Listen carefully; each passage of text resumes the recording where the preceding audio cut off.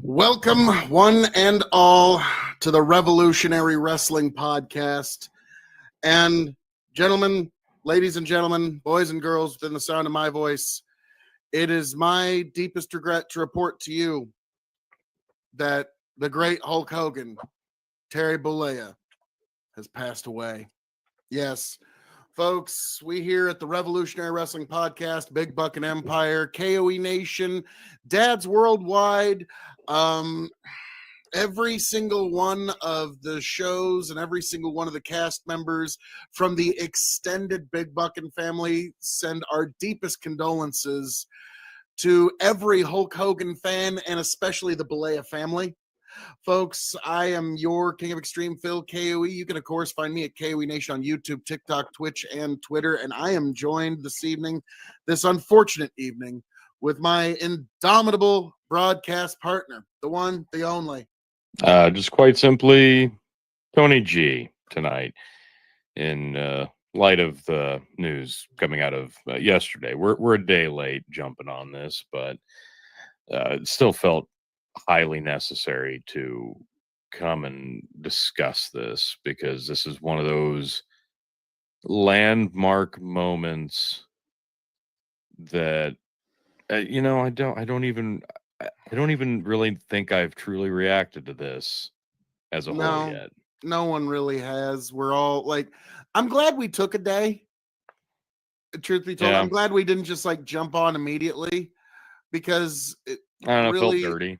Yeah, but also it gave us a chance to really feel the impacts, because I was listening to people on TikTok today talk about Hulk Hogan, and they brought up some real, like, there's this one lady who she talked about, like, Hulk Hogan wasn't, wrestling in the late 80s, early 90s wasn't just an entertainment venue for some people. It was a way of life. It was an identity. It was almost a religion. Okay. And at the very center of it was Hulk Hogan. And that man, and this was what I finally figured out. This is why he connected with so many people. And it was what this one little old lady, not really, she's about our age, but in the middle of the South, she said, Hulk Hogan had a unique way of making small, like, we were all small children, we all children's bodies at the time, but he somehow found a way to make us feel powerful, like we were part of what he was doing. Like, that's why, like, think of how many times you dropped a leg. Yeah, you dropped a leg drop because you thought you were tapping in to the power of Hulk Hogan. Okay, you were changing your inner chakras that were powered by Hulkamania. Yes, as I don't know of a better metaphor for it, like, because it's like that's what it was.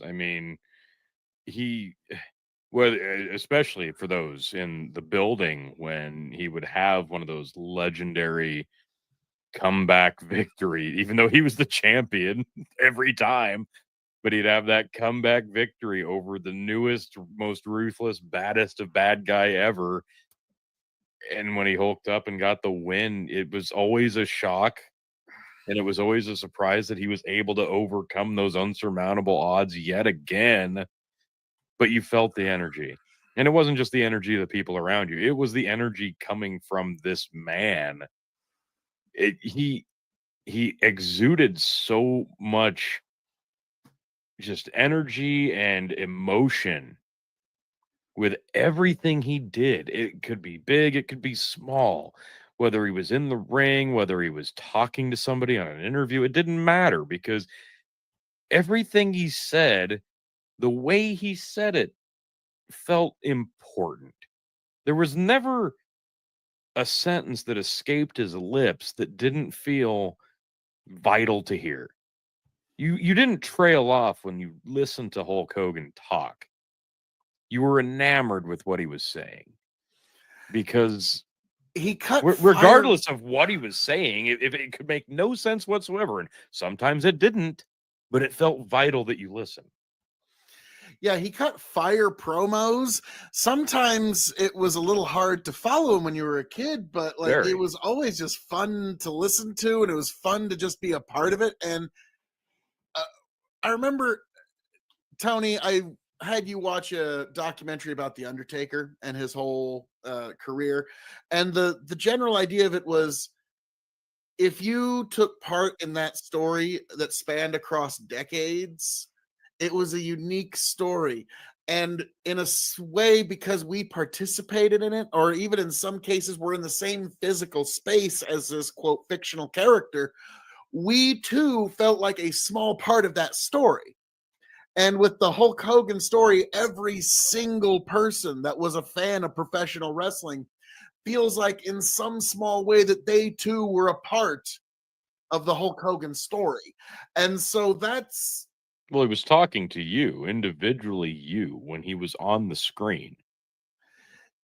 Like yes. you felt that because you could see it. Like he somehow managed to make soul eye contact with the one person watching, even though there were millions of people watching. He was making eye contact with you, and you felt like, no, he's not talking to somebody else in another town on another TV screen. He's talking to me.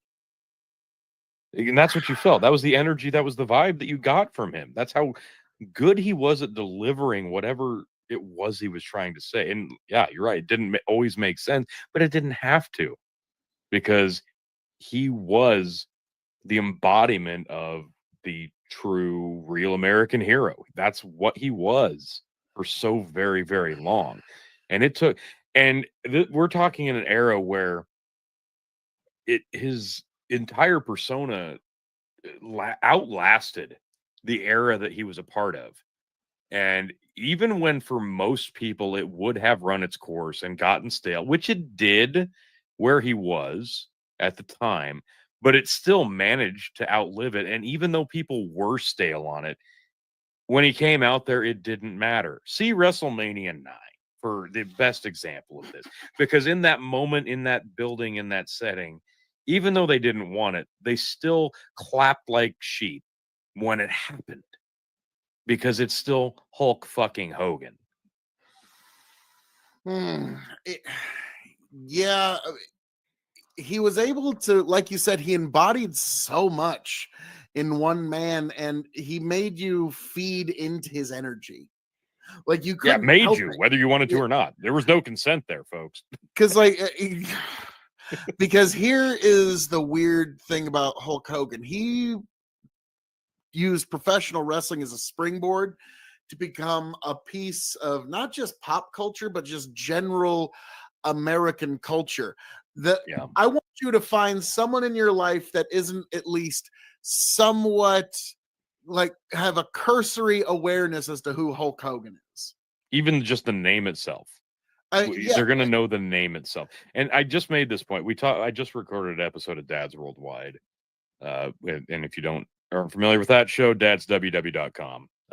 We're on the socials, all that stuff. But towards the end, we talked about the recent celebrity deaths. We had Malcolm Jamal Warner off of Cosby Show. We had Ozzy Osbourne, obviously, and we had Hulk Hogan.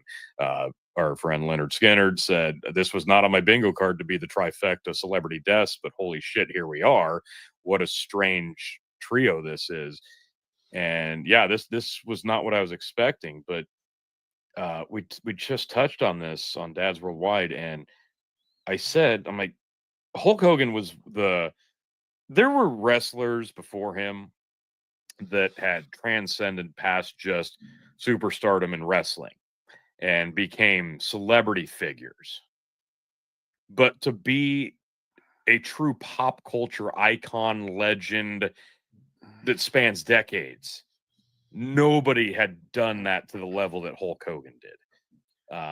We know this because wrestling was a territorial thing a long time ago, and it was regional. And there's a lot of people that don't even understand what that means. And it's kind of difficult to explain, because it wasn't always just, oh, WWE is on, and that's what wrestling is. There was a time where WWE was just the Northeast, was just the New York. halcyon days of yore. So and there it was all territory based, this region, the South, the North, the West regions of the countries. And Hulk Hogan was the focal point of wrestling and the WWE becoming a global, well, for sure, an entire national. International, but international too. Yeah, like you were saying, and I was just thinking that, Hulk Hogan was the catalyst, the man that took professional wrestling from a regional, for lack of better terms, carny business, and turned it into an actual entertainment juggernaut to the point where, look at WWE today. WrestleMania was the house that Hulk built, whether anybody wants to admit it or not. Absolutely. WrestleMania was absolutely, you can't, when they tried to unperson Hulk years ago, didn't matter. The fans still knew. They knew who was. You can't erase Hulkamania. You just can't. There's no, despite your best efforts, no, Hulkamania lived on in the minds of the fans, and it will live on in all the minds of and it's kind of like that other documentaries, if you didn't really know Hulk Hogan the way Tony and I knew him, if you're just kind of hearing about him now and you're just kind of cursely aware about him, it's sort of too late, because Hulk Hogan's story was a story that Tony and I experienced literally for our entire lives. If I can, to me personally, Hulk Hogan, he looked, back in the late 80s, early 90s, my dad, blonde hair, had long hair, had a little bit of male pattern baldness, had the blonde mustache. So when I would flip channels for that half second, young me is wondering, is my dad on TV? And that confused me enough to the point where I was now hooked, wondering what's going on. Because for a half second, you think dad's on TV. I was like, oh, so is this what dad does when he goes to work? I'm like, oh no, that's a whole other guy, but I now want to see it. And so there was that additional hook for me with Hulk Hogan, is that he always reminded me of my dad back in the late 80s, early 90s. And so it didn't take me long to make that connection too when I first saw your dad for the first time. Because he rocked the Tom Selleck mustache well into, I think I was 15 when he got rid of that. So he had the Hulk Hogan look going for a very long time. But that was a story you and I, for every year of our lives until 2 days ago, was, because with Hulk Hogan, the story was never really done. Okay, it didn't matter whether he was able to wrestle or not. He still knew that the Hulkamaniacs needed a story to tell. And so throughout my whole life, I'll never forget, okay, me and my buddy Chris, he had VHS tapes of the first 10 WrestleManias. And we watched, obviously, we just fast forward to Hulk Hogan versus Mr. T versus Roddy Piper. We just fast forward to that one. Was it Paul Orndorff? Yeah, it was Roddy Piper and Mr. Wonderful. Yep. And so we watched that. We laughed at WrestleMania 2. That was a pretty fun. It was a fun time. It was King Kong Bundy in the cage. Yep. But hey, Hogan was triumphant, and then he put in WrestleMania 3 one night when I came over, and we just watched WrestleMania 3 from start to finish. And it's one of those that it's actually, that's one that surprisingly does hold up to this day. Largely in part because of the Ric Flair or Ricky Steamboat and Macho Man Randy Savage match. But other than that, there's other great matches. The characters felt so important. The crowd is so alive and so enormous. It was the first time a wrestling show seemed like it mattered, if that makes sense. It could not have mattered more. It was Pontiac Silverdome, right? It was in Canada. I think it was the Sky Dome. Or Skydome, sorry. And what's kind of funny is Vince McMahon actually pulled some dirty tricks. He actually cut the pay-per-view feed to no, that's no. 100 mile. WrestleMania 3 was the Pontiac Silverdome. That was in Michigan. Which one was Canada? It was Are you sure? I could have swore 3 no, was in I'm Canada. positive. No. 3 was in Michigan. It was the Silverdome. The Have Sky you- Dome Do we have Google was confirmation of that? yeah. I'm gonna look up the Sky Dome. It was oh goodness, the 6th WrestleMania 6. It was Warrior Hogan that was in the Sky Dome. Okay, yeah, it's the Yep. Pontiac Silverdome in Michigan. Yes. I remember Yeah, and that's hearing a thing because that was Vince the cut the pay-per-view feed to like a 50-mile radius of that place just to get yes. people to pack the arena. Yeah. Dirty trick, but that I'd was have the hopped in alleged car. attendance record. That's why I remember, yeah, specifically why that was the Silverdome, because it was such a enormous venue. Because up to that point, what would you say? Even the biggest events of wrestling shows, what was your average attendance? 10 to 15,000, probably. A really good event like down in the Georgia Dome and such, you could get 40K. Okay, but that's for big events. Yes, the biggest of the big. Yeah, those are the biggest of the big events that the Southern Territories could possibly pull off, was about 40K. And so at this point, you're looking at north of 60. Now they say it was like 90K. They probably claim close 93. Probably they close claim to 93K. It's determined probably closer to 78K. No. But it really doesn't matter because it's wrestling and it's exaggerated. Because now whatever it was, it had the most iconic moment in wrestling that most wrestling fans, like when people ask, yes, like I'll never forget with the Tough Enough, they were asking Triple H was asking people what their favorite matches were, and I was disappointed that nobody said Hulk Hogan versus Andre the Giant WrestleMania 3. Yeah. They all thought they had to have some smarkier than smart mark answer. It's like, no. If you can make another moment even half that, they'll give you all the money. Okay, like that's and so to me, that was and Al Snow broke it down perfectly. He was doing a training session that they allowed people to record. They asked people, what was the best match of WrestleMania 3? And everybody says Savage Steamboat. He goes, no, it wasn't. It was Hulk Hogan versus Andre the Giant, who was guess why that arena was packed? It wasn't there to see Savage nor Steamboat.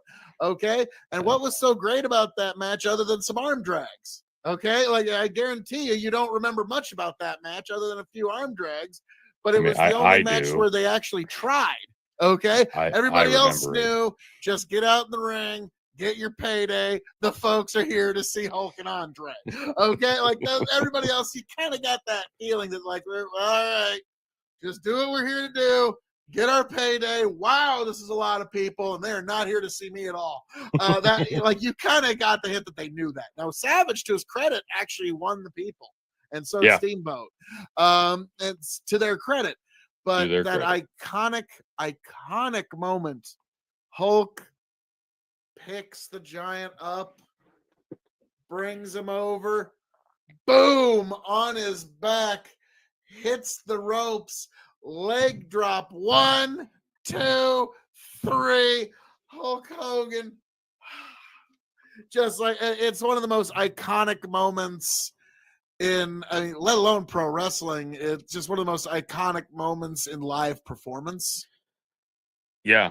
Whatever kind of live performance you're talking about, whether it be NASCAR, whether it be Shakespeare, whether it be like whatever, like there's not many moments that are as iconic nor like still live on to this day. Like that happened in 87?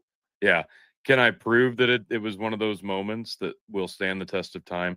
In 2023, a song called Hulk Hogan Slammed Andre the Giant was released by a band called Woofie's Just Fine. The singer of that being former comedic singer Jean Lajoie. But it's an amazing song. And shameless plug for an incredible indie band, Woofie's Just Fine. A lot of movie references, but this is one of the like iconic moments and things of your youth. There's a lot of nostalgia in his music, and this is one of those. Hell, he's got a whole song about specifically Mortal Kombat 2. Important things from your youth and your nostalgia and in your memory, core memories. And this is one of those. In 2023, a song about that moment, Hulk Hogan slamming Andre the Giant in 1987. There's a guy writing a song about that moment. That if that does not scream to you iconic, what else does? Like, Well, it that was a holds the test of modern. time. It was a modern 40, day. almost 40 years later, Phil. 40 years. I thought I was gonna sneeze. It was a mod. And you There did we go. sneeze. There it was. Cut it out. There it was. But it was literally a modern day, almost retelling of the story of David and Goliath. That's exactly what it was. And that's what they did. And it was perfect because they played off the fact that Andre had never been beaten. He had been beaten. They played off the fact that Tony, he had if never you're been gonna just slammed. throw He had facts been in our slammed. face. Okay. But that's the point. And the entire moment was so beautifully exaggerated. And even though people knew it was exaggerated, they didn't care. They knew he'd lost. They knew he'd been slammed before. They knew the attendance wasn't 90,000+. But it didn't matter because in that moment, you were part of the tall tale, and being part of the lore of the tall tale felt better than going, well, let's actually break this down into what it truly is. Well, No, also you don't keep in care mind because you're enjoying the tall tale as it's happening. No, here's the thing, T. I didn't know it was a tall tale first time I watched the VHS of WrestleMania 3. Sure, I believe it was Gorilla. Yeah. When he was talking about Andre has never lost in 10 years and he's never been off his feet in all the years of his career. And I'm like, oh my goodness, are you kidding? Like, and who was on commentary? Was it Monsoon and Ventura? No, yeah, it had to have been because Heenan was side. Yes, Heenan was ringside. It wasn't McMahon, was it? I don't think so, but I remember. I think it was Ventura. That was terrible sportsmanship by the Hulkster because he attempted a pile driver on the outside. But then, of course, Andre backdropped him. That was probably one of the last few power spots Andre had left. You know what I mean? Because his back was so messed up. I truly believed Hulk Hogan or Andre had never been off his feet in over 10 years. And in all of his years of professional wrestling, he was completely undefeated. And Hulkamania this evening, I was about to see Hulkamania die. I had watched Hulkamania through 2 WrestleManias and I was into it. And I had seen him on TV and I was into it. And now, oh my goodness, Hulkamania is about to die. And then the pickup, the slam, the drop, and like to this day, like it's the idea it conveyed, like because visually it seemed impossible. Yeah. Okay. Visually. Yep. But he did it anyways, despite the fact that it was visually impossible. This man clearly picked him up, slammed him, and we were all just, well, I mean, if Hulk Hogan can do that, maybe there's hope for me. Like it was a literal inspiration for generations. That again, like I've played the WrestleMania 3 match for my daughter, for example, and she kind of got it, but it's sort of one of those like, Dad, why are you showing me this thing from the 80s? It's like, this is your history. You need to know your history, child. Okay, this is very important. All right. But this was that moment will live on, I think, probably past professional wrestling, if that makes sense. It makes perfect sense. If they ever just stop doing wrestling, that moment will still live on. So, going back a bit, like when Hulk Hogan first broke into the business, he actually was a bad guy. He had the look of a bad guy.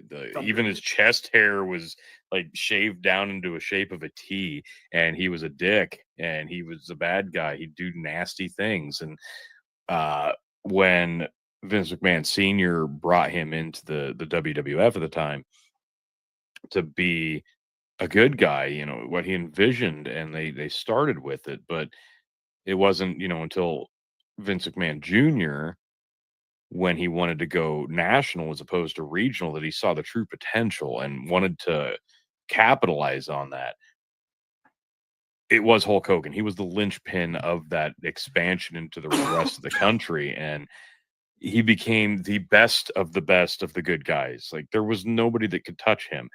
He literally took spots away from people without even trying. There could have been other guys bigger than him had he been okay with being pretty damn good, but Hulk Hogan was never okay with being pretty good. He wanted to be the best.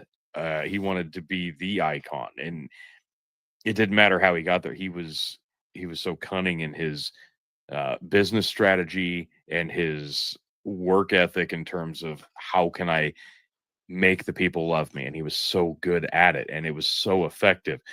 When I got into wrestling, I want to say the first person I ever saw on a wrestling TV show was the Native American character Tatanka. Won a squash match. Didn't matter. It was like, oh, okay, this is the thing. I'm being introduced to this. Okay, interesting. I could enjoy this. So I went to the local video store. So let's say that was like 92, 93. It was whatever shows were on at the time, probably like on a Saturday. They'd replay some matches from house shows, no big events. Monday Night Raw wasn't a thing. So let's say very early 90s. I see this and I went, okay, that's interesting. So I go into the local video store, VHS tapes. They have most of the WrestleManias up into that point on the shelves. And who's on the cover of all of those? It's Hulk Hogan. It's going to be nothing but Hulk. It's all Hulk Hogan because he was the focal point. It was his show. Like they were this close to just calling the show Hulkamania. Right. Of course. Because like you said, they were there to see him. Which, boy, that would have been hard to, like, there would have been some times that would have been hard to market, but yeah, for 20 years solid, you'd have been okay with Hulkamania. Just now, but like I said, he was the character. That was what I was seeing. So when I rent these videos, I take them home. I'm missing a year's worth of storylines and changes in between these, but I didn't care because I didn't know what was happening in between that calendar year and the next. I'm watching him versus Macho Man Randy Savage at WrestleMania 5. Then I'm watching him and Andre in WrestleMania 3. Then I'd watch WrestleMania 6 where they're in the Sky Dome. He loses to the Ultimate Warrior. How could this happen? Well, it's okay because at WrestleMania 7 the next year, he beat Sergeant Slaughter to get the belt back. I think WrestleMania 4 was misunderstood. I liked WrestleMania because it was 4. Pretty garbage. It was a tournament, and they were like, yeah, in the end, it's like, golly, I wonder who's going to make it to the end of this tournament. Well, it wasn't Hulk Hogan. I know, but it's like, it's either going to be Hulk or it's going to be Randy. That's why it was garbage. Like, it should have been Hogan. Like, I'm sorry. Yeah, that would have been the ultimate. In that era, it should have been Hulk Hogan. Yeah, and like now the reason it wasn't is because that would have involved Hogan putting Randy over clean. Yeah, well, we weren't going to have that. So I mean, come on now. All right. That didn't work for Hulk, brother. Okay, right, that's what I'm saying. And now the terrible joke, but it was.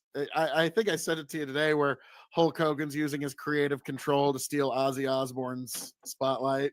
Yeah. It's like now that's not why he did it. But it fits. I mean, like that guy got part of the lore.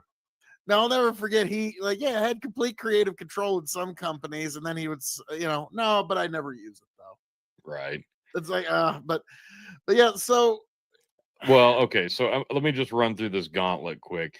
Yes. You brought up WrestleMania 1. It was Hulk Hogan, Mr. T versus Paul Orndorff and Roddy Piper. It was this is how the WWF became not just regional, but literally across the nation and international. The use of celebrities, and it was landmark thing. 2, he beats King Kong Bundy in a cage. There were 3 locations. It was a weird event. 3 is the iconic record-setting Andre the Giant match. 4 was a tournament, and there's a rematch between Andre and Hulk, and Hulk wasn't featured as heavily, but he was very much impactful on the outcomes of the event. So there was that. 5, it was Macho Man versus Hulk Hogan. It was a huge deal. They were partners up until that point. 6, it was the passing of the torch the Ultimate Warrior beat Hulk Hogan, and which made me a huge Ultimate Warrior fan because I'm like, well, clearly this guy's the new man. Best match of his career. Absolutely, that's one of my favorite matches of all time, and it's not even like technically incredible. It's just the energy. And again, it's from both guys, the energy. That was, and give him credit, that was Hulk Hogan's broom handle moment. Yeah, for sure. Where, because they always say, can you get a good match out of a broom handle? And Hulk Hogan got one of the best matches of all time out of a guy that was never able to replicate even 10% of that success for the rest of his career, and rode that one night with Hulk to decades of fan accolades. Yeah, absolutely. I mean, Tony, you remember how great their rematch was, right? We're going to pass on from that. So then after 7, we went to 8, and it was a weird time because Ric Flair had left the NWA, WCW with the belt, come to the WWF, wrestled Macho Man for some reason instead of Hulk Hogan. Hulk Hogan faced Sid Justice, and it was not a great, memorable event, but we could have had Flair Hogan. Can I just say in 92, but we didn't get Tony, it. Out of these 4 people, and we'll even throw Sid in there now. Out of these 5 people, Sid Vicious, Macho Man Randy Savage, Ric Flair, Hulk Hogan, Rowdy Roddy Piper. If you would have made a guess as to who would be the first to go out of that group back in it'd be 80s, the one that's still standing somehow. Yeah, somehow. Ric Flair. I just said this to Brendan on Dad's Worldwide. I never thought Flair would outlive Hulk Hogan, but here we are. It's incredible. Ric Flair's the man is going to live on in spite of everybody else. Well, he's one of those guys that, like, when you hear like rather than like when somebody dies, like, oh, how did he die? How? Ric Flair is like, did you hear Ric Flair's still alive? How? Yeah. How? Like Ric Flair has a stroke on the way to signing a new deal for an endorsement of something. Oh yeah, I just signed a new energy drink thing. Woo! Just had a stroke. Ric Flair is actually kind of shocked Ric Flair has lived as long as Ric Flair has. Okay, to his credit, but yeah. So of all the people, so yeah, WrestleMania 8 was an odd animal. Let's put it. We got robbed of Flair and Hogan in a very different setting, and it's unfortunate. Don't worry. I wish I know we got it in WCW gave you that match again and again and again and again. Yeah, I know. We're gonna get there, and I'm gonna let you. And again and again, Tony. Phil, I'm going to let you cover that era. Just hang on now. We're getting through the WWF era here. We got robbed of that, and it was not a memorable one. So at this point, the Hulkamania thing's starting to wear a little thin. It's not as – it's still like it's the most pop culture thing there is, but the act's starting to wear off, and Vince McMahon's kind of seeing that. So by WrestleMania 9, the following year, they were looking in a new direction. They had the belt on Bret Hart, and they wanted to set up a passing the torch thing between Hart and Hogan, and it ended up not happening because late into the production and the day of, essentially, Bret Hart loses the belt to another one who's gone, Yokozuna, and then for inexplicable reasons. Tony, before let me just interject here for a moment. Okay. All right. Well, the idea is we need to pass the torch from Hulk Hogan. Okay. Yeah. That's the idea. So Hulk Hogan had the brilliant idea. No, I like this one. Who better to pass the torch from Hulk Hogan to than to Hulk Hogan, Tony? Like, it's a brilliant idea. I mean, like, come on now. Like, I mean, obviously, brother, we need to pass that torch from me, Hulk brother, to me, Hulk brother. I mean, like, that's in essence what happened at WrestleMania 9. Hulk Hogan passed the torch to himself. Like, Tony, I had never seen such a big middle finger to everybody else. Yeah, it was one of the most. This is when Hulkamania was really starting to run dry because people were like, okay, no. He didn't have the belt going into WrestleMania. Bret Hart did. Bret Hart loses it to Yokozuna. And then for reasons Sure, a lot. unbeknown. Still unbeknown. Hulk Hogan comes out after the main event, and Bret Hart's like, "Please avenge me, Hulk. I can't see because they threw powder in my eye. Please avenge me, Hulk." We're such buddies." So Hogan goes in and challenges this obese man who could barely make it through his match already to an impromptu match for the title he just won, and beats him. Shockingly. Hulk Hogan with a black eye from legitimately getting punched in the face by Randy Savage behind the scenes. That's the image. Yeah, like, that will forever be known. Who would have ever like he's shocked. He's walking out of like that had to be the like he's just like so shocked. He's walking out I've got to show the picture now. I've got to show the picture with a black eye that Randy Savage totally didn't give him. Yeah, totally didn't, because it's the first thing that comes up. Hulk with belt, WrestleMania 9. Yep, here it is. Because it bears just documenting how narcissistic this is. But god damn it, nobody did it better than Hulk. Oh, Nobody did it better than Hulk. How did this happen, brother? Whoa, brother, how did this happen, brother? Oh, no, I love the faces in the back. Like there's people cheering, and then this guy right above the belt's like, "Are you fucking with me?"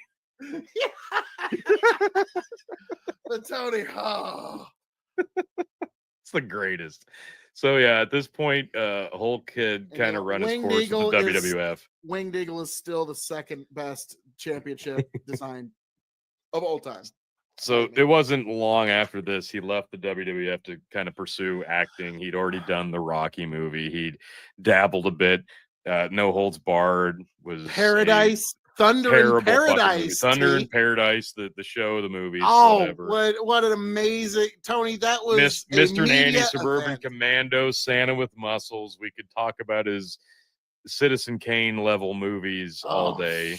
Santa with Muscles is still one of the greatest bad movies of all time. On Santa with Muscles, let me tell you. No, it's one of the greatest bad movies of all time.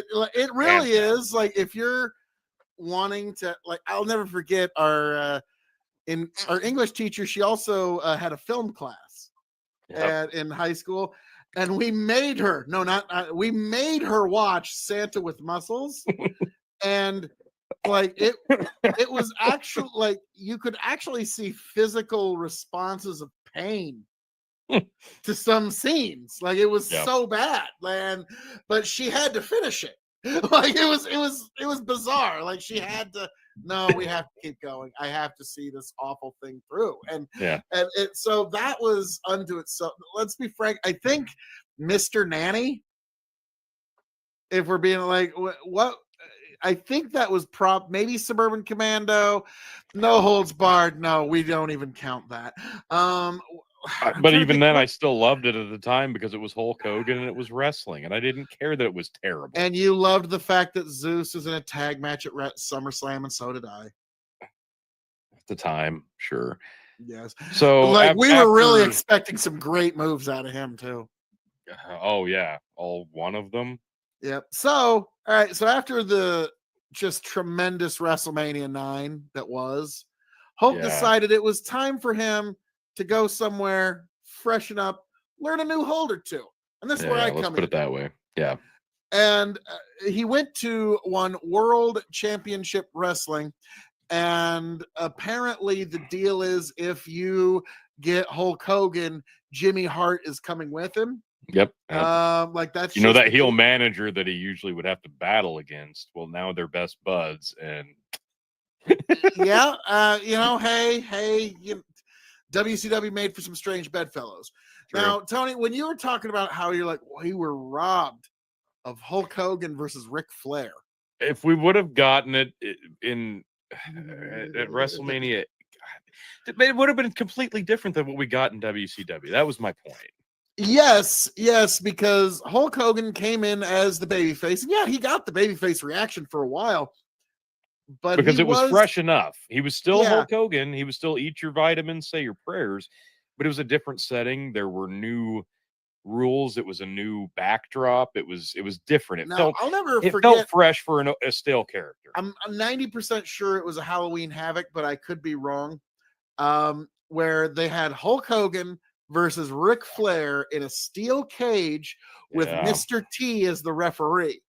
Yeah. And Hulk Hogan was even handcuffed to the ring rope. And he still pulled off the W because he was able to big boot Flair while handcuffed and then drop a leg on him while handcuffed. And Mr. T counted the 1, 2, 3.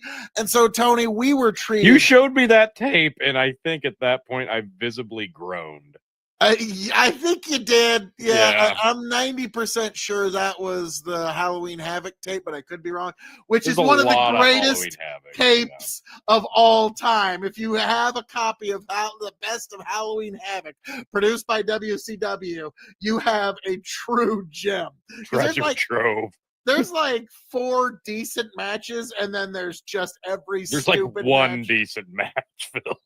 Like, yeah, the Steiners in a tag match. Yes, that was the one. Yeah, and I think it was them against Arn Anderson, and I can't remember his partner. Then 90% of the other matches featured Hulk Hogan.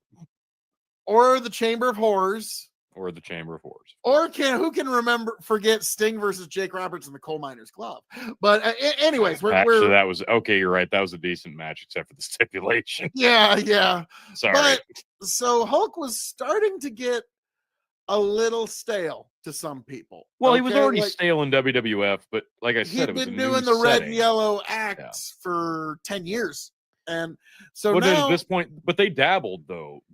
They dabbled before they went full hog. Am I wrong? Because it was another Halloween Havoc, wasn't it? Where he started channeling the dark side. He was wearing the black stuff. He was feuding with the Giant in the Dungeon of Doom. Tony, I was really hoping to not. No, we're not glossing over that because they had sumo wrestling monster trucks. The monster truck sumo, you loved that, and then the Giant falls off the building. Off this fucking building. And then he shows up for his match like 40 minutes later. Hurt at all. And let's call it bear hugs. Hulk Hogan. A 8-foot tall mummy came out and double bear hugged Hulk Hogan with the Giant with a double humping session. This was getting bad. But then after that, we had the introduction in WCW of Kevin Nash and Scott Hall. Yes. As invaders. And then they talked about a mysterious third man. And at the time, they were the most hated heels in WCW because they had come up from North Country and they were invading our Southern wrestling. Okay. Like that was, now me, I grew up on a Turner syndication. Okay. My grandparents had Turner syndication. My parents then got a Turner syndication on their TV. So I was privy to all this. And then I found out the next day at school, because I didn't have pay-per-view at that time. The next day at school, it was all the buzz. Hulk Hogan was a bad guy. 1996. Hulk Hogan turned bad. I was 11 years old and I couldn't believe my ears. Not Hulk Hogan. I could not and I would not believe it. And then I decided, well, okay, I got to see Monday night what's going on. And the idea, that's when the black and white t-shirts started coming out. It didn't take long for the t-shirts to start getting printed. No, and that was the beauty of it, because for so long, the ultimate good guy who you just believed in to its core, the yellow and the red, the tanned, muscular, just well-spoken, energy-driven good guy, the hero of heroes, was now black and white, emo clad with a dyed beard, beating people up, saying throwing up horrible gang things. signs. But now he's cool. Like, he is cool again. Yes. I mean, yeah, they're he coming went out from being that was the most incredible thing, because if you watch that post match where Nash and Hall and Hogan are in the ring with Mean Gene, and the crowd is literally dumping all of their trash, because even though they were stale on Hulk Hogan, the good guy, when he turned bad, they instantly reverted to children and could not accept what they were seeing and threw their Yeah. literal trash into the ring. Dude when it hits the happened. ring and Hall's got to stomp him out. Like Yeah. that was, and like Yes. me, if I would have been in the arena when that happened, I would have just been like unable to move. Jaw would have been on the floor, been unable to react.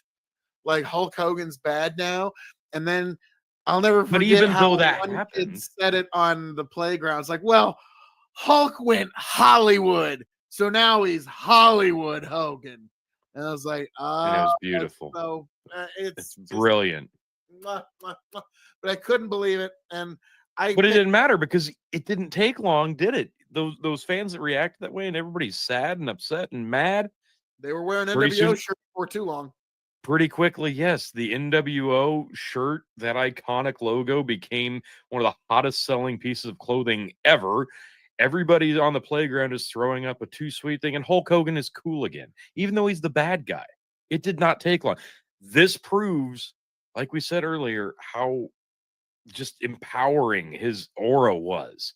Whether he was good or bad, he channeled your energy and changed what you thought, no matter what. Well, also the NWO, it needs to be said, one thing that they were starting to introduce to a lot of living rooms that it wasn't normal to was the concept and idea of hip hop. Yeah, yeah, Like the NWO was, in a way, it was like a safe for TV gang. yeah. If that, and No, it yeah, became that very much so on the wrestling show. And like I remember you and I, it was a way of showing our allegiances to our favorite wrestling companies and our favorite wrestling group. Like me, I would show up in the NWO shirt, you'd show up in the DX shirt, yeah, and that yeah. was our way. That was our, Bloods you know, versus Crips. okay. That rivalry wasn't half as deep as NWO versus DX. Right. Let's be honest. Yeah, here, you're right. okay, You're right. like Sorry. T, let's be honest here. But Didn't mean to lowball it. thank you. This is close to Hatfields and McCoys. Okay, okay. Montagues and Capulets. Yeah. Okay, okay.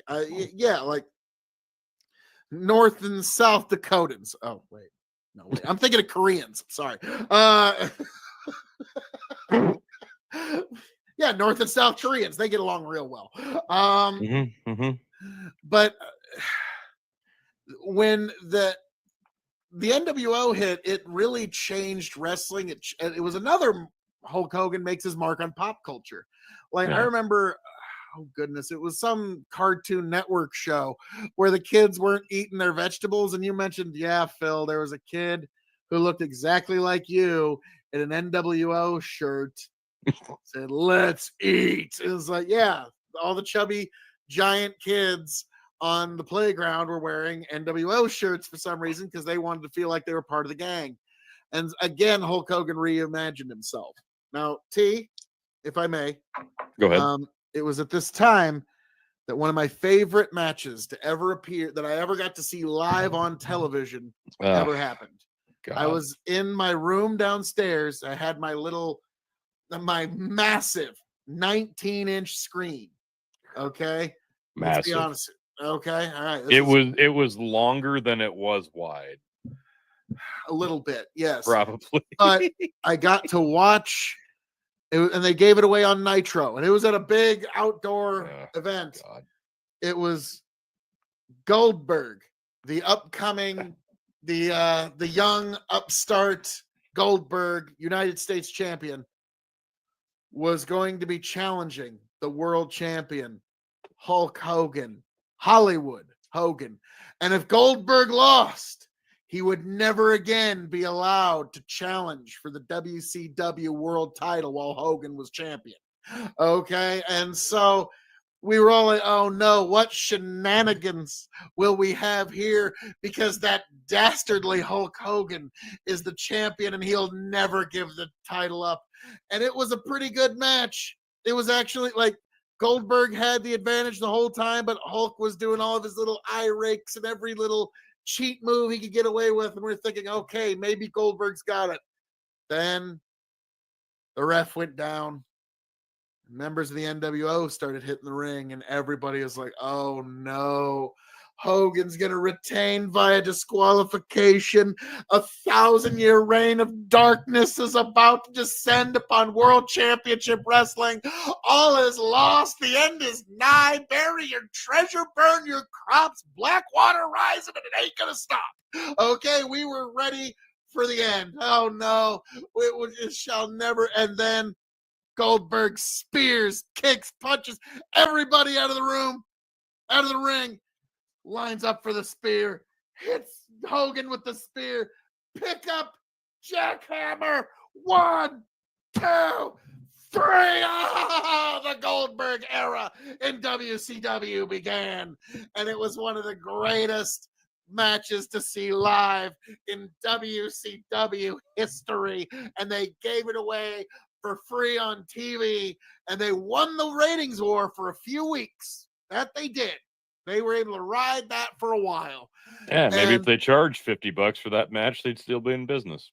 Maybe, Tony. No, they wouldn't. They eventually hired. No, probably not. But god damn it, like, I'm sorry. What the fuck? Why was that not on Starrcade? Come the fuck on. I think the reason was because like the TV executives were actually in the crowd that night, and so they wanted to really wow them, and so.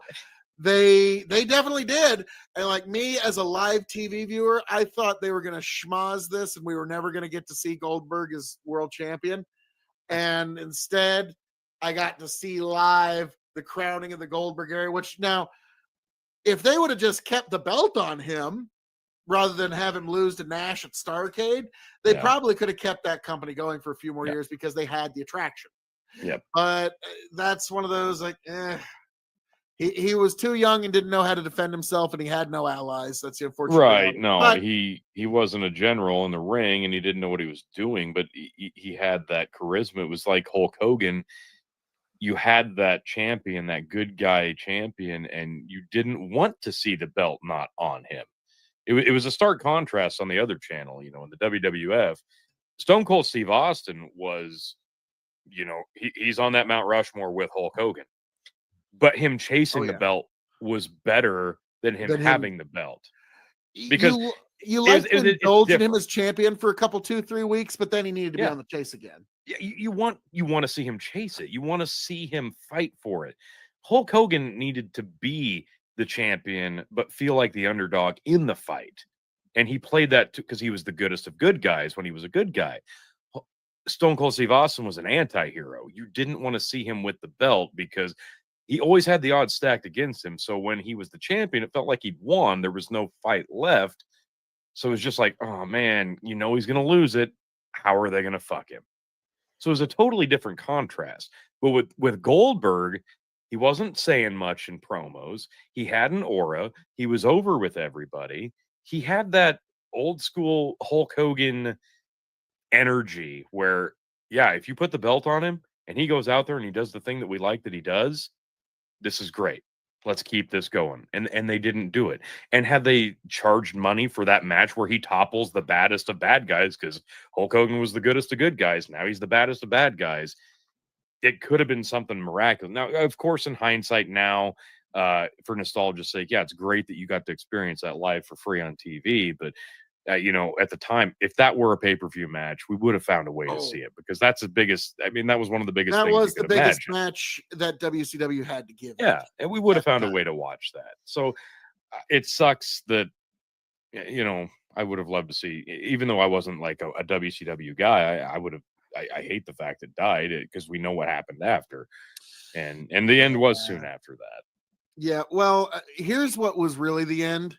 So Nash takes the belt off Goldberg, shockingly, around the time he becomes head booker. Yeah, weird. So he dusted himself into the main event. Yeah. Then, you know what really killed WCW for me? And I watched it live. This is another one I was like, wow, they're giving away great matches live. Tonight's main event of Nitro is going to be Kevin Nash versus Hulk Hogan for the WCW World Title. Boy, is Hulk Hogan going to be able to overcome this? Then, Tony, you never saw it live, did you? Hulk Hogan cocks back, finger poke in the middle of his chest, Nash goes down like he just got hit with a bullet. Hulk Hogan covers him 1, 2, 3. They all stand up like they're all in some big horrible conspiracy together, and ha ha ha, we got one over on you. And the fans, rather than they bamboozled us, why those evil guys? Well, forget this whole thing. If the belt's just a prop for you guys to pass around just to screw us over, then forget this whole thing. Yeah. And at That's that exactly point, what happened. I myself, literally in that moment, switched over. I switched channels because I believe they didn't do it at the very end of the show.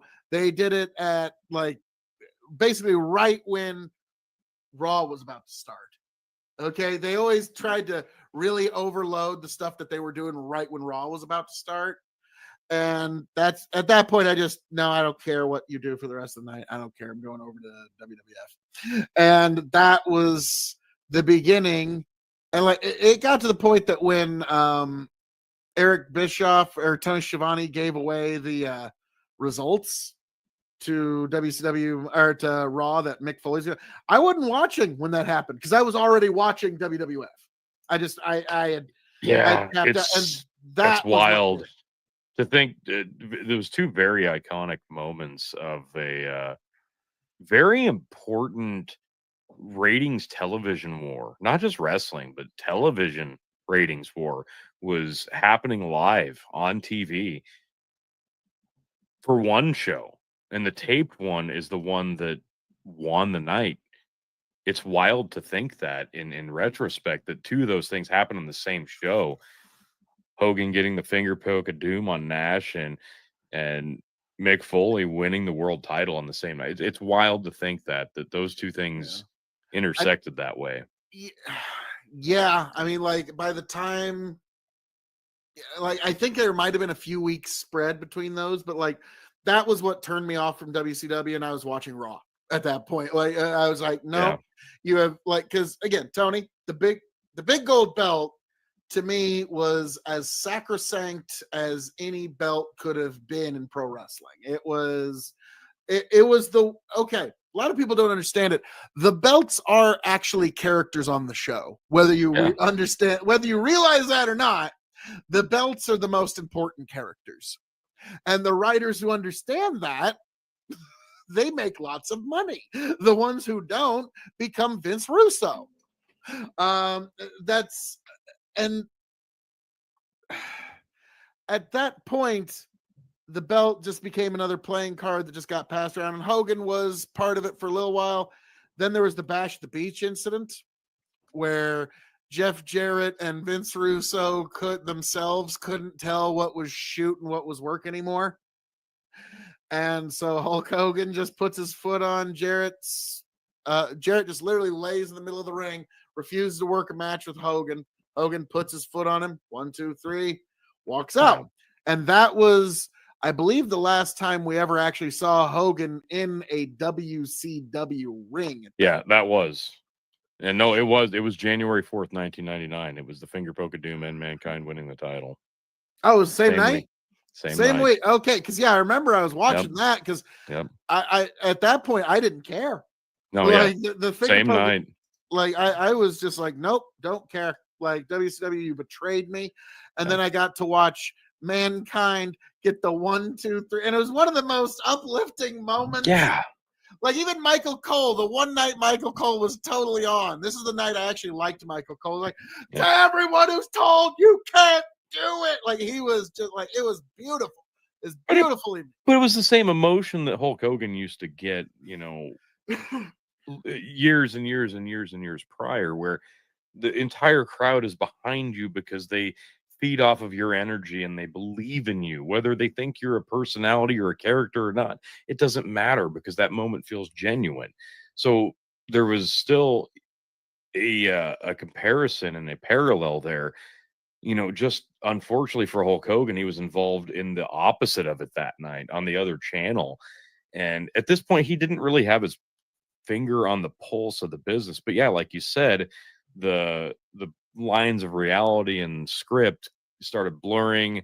the bash at the beach, I believe it was, where the foot on the chest, he pins Jarrett, and that was the last time we saw him in WCW. Now he's gone. He essentially left wrestling at that point, and he really didn't do much for a little while. Well, I was about to say, this is where you now need to come in, because I covered the big high spots. Is now, there's one spot I forgot to mention that needs to be. It's one of the all-time iconic WCW spots before we move on to the next company, and that was in WCW for a while. He started wearing a toupee.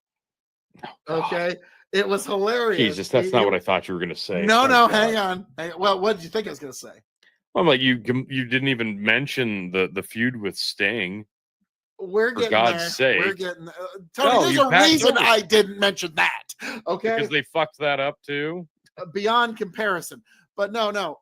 He was wearing this blonde wig for the longest so time. terrible.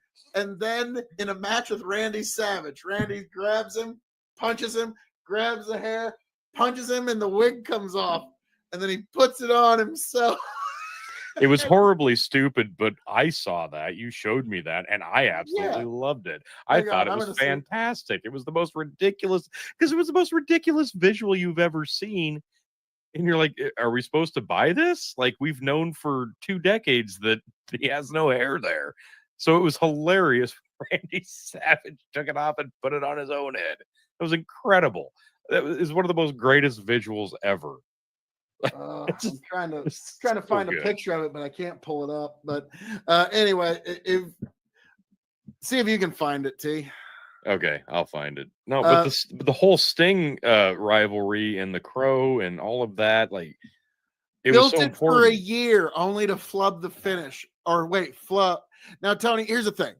Yes, to that particular referee, that was a fast count, because that was a fast count. But no, if you watch his other justify matches, it all. I don't care.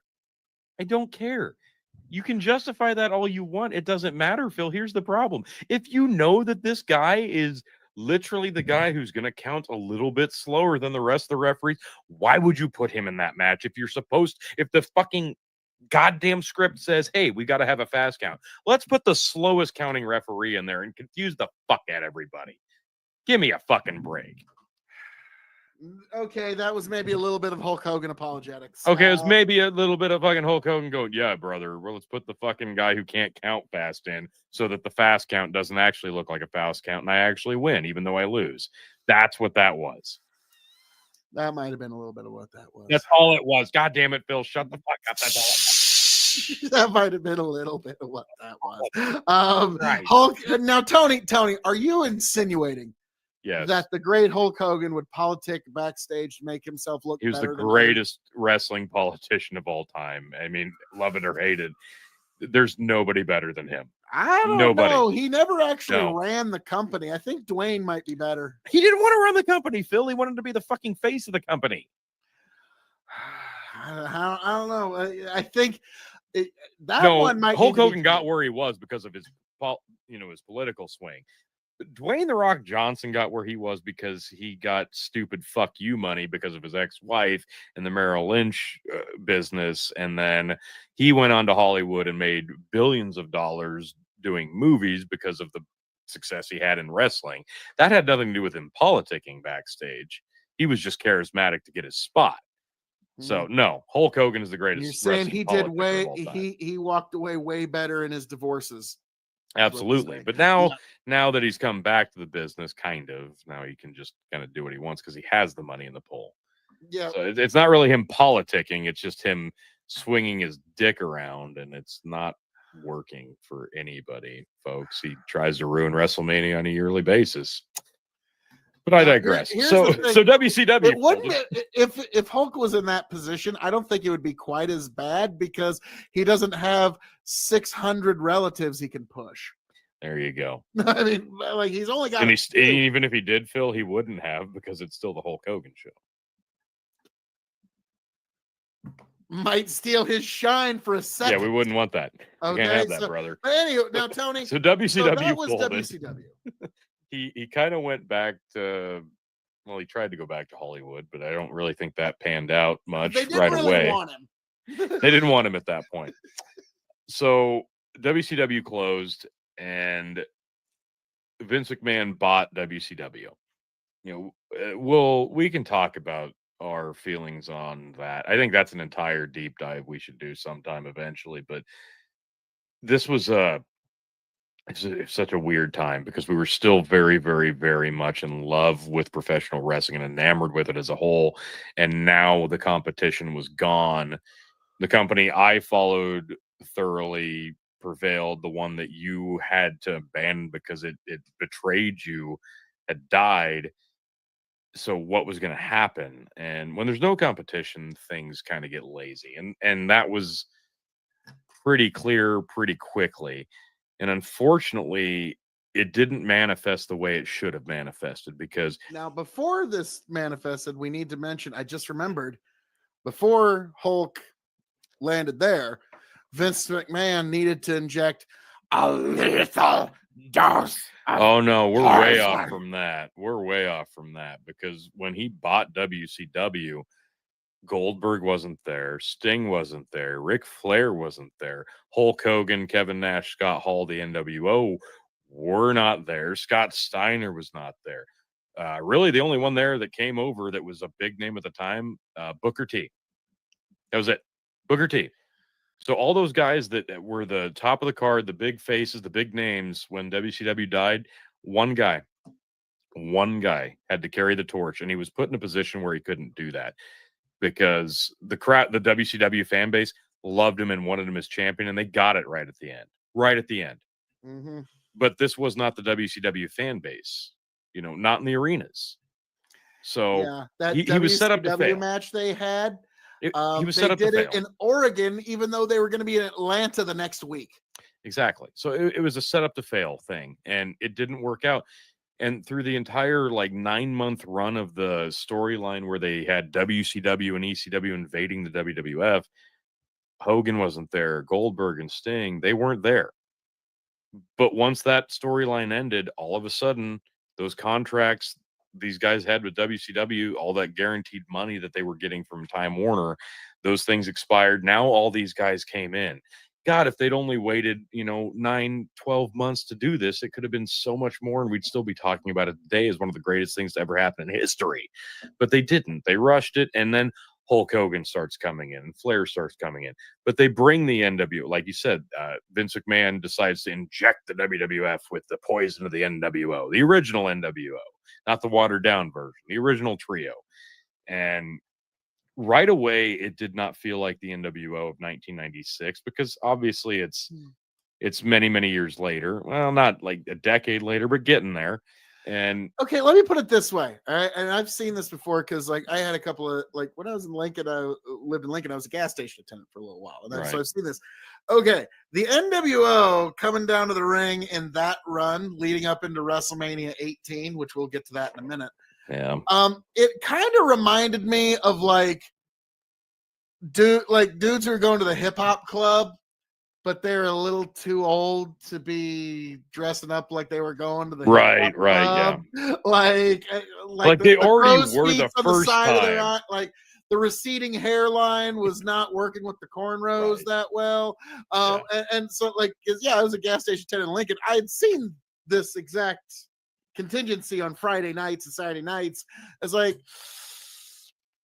y'all might be a little old to be going out to the club. And so when I saw Hall, Nash, and Hogan, it did feel like, hey guys, let's go out to the club. And it felt like that to me. Well, imagine how I felt fucking seeing Diesel and Razor for the first time. No.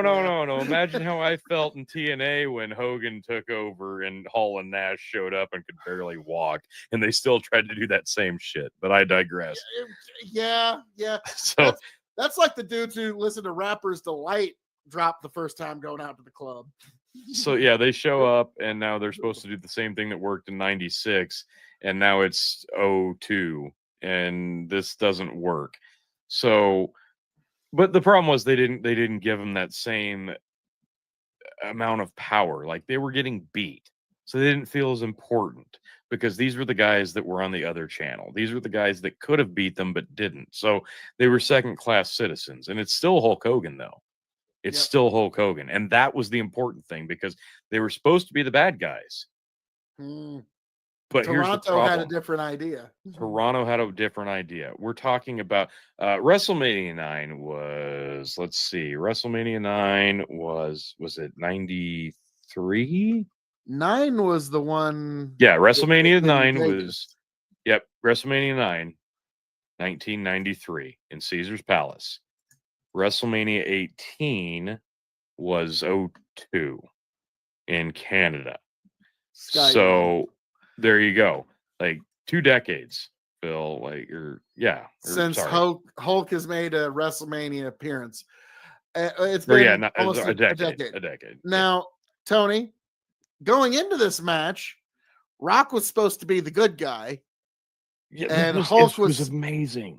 Supposed to be the dastardly villain, but both of them made the best audible call in pro wrestling history. Because the folks in the Sky Dome refused to boo their hero Hulk Hogan. Okay, and this is one of the reasons I think maybe Cena never turned heel, because he knew, and we've even seen it. There's people who still refuse to fucking boo him. Yes. Okay, and so because eventually the legend outlives the person, and that's what we were seeing. Like, they brought Hulk Hogan in for the first time in a decade as the bad guy that he was on the other channel.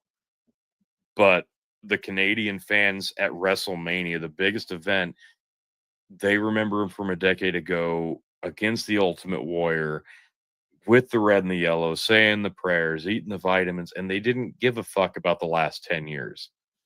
They wanted Hulkamania.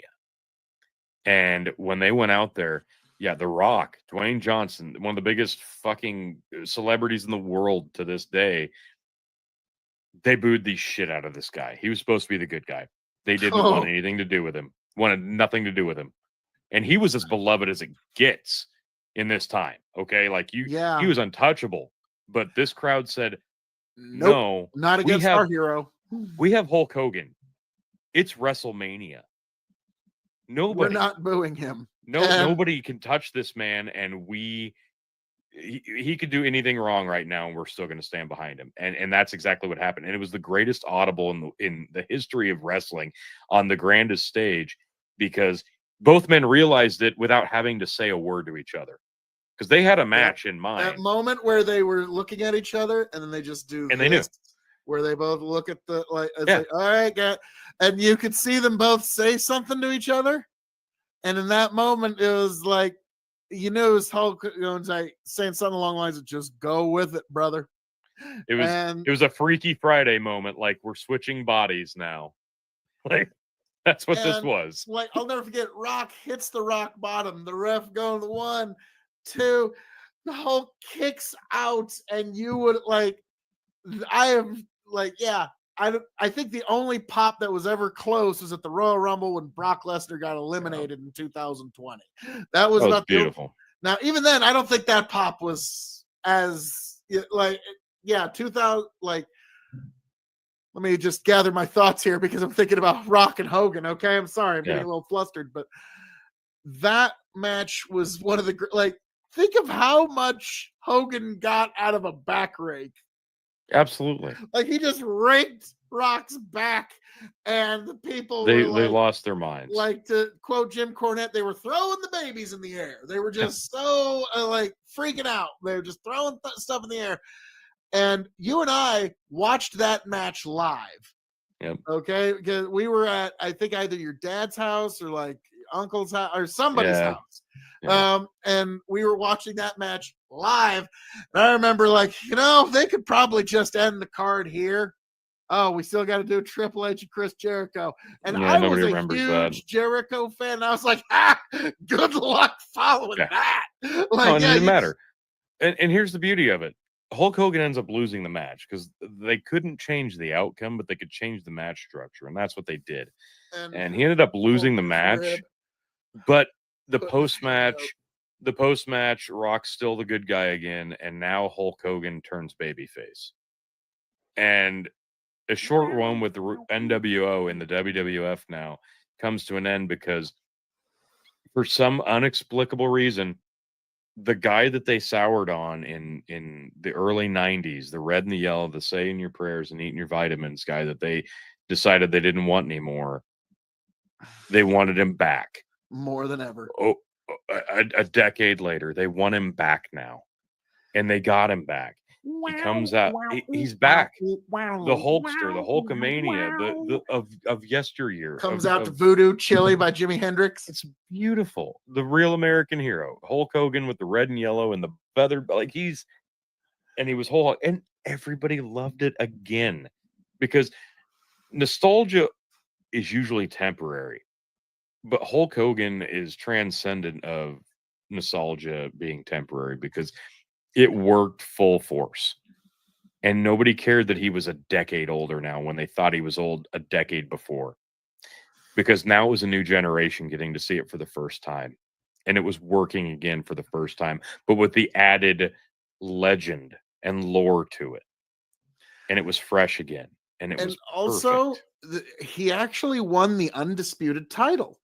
At one point, and you pointed this out to me, and I never even realized it. Yeah, I'll let you say it's pretty spectacular. Like you said, like the last image of the copyright logo in the bottom of the screen, what was it, SmackDown, right? Yeah, I believe it was either SmackDown or Raw. When it was the WWF. Yeah, the last WWF copyright. And it was Hulk Hogan standing there with the undisputed. So literally, that's incredible. The last WWF champion, was Hulk Hogan. It's incredible. I mean, so think about one of the first WWF champions. I don't think he was but he was one of the first. One of the first, yeah. And then the very last WWF champion was Hulk Hogan, and then WWE. And I think he lost the belt not too terribly long after. It didn't last long, but I think they were wanting to take the company in a whole new direction. And they had Brock Lesnar. Right, yeah. They had a whole slew of guys that they wanted in the Ruthless Aggression era, but Hulk Hogan was still fresh enough, and he was still such a name, and the crowd didn't give a shit at this point. They were like, no, we pretty much forgive you for everything. You can do no wrong. See Mr. America. Like, they didn't give a shit. I loved it. He did whatever. I'm sorry. It was funny. It was funny. Stupid, but I loved it. And it actually, it introduced, I think, was his name Zach Gowen? Who was the guy with the one leg? Was it Zach Gowen? Zach Gowen, yeah. And he introduced him and Mr. America. Yes, it was. Now, Tony, I don't know why you're bringing up Mr. America, given that his career is completely different from Hulk Hogan's. But I mean, don't get me wrong. We talked about Sting and Jake Roberts a little bit, so I get it. But yeah, Mr. America, I loved that. But eventually, Hulk knew, like he always knew, it's time to go to different pastures. Well, first and foremost, the best thing about Mr. America was it was life imitating art when he did the lie detector test with Vince McMahon and had to admit that I'm a horrible deviant pervert, and the lie detector said he was telling the truth. And probably sooner than later we'll have to do another one of these talking about the life and times of Vince McMahon and dancing around his shortcomings. Let's not and say we did. Well, we probably will. You can say that now, but we will. Yeah, we will. Because he's not getting no younger. No, he's not. So this was, mid 2000s, and then he moved on from wrestling for a bit. Went into the reality TV era. Hogan Knows Best. That was a big deal. It was one of those. It was ironically, Ozzy Osbourne and the Osbournes is one of the bigger reality TV shows of the era, and Hogan Knows Best was it wasn't as big, but it was up there. Because it wasn't just all the shows on TV. They were still a little far and few between, and celebrities doing them was a big deal. And Hogan was very much a part of that. But he did eventually find himself back to professional wrestling. Smaller known company, TNA. Take it away here, T. Yeah, this is not going to be as nice. TNA. A former NWA territory. As Jim Cornette said, the one company that COVID restrictions of 10 people or less in a building did not affect their business at all. Sure didn't. He and Eric Bischoff, they came back to wrestling. Dear God, what year was that? Hogan and Bischoff. Sorry, I want to get the era right. TNA. It was 2010. Yeah, 2010-ish, around there, where they showed up and basically took over TNA wrestling. They changed from an 8-sided or 6-sided ring to a traditional 4-sided ring, focused a lot less on the younger talent and more on a lot of the WWE cast-offs and Hulk's former buddies. And it Can I ask you a essentially, question? yeah, You're a guy that followed TNA a lot, and that's why I'm kind of yeah, like giving well, you well that. before they came in, yes. What was like you as a classic fan of professional wrestling? What was your take on the 8-sided ring? It was 6. I misspoke. Okay, the It was 6-sided 6. ring. Sorry. I loved it because I thought it set them apart. It made them look different. It made you clear from the second you laid eyes on it that this was not the WWE. This was an alternative. It was definitely going to be different than what you would see on the other channel. You So know what? when they changed the production style and made it look the same, it killed the gimmick, it killed the aura, and they died soon. I mean, it never did die officially, but it fucking tried. Now, I will say Jeff Jarrett, when he talked about the 6-side ring, he said, I don't really care what you make of it or whether you liked it or not. Toy companies were interested. They loved the Yeah, 6-sided absolutely. ring. There you go. Okay, merchandising Yeah. wanted something different and fresh. So, yeah, guys in the ring, they just kind of had. Now, there was one guy who had the pounce as Yep. his finish, where he actually Lonnie utilized Brown. kind of weird angles to make it work. But I could see if you were a classic wrestler who was used to your 4 sides and everything, it was tough. They all Sting said it was hated a it. lot. They all said it was a lot stiffer to take bumps on. Yeah, Sting hated it. He said, well, think about it, there's It was less also like long boards. 50. Well, that's fair enough. But now, T, you mentioned that Hulk did actually have a handful of matches He did. in TNA. So he and Bischoff show up. They're the new authority figures. They start running the shots. They're bringing in their buddies. Hall and Nash. A Did lot Jimmy of Hart show up? surprisingly no. But What? the Nasty Boys and Bubba the Love Sponge did. So there you go. Oh, his good friend Bubba the Love Sponge. Yeah, that all went sideways.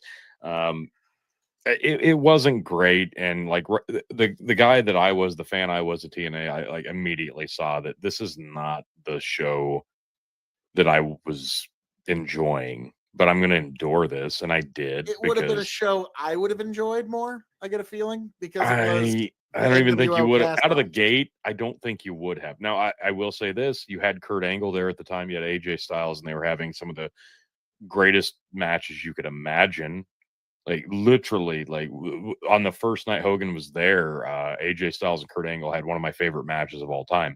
Even though it was stupid ass interference, it was so amazing watching two fantastic wrestlers do what they do.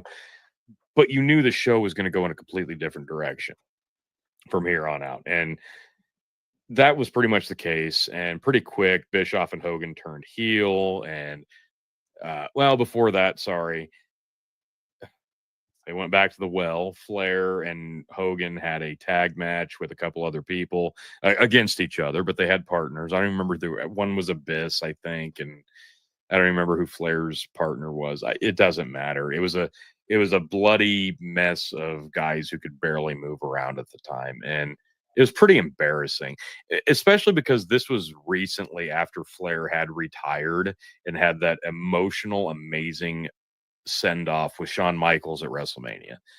And then he came to TNA and he threw that all away to have a terrible match, a tag match with Hulk Hogan. Okay, It can just, I just need to say, like, again, we're all kind of shocked that Ric Flair is the last man standing of the old guard. But yes, Tony, you had me watch Ric Flair's retirement match. yeah. And it was so beautiful, it almost brought a tear to your eye. Yeah. And I watched Ric Flair get back in the ring and look in the camera, and he even kind of like you could just see his eyes, just kind of like, sorry.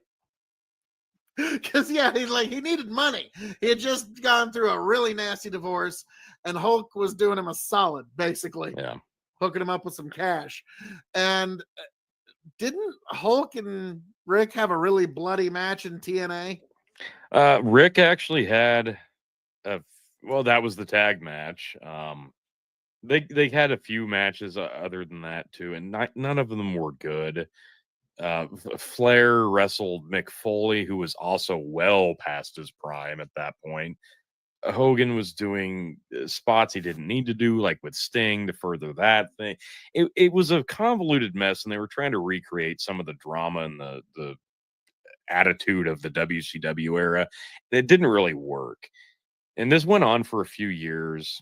There were heel groups. Hogan eventually had to turn face again because, sure. And at the end of it, it really went nowhere. It really took what was starting to peak in a different direction, and it stalled that and diverted it back into a disaster. And it didn't work. It wasn't the right place. It wasn't the right fit. It wasn't the right platform for a guy like Hulk Hogan. He wasn't going to be the guy to take a company to the next level. I mean, even though he was that level of a name, 20 years earlier, totally different story in a different role, but this wasn't it. So he eventually leaves TNA. He finds himself not really in the wrestling business after that. Let me see. Hogan left TNA in what? I mean, because he'd done so much good for the company. He certainly left better than he found it, wouldn't you say, T? No, not even a little. It was a disaster. Like the people in control of it was just it wasn't a good situation. Too many people were in charge of things that didn't understand the direction the company needed to go to get an edge. But they came in like 09, and he left, God, was it 12? Say like 2012. He was there for a while. And for Hogan didn't do a lot after that. I mean, in terms of the wrestling business, he was making some appearances with the What was his WWF. final match? The final match of every wrestler is always kind of sad. God, it's never one you want it to be. I'm afraid to look now. I know. His last match would have been. It's probably in TNA, wasn't it? It would have had to have been. Hulk Hogan's last ever wrestling match. Oh, yep, it was 2011. This was in right before he would have left TNA. Man, it was a pay-per-view. TNA's Bound for Glory. He was against Sting, and he lost. He was 58 years old at the time. Really? He did the job for the Stinger. Yeah. Now, granted, I think Hulk probably knew he wasn't going to have another match. Well, yeah, probably. I mean, dude, like it was kind. It's not a matter of will. It's God. Undertaker. Oh no, I'm even more. The more I read on this, so that was his last televised match. Uh-oh. His final overall was in 2012 at the arena in Manchester, England. It was a 6-man tag match. According to Body Slam, it included James Storm, Sting, Bobby Roode, Bully Ray, and Kurt Angle, and Hogan's team won the match. And actually, that's I love everybody on that team. Okay, that's not bad. No, all those men get to say they were in the Hulkster's last match. That's quite an honor there. I mean, like, I'm sorry, but like, honestly, yeah. Like, yeah, every one of those, like, yeah, Bobby Roode. How'd he get in there? But, love Bobby Roode. And it's actually appropriate that Kurt Angle's in there. Okay. Like, sure.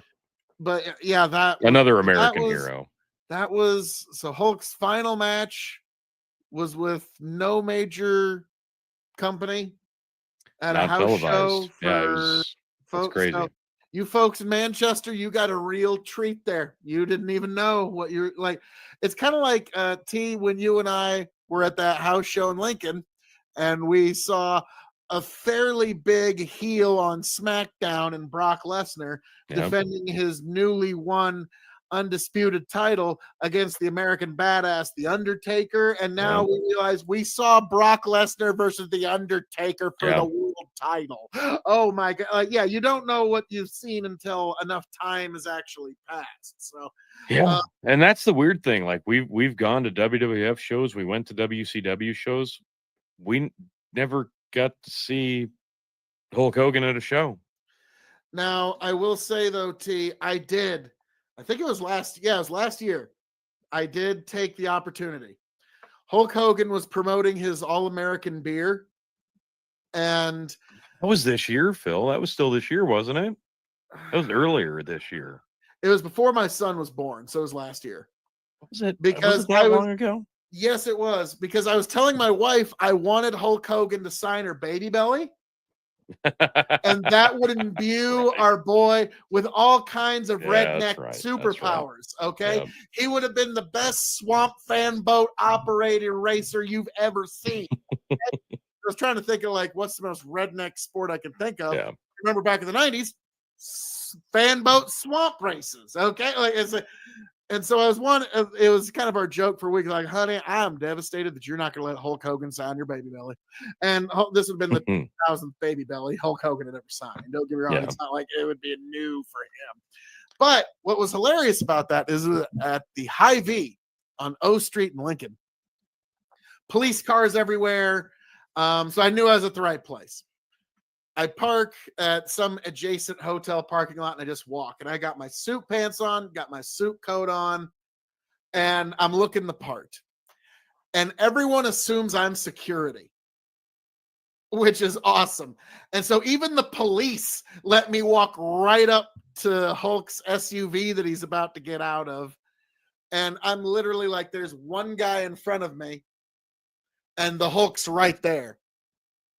And, obviously like, yeah, Hulk, like, I'm not like, what are you going to say? It's like, you got like 10 seconds with the guy and then he disappears into the already sold out show. So I didn't get to like buy a ticket and talk with him. That was and that, you know what I found out, T? Here's something that kind of shattered me. Okay. This shattered my childhood a little bit.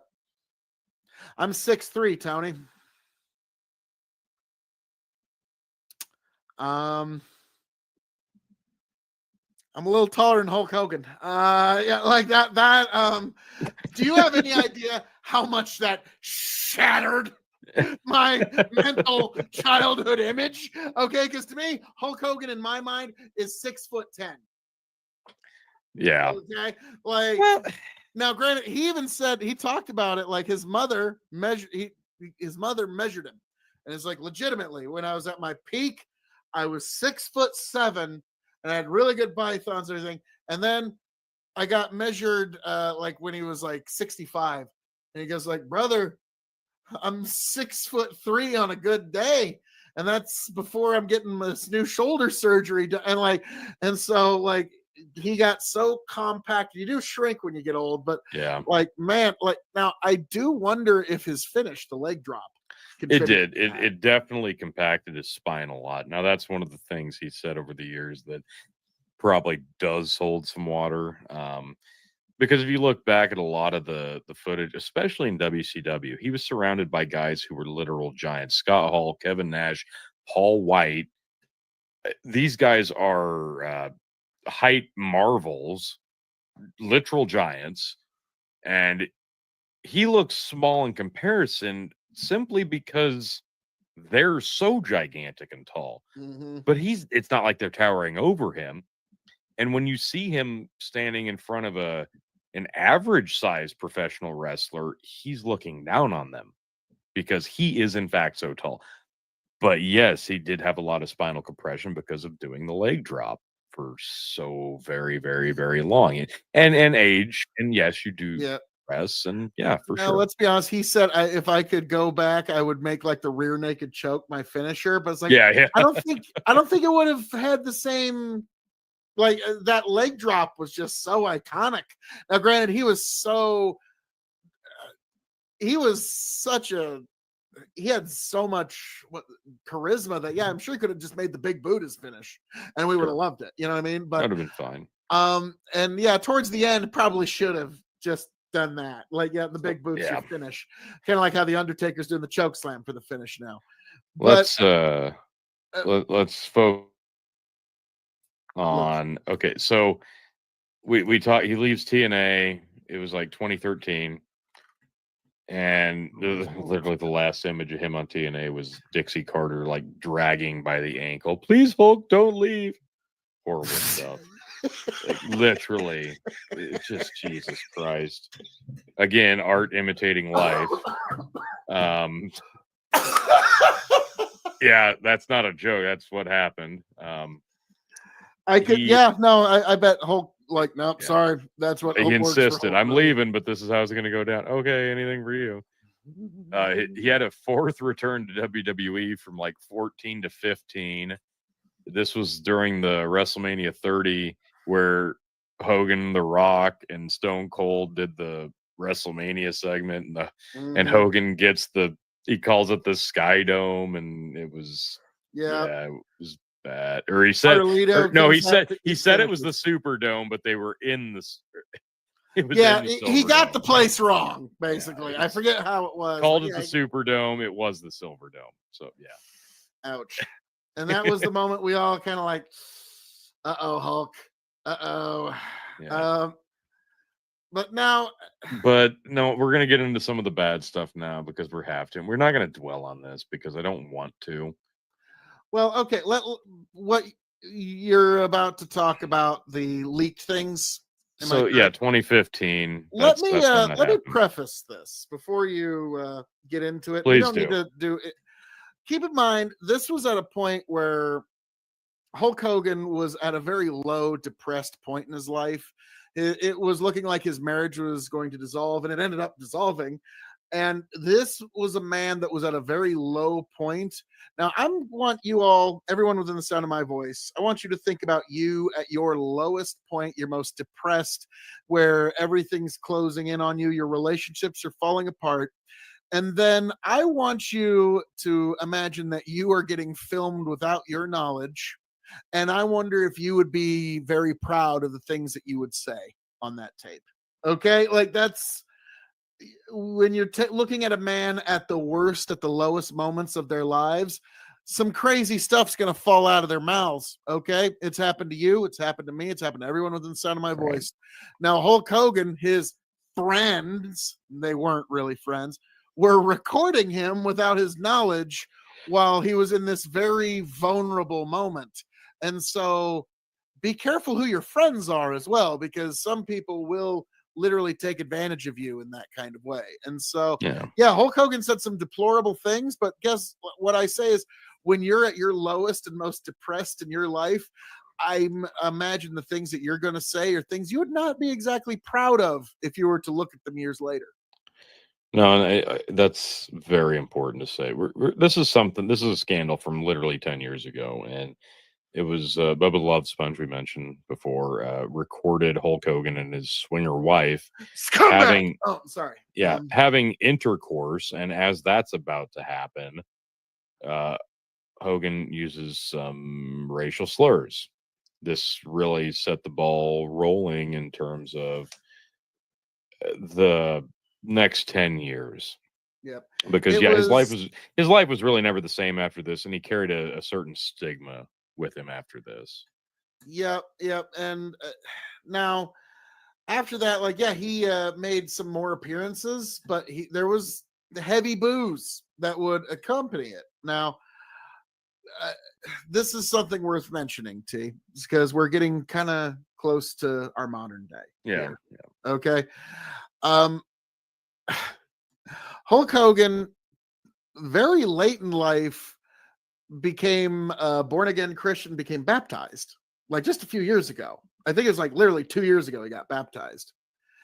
And he mentioned one of the last conversations he ever had with Roddy Piper. Rowdy was never a believer and was never into that much at all.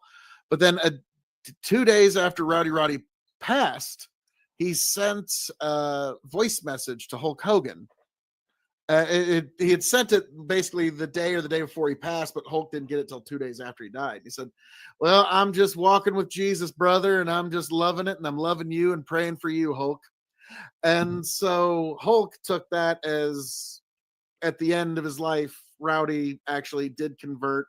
And it's not because of Hulk's conversations, but I'm sure Hulk would imply such a thing. But at the end of his life, Roddy did actually have that quite literal come to Jesus moment, and Hulk was very happy about that. Right. And towards the end, I would say from everything I saw, it seemed like, I don't know the man's heart, but it seemed like a legitimate conversion, and it was a very important part of the life towards the end.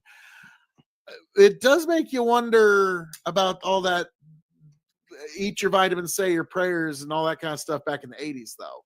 Right. I was going to say, he preached that for a long time at his most pinnacle, but whether he was living life then or not, it's really not the point. He was serious. If there was anything he was serious about in his later years, I think it's safe to say, you know, religion was probably one of them. Yeah. Because Now, if he acted the part at one time, he found his way there eventually. well, he mentioned in an interview where it's like, mortality, it hits you, because he had mentioned in one of like an interview just from last year that his parents were dead, his brother was dead, Right. almost all of his friends are dead, and Yeah. like the only people that he like really knows on a personal level are his children, and like, you know what I mean. And so all of his friends are gone. And so that's Yeah. when it kind of, like, my grandpa talked about that. The thing that really sucks about getting old is all your friends are dead. And Hulk was getting there. And so he was ready to go home. You know what I mean? Like, that's just the way that Right. is. You're ready to go home at one point. And so Hulk Hogan, sadly, 2 days ago, passed away of a heart attack. Well, so before we get there, so we mentioned the He's scandal got with a the few more bubble. things he wants to get Well, to. we I'm trying to we brush over that. I know, but it's part of it, but this part bears mentioning. So the tape happens, and now he's got the stigma of being a racist and whatever. It's well documented. So there was a reaction from African American wrestlers. So Virgil comments, who's also passed away. Hogan has never given me a reason to believe he's a racist. Dennis Rodman, during his run in WCW, big celebrity from the Chicago Bulls of the 90s, he most certainly is not a racist. Kamala, who was a big fixture of the character era at the WWF, I do not think Hogan meant harm by saying that Hogan is my brother until he decides not to be. African American wrestlers working in the WWE made different comments. Mark Henry at the time said he was pleased with the no tolerance approach to the racism, but I think that was probably largely in part because he was employed by the company at the time. And well, Booker T said he was shocked and called them unfortunate statements, even though he literally made them himself on live television at one point himself too. I digress. But the WWE pretty much did take a no tolerance approach to it. That iconic moment with Andre the Slam that was featured heavily at the very beginning of most of the promo intro packages of any TV show or show that they put on. That was now wiped. All the mentions and footage of Hulk Hogan were pretty much wiped from existence for a while, for quite a while, years, like 4 years or so. But And then he came back in a pirate suit. So he did return. That was him. That was like a rib, and that was penance. Okay, like, all right, Hulk, you can come back. You're coming back in a pirate suit. That's probably Titus O'Neil. He returned in 2018, and he did talk to the wrestlers backstage, wanted to apologize. Specifically, so this is the thing. So he made his apology was ridiculous. It wasn't sorry for being racist. It was careful what you say on film. Well, but that's part of it, and that's the thing. Like, they send him backstage to apologize to the African American portion of the locker room. Like, Okay, but a lot of them he didn't even have like a prior relationship with. We're talking like the New Day, Titus O'Neil, Shelton Benjamin. Obviously, he thought he did, but he didn't have a prior relationship with him. You know, some of them doubted the sincerity of it, but I forgot that. Like he totally thought he knew Shelton. Shelton's like, we have never yeah, met no, before yeah, in our lives. Benjamin Shelton, yeah. Now I So can't help it. I call him Benjamin Shelton. Now. I know, That's hilarious. but I mean, he's apologizing to guys he doesn't have a prior relationship with because he said something racist when he's being filmed without his own. Look, like you said, Phil, I'm not condoning racism by any means, and I know this is going to sound. People can clip this out and use it out of context if that's your mo, because that's the stupid thing people do I'm already today's day and age. No, I'm kidding. But everybody leads a private life, especially the people that choose to be on a platform and stream portions of their life and share their opinions online like we do. I mean, and there's people that do it on a much larger platform than we do on TikTok or Twitch or YouTube or what have you, that absolutely 1000% say things off camera that they would definitely not want heard or documented in moments of weakness. Now, I can't say for sure whether or not that was exactly one of those moments for Hulk Hogan or if that was just run of the mill Hulk Hogan. I don't know. And it really doesn't matter now. I'm because basing what I said on the accounts of others in his life Right. who were saying that Yes. he was in a very dark place at that time. And I can absolutely so, appreciate that. Yeah. Like, I'll be honest, like I've had to give counsel to some people who've been in some very dark places and dark time. And guess what? Like, and Tony, so have you. You've had to give counsel to some people who Sure. have been in some very dark places and Absolutely. dark times. And those people are very happy and fortunate that neither of us were filming it and Yeah. shoving it in their face a few years later, because they might not be exactly proud of the things they said. Okay. Absolutely. And so that's, to me, I'm like, I'm not excusing it, but I'm saying I do understand it. Okay. Like that's how I think look I think that's a good enough way to put that, and we'll leave it at that. But again, he returned to WWE for the 5th time in a pirate costume. I'm sorry, I cannot, like, when I saw that, I was like, this is Hulk's return in a pirate costume. This has been, you had never seen a more chastened, more willing to work with the office Hulk Hogan in all your life than that. Hey, Titus, you need me to put you over tonight on the mic? Like, he would, like, it wouldn't matter what he had to do. And so he was the host of Crown Jewel in November of 2018. Oh, they loved him there. Yeah, of course. He's literally a living legend at the time. He returned to Raw in January of 19, paid tribute to Mean Gene, who obviously he had a huge history with, who had died like about a week prior. I don't think the wrestling fans booed him. Like, I think it was just like they were, that was a moment where we it was a moment. kind of needed to, because I mean, Mean Gene was the voice of our childhoods. Yeah. 19 through 20, he did Hall of Fame ceremonies. He inducted Brutus Beefcake in 19. He was inducted for a second time as part of the NWO with Hall and Nash and X-Pac, Sean Waltman in 2020.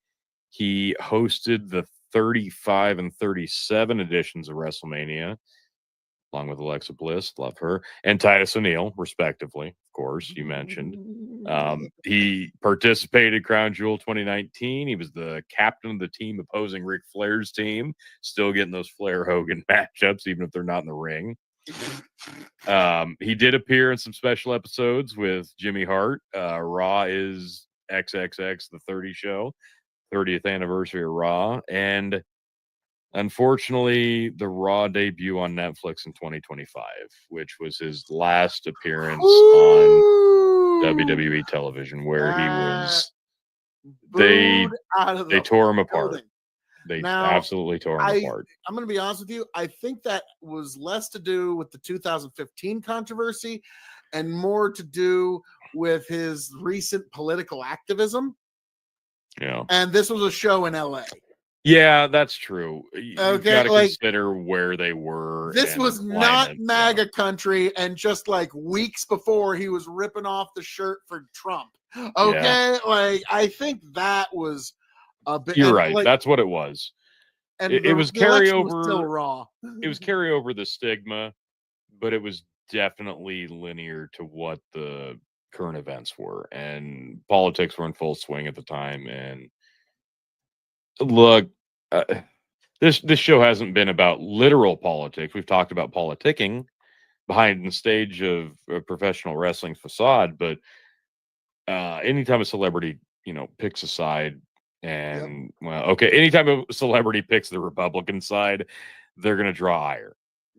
Well, I mean, And Hulk Hogan's always been on that side, and so well, it's it's not not like this just was a that. big It's like, surprise. and you've called me out on this before, but like, yeah, Michael Jordan is the reason why he doesn't make any big political statements, even though I It's not imagine worth he's it. It's he's not worth it. probably a Democrat if you made me guess, but he had a good one. Republicans buy shoes too. Yeah, Okay. And so that, why do you think it took Taylor Swift years to finally endorse a political candidate? because she Okay. was Because already worth $1 billion+, and it didn't matter at that point. You couldn't hurt yeah, her. but why do you think she waited until she was worth, you know, Exactly. half of Liberia's deficit? Okay. Exactly. Until, yeah, because, yeah, it's not worth it if you're in the entertainment business. And Hulk, he knew he could use his fame to kind of help push this thing over the edge. And, Hulk definitely wasn't planning on passing away anytime soon. So he was probably making plans for the future. You know what I mean? Like he Sure. was planning on what is his 80s going to look like. You know what I mean? And, but here's the unfortunate reality: 71 years old is that age where nobody raises any big red flags, unfortunately. Right. Like, okay, George Carlin. Remember when George Carlin died? He was Yeah. 71 years old, which now that I'm almost 40, 71's like, yeah, that's way too young. That's way, but like Yeah. when I was a teenager, it's like that's like a Retrospective. Yeah. billion years old. But now that Yeah. but like George Carlin's brother was saying that there was some sort of funny business or there was some sort of conspiracy or something. Like he said there was something messed up. But the problem is nobody's really throwing up any flags over, oh no, a 71-year-old man died. And Yet that's people in their 70s would probably argue, yeah, no, this is too fucking young to go. And exactly. And to me, like it was too young perspective. for Hulk. Yeah, no, that's the thing. Like when we're in our teens and our 20s and we're looking at these wrestlers dying before they're 50, we're like, well, yeah, but they lived a hard life, so it's understandable. Now that we're 40-ish, we're like, holy shit, look at all the guys that died before we are the age that we are now. But now we're looking at one of the living legends that was such a crucial part of our youth who made it to 71, and we're like, still, this feels way too soon. Yeah, and this is C.S. Lewis wrote this. Where, and I believe it's C.S. Lewis, where he said, I will celebrate the death of no man because I too am part of mankind, and so I too am in some way diminished by their passing. And so, and Hulk Hogan is a great example of that, as we don't know how exactly, but we all feel somewhat diminished by his passing. Now, some people say, well, what about the worst among us? It's like, well, if they don't realize the error of their ways before they pass and admit that, like, yeah, I confess I was wrong in the error of my ways and I ask your forgiveness. Yeah, we are still diminished, even the worst among us. But yeah, the good among us, especially, we are diminished by their passing. Now, Mm, Hulk Hogan, he was an imperfect human being. Yeah, I'm for sure. imperfect as well. None of us are Complicated, even. perfect. Yeah, yes. He at times extruded the virtues that showed the best of us. And then there were times that he showed sins that showed the worst of us. Okay, like Yeah, but it was a true human life lived, if that makes sense. He it does. lived like it will be one that will be read about and one that will be talked about, and we all enjoyed it because we are all a small part of that story. We are all a small part of the Hulk Hogan story. Everyone who ever took part in a match, anyone who ever exchanged a joke, anyone who was even just cursorily aware of who he was in some way, shape, form, or figure, you are part of the Hulk Hogan story that will live on into the eons of this world. Okay, so long as there are minds to think and history to be understood, this little corner of history will always be there for people to find it, for people to understand it, and for people to know it. And that era of time, that time that you lived in, is now forever encapsulated. Now the canon of Hulk Hogan is closed, if you will. The official story of Hulk Hogan is now closed, okay? The birth and the death have now sealed it as one hermetically sealed story. And you were part of that story. And for all of you, for all the Hulkamaniacs, for all the fans, I will always be eternally grateful to you because you made it happen just as much as any one of us. True. And like I said earlier, what Hulk Hogan meant to me was he literally, like me as a young boy, made my small child's body feel strong and powerful and able to conquer anything. If he could lift up Andre the Giant, then what could I achieve if I put my mind to it? And if I just do my own personal internal Hulk up, what can I achieve if I put my mind in that same direction?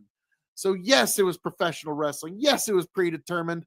And it was also predetermined to touch your heart in a way you didn't even know because of the incredible performance, the incredible heart put in by one Terry Bollea, aka Hollywood Hulk Hogan, also aka Thunderlips from Rocky 3. May you great Hulk Hogan, the real American fighting for the rights of every man. May you rest in peace, sir. God bless you. Hulk Hogan, Terry Bollea. See? What do you got to say?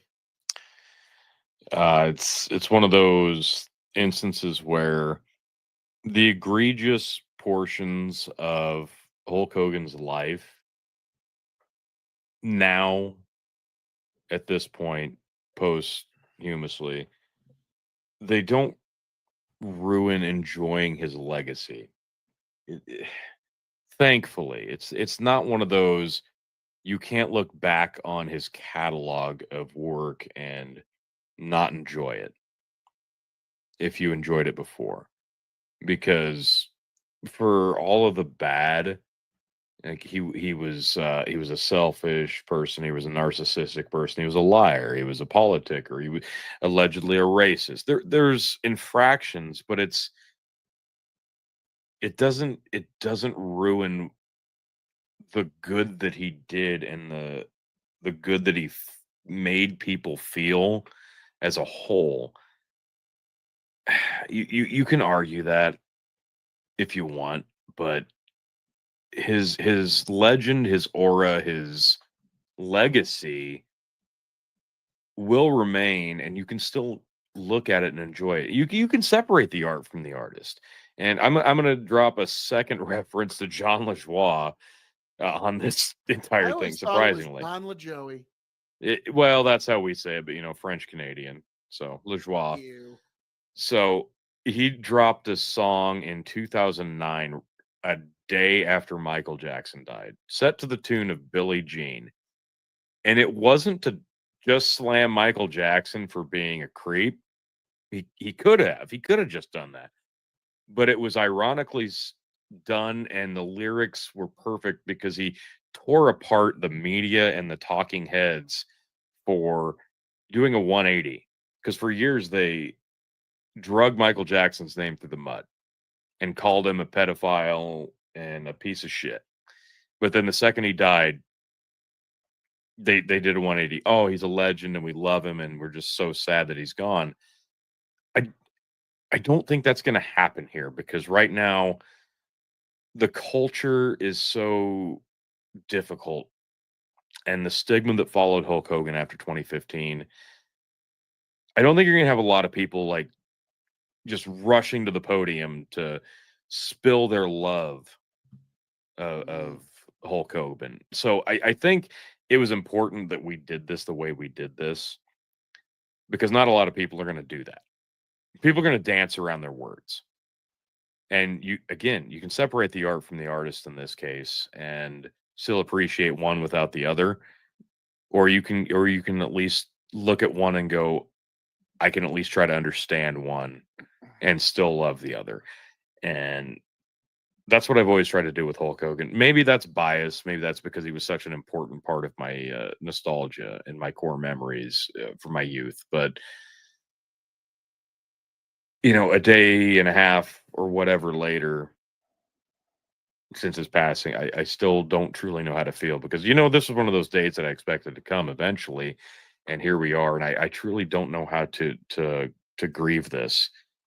But it's a tremendous loss to an industry that is a completely savagely different animal than it was when this man Hulk Hogan was at his pinnacle. It will never be again what it was when he was at his prime. It will never see another man reach the level that he reached and took a business to the level that it got. I mean, wrestling got to different levels with different people. See Stone Cold Steve Austin, The Rock, John Cena. But the way that Hulk did it and the way and the impact that he had, it's unmeasurable. And he's the first face on Mount Rushmore. This So is there true. it is. Now, Bastiat fans Brazil goes, Brazil is big on K.O.E. Thank you. Right now, this is Hulk's night, but I do appreciate all of you, my millions of fans in Brazil, surely. Right. But Tony, I was telling you, and I think we'll leave it on this. We'll end it with this. When I got into martial arts, there was an individual that really inspired me. His name was Kimura. I believe his first name was pronounced Masahiko. I could be wrong, but Kimura was an undefeated judoka for over a decade. He was never put on his back. His Osotogari takedown was so hard it could literally break your scapula. Like that, he would slam you down that hard with his Osotogari. And he was world famous. He actually fought Elio Gracie, Hoist Gracie's father, broke his arm. Okay, like they were. He was one of the toughest men to ever live, and the Japanese had a phrase for him: Kimura, none before, none after. And that very phrase applies to one Terry Hollywood Hulk Hogan Balea. Hulk Hogan, none before, none after. All that being said, folks, that has been this review of the life and the impact, and we've only kind of scratched the surface. But like, folks, we could talk for another 2 hours about Hulk Hogan's impact on us and how impact on everybody. Like, he changed the way that people do public presentation. He was the guy that gave us the modern idea of panache. Okay, his legendary silver tongue. Yes. So I thank you for being here. Thank you for joining us. God bless you, Hulk Hogan. You came to Christ late in life, but now you're in the loving arms of our Savior, Jesus Christ. Thank you, Hulk, for all the amazing memories, and we look forward to seeing you in eternity. Hulk Hogan, one of the greatest that there ever was. I raise my can of Coca-Cola to you. So, folks, God bless every last one of you, and I am signing off, and I'm handing it off to my indomitable broadcast. Yes, Bastiat, amen. Amen. See you on the other side, sir. See you on the other side. God bless every last one of you. And like I said, Hulk, you're in the loving arms of our Savior, Jesus Christ now. Catch you on the flip side. Tony G, take it away. Tremendous loss. regardless of your personal feelings. A life well lived, whether you agree with his politics or his personal choices or not. A tremendous cultural phenomenon is no longer among us. And if nothing else, that should be remembered. Thanks for watching, folks. And see if it just smooth. And yes, thank you for watching, folks. But our tribute here on K.O.E Nation is not yet over. Yes, we went over what Tony and I discussed last night about the great Hulk Hogan, but now we're going to go over some fun memories. Now I want you to forgive the audio because there's two videos that we're going to talk about. There's two, maybe three matches that we're going to review. And one of them is, now forgive the audio, is me and Tony watching and giving our commentary to Hulk Hogan versus Andre the Giant, WrestleMania 3. I want you to join us, folks. Join us for this. Yeah, now, again, the audio's fun, but just enjoy it for what it is, folks. Enjoy it for what it is. It's us enjoying our memories of the Hulk one more time. Let's rock and roll. And we are back with a truly classic wrestling retrospective for the Revolutionary Wrestling Podcast. I am the King of Extreme, the man of the hour, the man with the power, the man too sweet to be sour, Phil K.O.E., joined by my indomitable broadcast partner, Corey Griggs. No, I'm kidding. Tony G. And we are here to review my personal favorite match of all time. That's a pretty big tagline to put on it. Yes, we are here to review Andre the Giant versus Hulk Hogan, WrestleMania 3. At the Pontiac Silverdome. The classic. This was a big one. This one sold out the whole arena. This was the thing to see at that time. This is the classic moment still to this day, even though we are weeks away from WrestleMania 34. You will still see the moment from this match in the highlight package somewhere. You know you will. Yep. It's the iconic moment of wrestling, and it's the classic David and Goliath story told through the medium of wrestling. Precisely. And here is another classic. Hulk Hogan coming to the ring in his classic red and yellow I Am a Real American. And here, he's got a mouthful of headband. And he's coming to the ring, doing his thing. He's got the whole crowd behind him. Hulkamania is running wild. I mean, the man's got 90,000 people eating out of the palm of his very hand at the moment.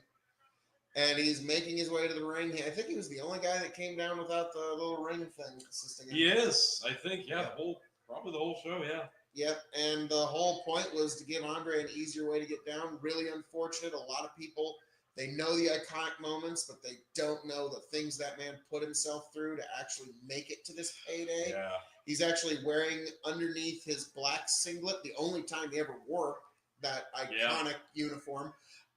He was actually wearing a back brace underneath it. So he was actually in a lot of pain, and there's varying accounts as to how much alcohol he drank, but it was a lot. It was known he had to use alcohol to dim his pain. It was a lot. Whatever the number was, it was a lot. I mean, far be it from a professional wrestler to lie or exaggerate, but all right, Hogan's torn the shirt off, and they are staring each other down. How many matches did Andre have after this? Not too many. He had a few. His last one was in Japan, if I recall correctly. It was a 6-man tag, and he was protected heavily. Damn shame. And Andre and Hogan staring down. Boy, Hogan wasn't a whole lot tinier than Andre at the time. No. People, they didn't understand how big Hogan was at the time. Oh, just He's a boy's monster himself. horse. I mean, even to this day, if you're to walk up to him, most people are going to be looking up at Hogan, even at his, even in his advanced years. And Hogan's hulking up. Oh, about as and intense. Andre. That's Andre, as intense as you can get. yeah, I mean that. And Hogan Classic hit. Hogan. Hogan punch. Hogan punch. Andre stumbling. And he Goes goes for for the- the. No. Oh! Andre falls on him. 2. What if that was the finish? Andre falls on him and gets the 3 count. I like how Andre thought that was the finish right there. Bobby Heenan was which really, like, other than Andre, Hogan's greatest opponent in foil was Bobby Heenan, not necessarily any of the wrestlers that he was True. managing. It was Bobby Heenan. Yeah. Ugh. Andre with a big Boot boot to to the the back. back. Hogan is already down and out after having Andre fall directly on top of him. Andre grabs him for front face lock and a Forearm. forearm to the back. Hogan. Hogan sells it like he just got shot. Andre's doing the get up. Get up. I ain't done with you, California Beach Boy. Andre grabs him and hits him in the back. More like a kidney punch. Hogan is down. Can he possibly overcome these monumental odds We will retain see. the WWF World Heavyweight Championship? Can he do it? Oh, another forearm to the back. Andre and a knee to the face. Toying with the Hulkster. Andre taking him apart, stalking him slowly. I think Hulkamania dies tonight, Phil. And Andre with a big body slam. Big body slam. Just held him up there. Like, you know, despite how bad his back was, I mean, the man just with the power in his arms could hold up the entirety of Hulk Hogan. I mean, the man was tremendous in his power. And, you know, like Bret Hart said, he always felt sorry for him because everywhere he went, people would bother him. Because that's the one celebrity who can never blend in. Andre with another slam. Hogan's already been run through the ringer. Hogan, he's stepped on Hogan's back. That's probably one of my favorite moments. That was like That's not right up there for me. That's not necessary. There's Andre. 3 moments from this match, and that's one of them. The next one is coming up outside of the ring. Hogan Can Hulkamania recover? Steps on Hulk and steps over. How heavy was Andre at this time? A lot. Like, too much. And grabs Hogan by his tights and just picks him right up. How dare Andre attack those classic yellow tights? Throws Hulk into the corner. Andre is standing in the middle of the ring, watching his work. Yeah, watching the crowd just Takes Hogan and whips him into the other corner. Yep. Hogan sells that. Andre methodically, not injuriously, walks over to the other corner. This is as pageantry as you can get and still have a crowd eating out of the palm of your hand. And Andre, whacked in. Shoulder rush into his chest and another. Shoulder rush. Holding Hogan into the corner. Oh, now he's there it is. The big wiggle. That's a classic Andre. He's holding him right in the corner. Bam! Shoved his giant midsection behind right into Hogan's midsection. Headbutt in the corner. Hogan, he is going down. Hit him. That's it. Hulkamania's dead. That foam finger in the front row, they might as well get a refund on that. I think this is the point where things turned around, and I don't think Hogan really did much at Mania after this. And he got out of the way of the headbutt at the last second. Hogan got out of the way. Andre, he headbutted the turnbuckle. Hogan right. With a shot. Another right. Hogan off the ropes and another one. Right. Andre's still on his feet. He's wobbling a bit. Another elbow. Andre wobbling. A chop. Andre Shut in the up, corner. Andre in the corner. Heenan pleading, don't. Heenan doing a classic Heenan, just doing like Bobby does. Hogan smashing Andre's forehead into the turnbuckle. 5, 6, 7, 8, 9, 10. All 10. Hogan Andre is still on his feet. Hogan's fired up. Bounces off the ropes. It goes for Andre. Puts the Eats boot the up. big boot. Hogan That's down a again. big boot. That's the biggest boot you can get. Andre is basically out on his feet, but still had the wherewithal to big boot Hogan, who is down and out yet again.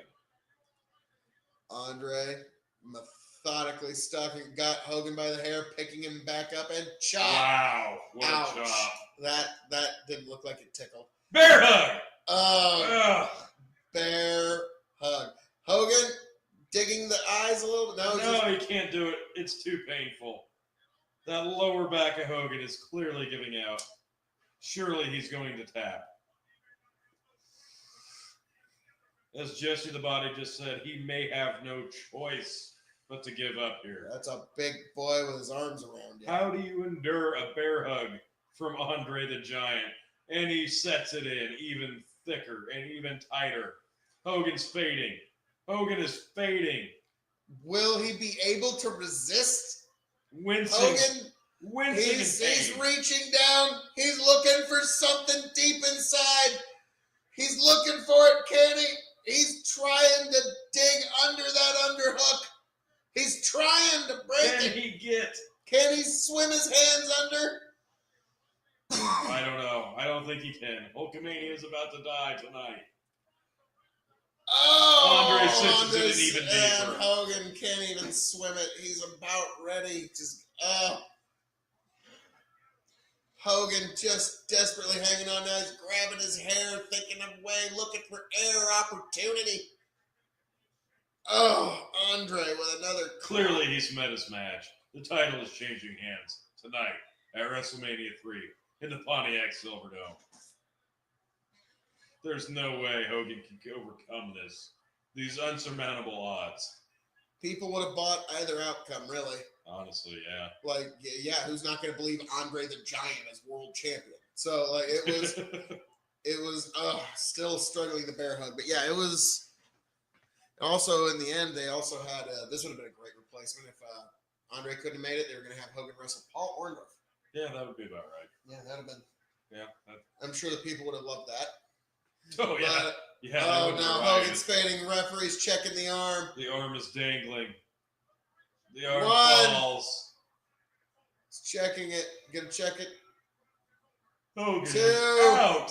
The arm Two. falls again. Really? No! Oh! He still has life. Still has life in him. He's shaking. Wait. He's reaching deep. He into reaches the something. fist in the air. Hogan is alive. He rears back with a right. And Oh, to the Giant's head. Two Two. shots. Will Gonna he go make for it a a third. third? a fourth. Another. Six. 7. Oh, 8 shots of 8. 9. 10. The 10. bear hug's been broken. 11. The bear hug is 12. released. He's shaking his hand because he's hitting that big old skull. He's still He's taking bouncing off shots. the ropes and Hits shoulder him. block, nothing. Andre Hogan. barely moves. He bounces again. Another Another shot. shoulder block, nothing. Andre Can't get hardly off. budges. Goes for a bit. Oh, chopping down goes Hogan. Clearly, the comeback is over. Wow. He somehow managed to get out of that bear hug. So Hogan getting whipped into the rope and kick to the midsection. He dumps out of the ropes, lands outside. Flawless. You could take the count out victory, Andre, but he goes after him instead to inflict more punishment. Big Oh, chop. chop on the outside. Andre grabs Hogan, goes for a headbutt and hits the turnbuckle. Andre Oh. goes for the headbutt to Hogan. Hogan moves. Andre headbutts the steel post. Andre's again out on his feet. Hogan unceremoniously ripping the classic blue padding of the outside area, strips it away, He's got Andre. exposes the grabbing- concrete. What's he thinking here? Wait, he's gonna go for a pile driver. but Hulk Hogan goes for a pile driver on Andre onto the Andre concrete. with a big No! long back body drop on the concrete. That's spot number 2, I remember. Oh, classic. Distinctly. Classic. Hogan takes a back body onto the Great. concrete. And now Andre rolls Hogan back in, probably to finish him off. Hogan's just been beaten so viciously. Hogan needs to Andre to pray his that he feet. doesn't get another bear hug. Andre grabs Hogan, who's back to his Whips feet. into it. Ducks. Hogan. Clothesline! Andre's down! Hogan. Andre is down! Hogan Bobby ducks the Heenan big is boot. begging Andre, get back to his feet. Hogan ducks the big boot. Hits Andre. Andre falls. Andre is on his back. Hogan. Hulk it up! He's skulking up! Oh my God! He's getting ready. The Silverdome is running wild! The world was running wild, T. Hogan. Wait, he's getting... No! Oh, he's in! Somebody slapped him! Bounce off the ropes! Oh, leg Leg drop! drop! 1, 2, 3! 3! Hogan retains! Oh my God! Hulk Hogan has overcome the insurmountable odds! And slammed the giant, hit the leg drop, and got the 1, 2, 3. Hogan retains! One of the Hogan most retains. iconic moments in pro wrestling history. All right, now let me ask you, T, this iconic moment. What do you rate this match? Star rating? Yes, star rating. Okay. Star rating on that match. The pageantry and everything included. 3.75. 3.75. Yeah. All right. 3.75. All right. Well, knowing what the business of professional wrestling is and what its goal is and whether or not it Fair. achieved it, Okay. I am rating this a perfect 5-star Wow. match. Wow. And it is still my personal favorite match of all time, and it is still the greatest professional wrestling match Wow. of all time, bar none. Wow. No match has ever been better, and I don't know if any match ever will be. Wow. Wow. Yep. Okay. It All hit right. every... Guess what? I stand by that to Arm this day. drags were great in Savage Steamboat. Nobody was there to see Savage Steamboat. Every single person in the Pontiac Dome was there to see Andre Hogan, and True. that's why it was the best match. True. It was a absolute classic. So I give it perfect 5 stars. My personal favorite match, greatest match of all time. If you include everything you just said, I would still give it 4.5 because, man, there's a couple spots that could have been better, knowing what we all know now. But Sure. I completely understand your rating, and I really can't argue with it too much. It's still the quintessential WrestleMania match to this day. Andre the Giant, Hulk Hogan.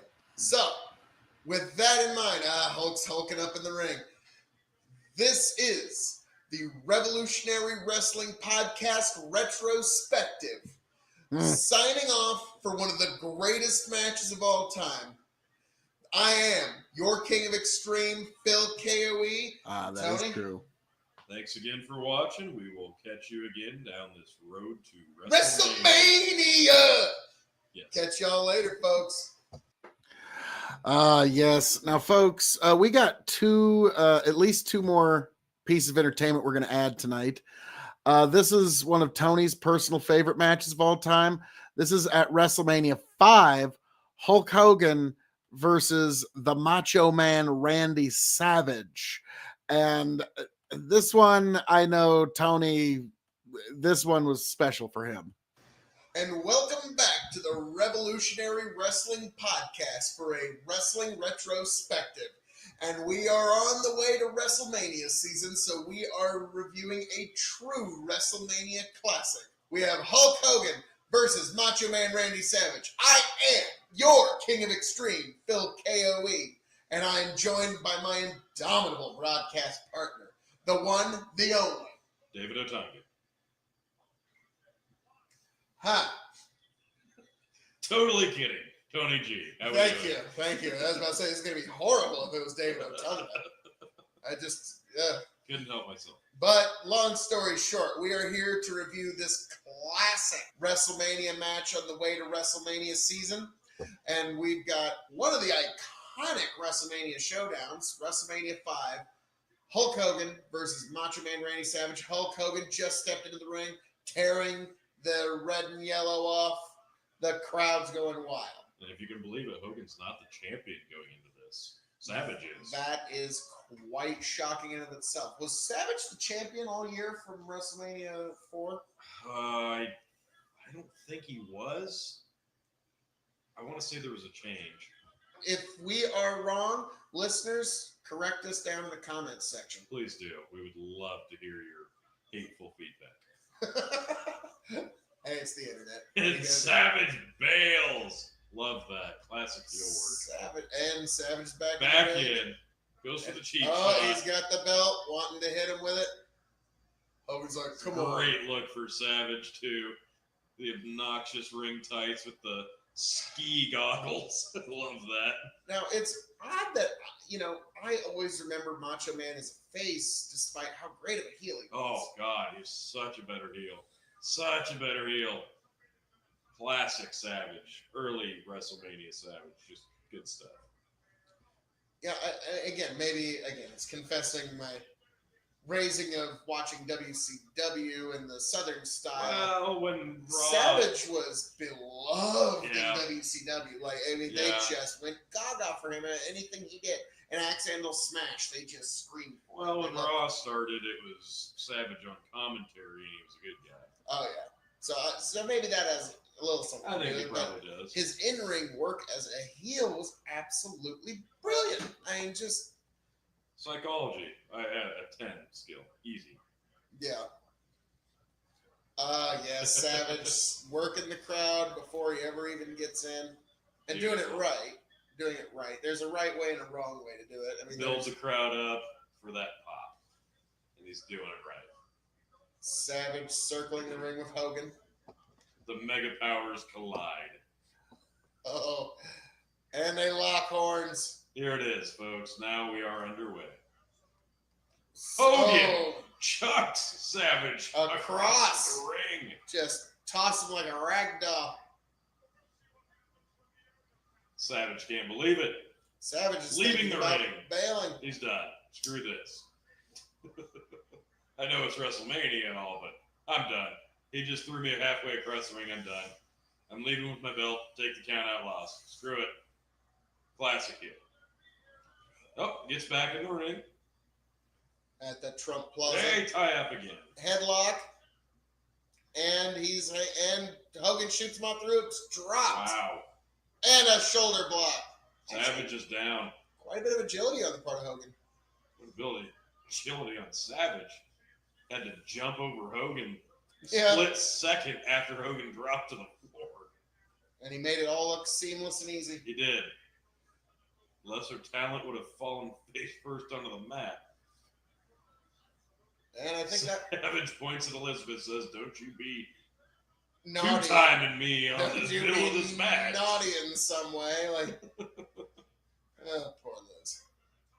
And Savage back in the ring, and they tie it Tie-up. again, and a rake to the eyes. Savage gets the headlock, rake to the eyes, gets the headlock back on. Gets And a a- punch. Stiff shot, back to the headlock. Hogan locks him up, drops to one knee. Got Hogan on the ropes already. Hogan pushes him into the ropes. Savage grabs the ropes and bails outside. Excellent, excellent heel work again. I mean, you can just feel the Up. and Hogan's on after him. He He's takes tired chase. of it. He's had enough. And it Nice puts behind Elizabeth Elizabeth. between him and Beautiful. Hogan. Gorgeous heel work. Monsoon says it's disgusting. Ventura and Monsoon on commentary again. Beautiful. Savage sits on the middle rope inviting Hogan to get back into the ring. Classic stuff. Hogan takes to the apron. Savage inviting him back in. We'll see. Again, this was I only have vague memories of this in my childhood, but I do recall this being an excellent match. Back and forth of good guy, bad guy. Drop Wow. toe hold. Nice. Hogan with some mat skills. Nice. Excellent. That was a very good exchange there by a lot of the part by Hogan. He was quick. Like I said, he's a little bit more agile Hogan than we're used to seeing. True. Certainly more than say WrestleMania 3 Hogan. Well, for that one, he just had to be as bulky as he could. True. And a backdrop. Good backdrop by Savage there. Savage backdrop. Hits and the he rope. bounces off the rope. Oh, Misses an the elbow. Hogan's up. Hogan. Right hand. 1, Right 2, between the eyes. 3. Bounce off the rope and fourth shot. Savage down. Savagely down. Hebner's telling him, watch those closed-fisted shots. Locks the wrist. Locks the wrist. All right. Savage gets the heel work in even there. Kick to the face. Hogan's down. Savage climbing the ropes. Getting desperate already, maybe. And axe handle. Excellent axe handle. Cover. 1, 2. 2 count. Savage with an arm lock. Savage hanging onto the arm, and Savage grabs the hair to take down Hogan. That's a little dirty. No, the heel being dirty? I'm shocked. Not Savage. I know. Elizabeth, how can you stay with such a dastardly man? He is the champion, though. I mean, there is that. Stability. Hogan feeding off of the Trump Plaza crowd. Finding strength. Savage yanking the hair again. Down once more. He's got his knee in Hogan's face. Hogan's trying to fight out of it. Savage working a good little variation of the Americana arm lock. Miss Elizabeth looking on, concerned for both men, clearly. Oh God, this is a great angle. Like it was true long form storytelling at its finest. Yes. Like it was this angle took at least a full year. Mm-hmm. So, and that's why I wonder if Savage didn't hold it for the full year. He might have. But, and there we go. Hogan's rising. He's getting out of the arm lock. He's on his feet. He's getting out of Savage, grabbing the hair. But Hogan, will he go down? Will he be able to fight out? Savage changes wrists. Arm wrench. Hogan yanks the tights, throws Savage out of the ring. Savage bounces off the middle rope and dumps to the outside. Miss Elizabeth looking on, quite concerned. Hogan comes after Savage. They're not supposed to be outside of the ring. This is unheard of. Oh, thank goodness. Hogan tosses Savage back in. They'll be much safer in the ring. Hogan pointing to the corner in Savage's face. Oof. He eats some mat. He's pointing to the next corner. Is he going in for seconds? And yes, he gave him turnbuckle to turnbuckle. Could he go for it? No, it's bouncing off the ropes and clothesline. Ooh, just stiff shot. Elbow drop. 2. Third for his troubles. No. Steps on his face. Ooh, Hogan's getting frustrated here. Hogan's getting dirty in his offense. Well, you can only have dirty used against you so many times where you got to pay it in kind. Hogan bends down off the whip, eats a foot. Clothesline. Savage with a clothesline of his own. Excellent one, too. Flying full force. 1, 2, kick out. Hogan still has life. Sleeper hold. Hogan is busted open. Now it's a chin lock, remember. Sleeper holds were usually not allowed in professional wrestling. You are correct. But Hogan is bleeding from the forehead. Somehow, Roddy Piper, that didn't count for him, I guess. Well, it depends who you are. It is what it is. Now, Hogan, he's getting up. Can he get out of the chin lock? Oh, no. Then Savage drops to the side of the chin lock.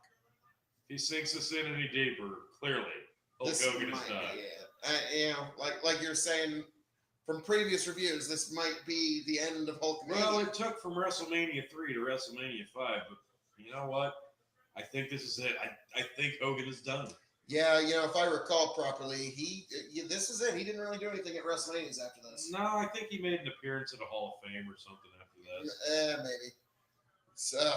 Good chin lock. Yeah, that was it. Hulkamania dies tonight at WrestleMania 5, clearly. Good. Didn't this one also integrate like a standard network Saturday night television for the build, or was that for the Hogan Andre? Because I know that one they had NBC. NBC was a part of that build, and I think this one had, or maybe it was Saturday night's main event, which was on NBC at the time. True. So that's prime time. Oh, shoulder Hogan's block. powered out of the sleeper chin lock. Grab Savage boot. Savage is bleeding. Spins him. And is he going in? Atomic drop. He falls to his back. He hits. No, he misses the elbow. The Macho. Savage with the knee. Hogan hits the turnbuckle. Going for a small pack. Or 1, 2. Kick out. Sorry. I'm sorry, folks at home. There are so many pin variations. I know. It's hard to keep pin up. variation was a big instrument back in the day. Oh, and it still can be. Can be. Hogan eats a turnbuckle. Savage whips him into the other turnbuckle. Hogan falls to his face. Literally at Savage's feet. He's done. He's pleading with Savage. No more.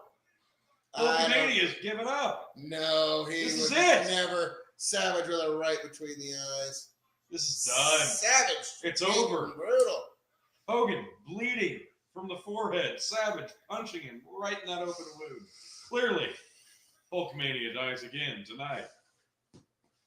Bleeding from the forehead like so many. He whips him into the corner once more, and Hogan again. Signaling to the crowd.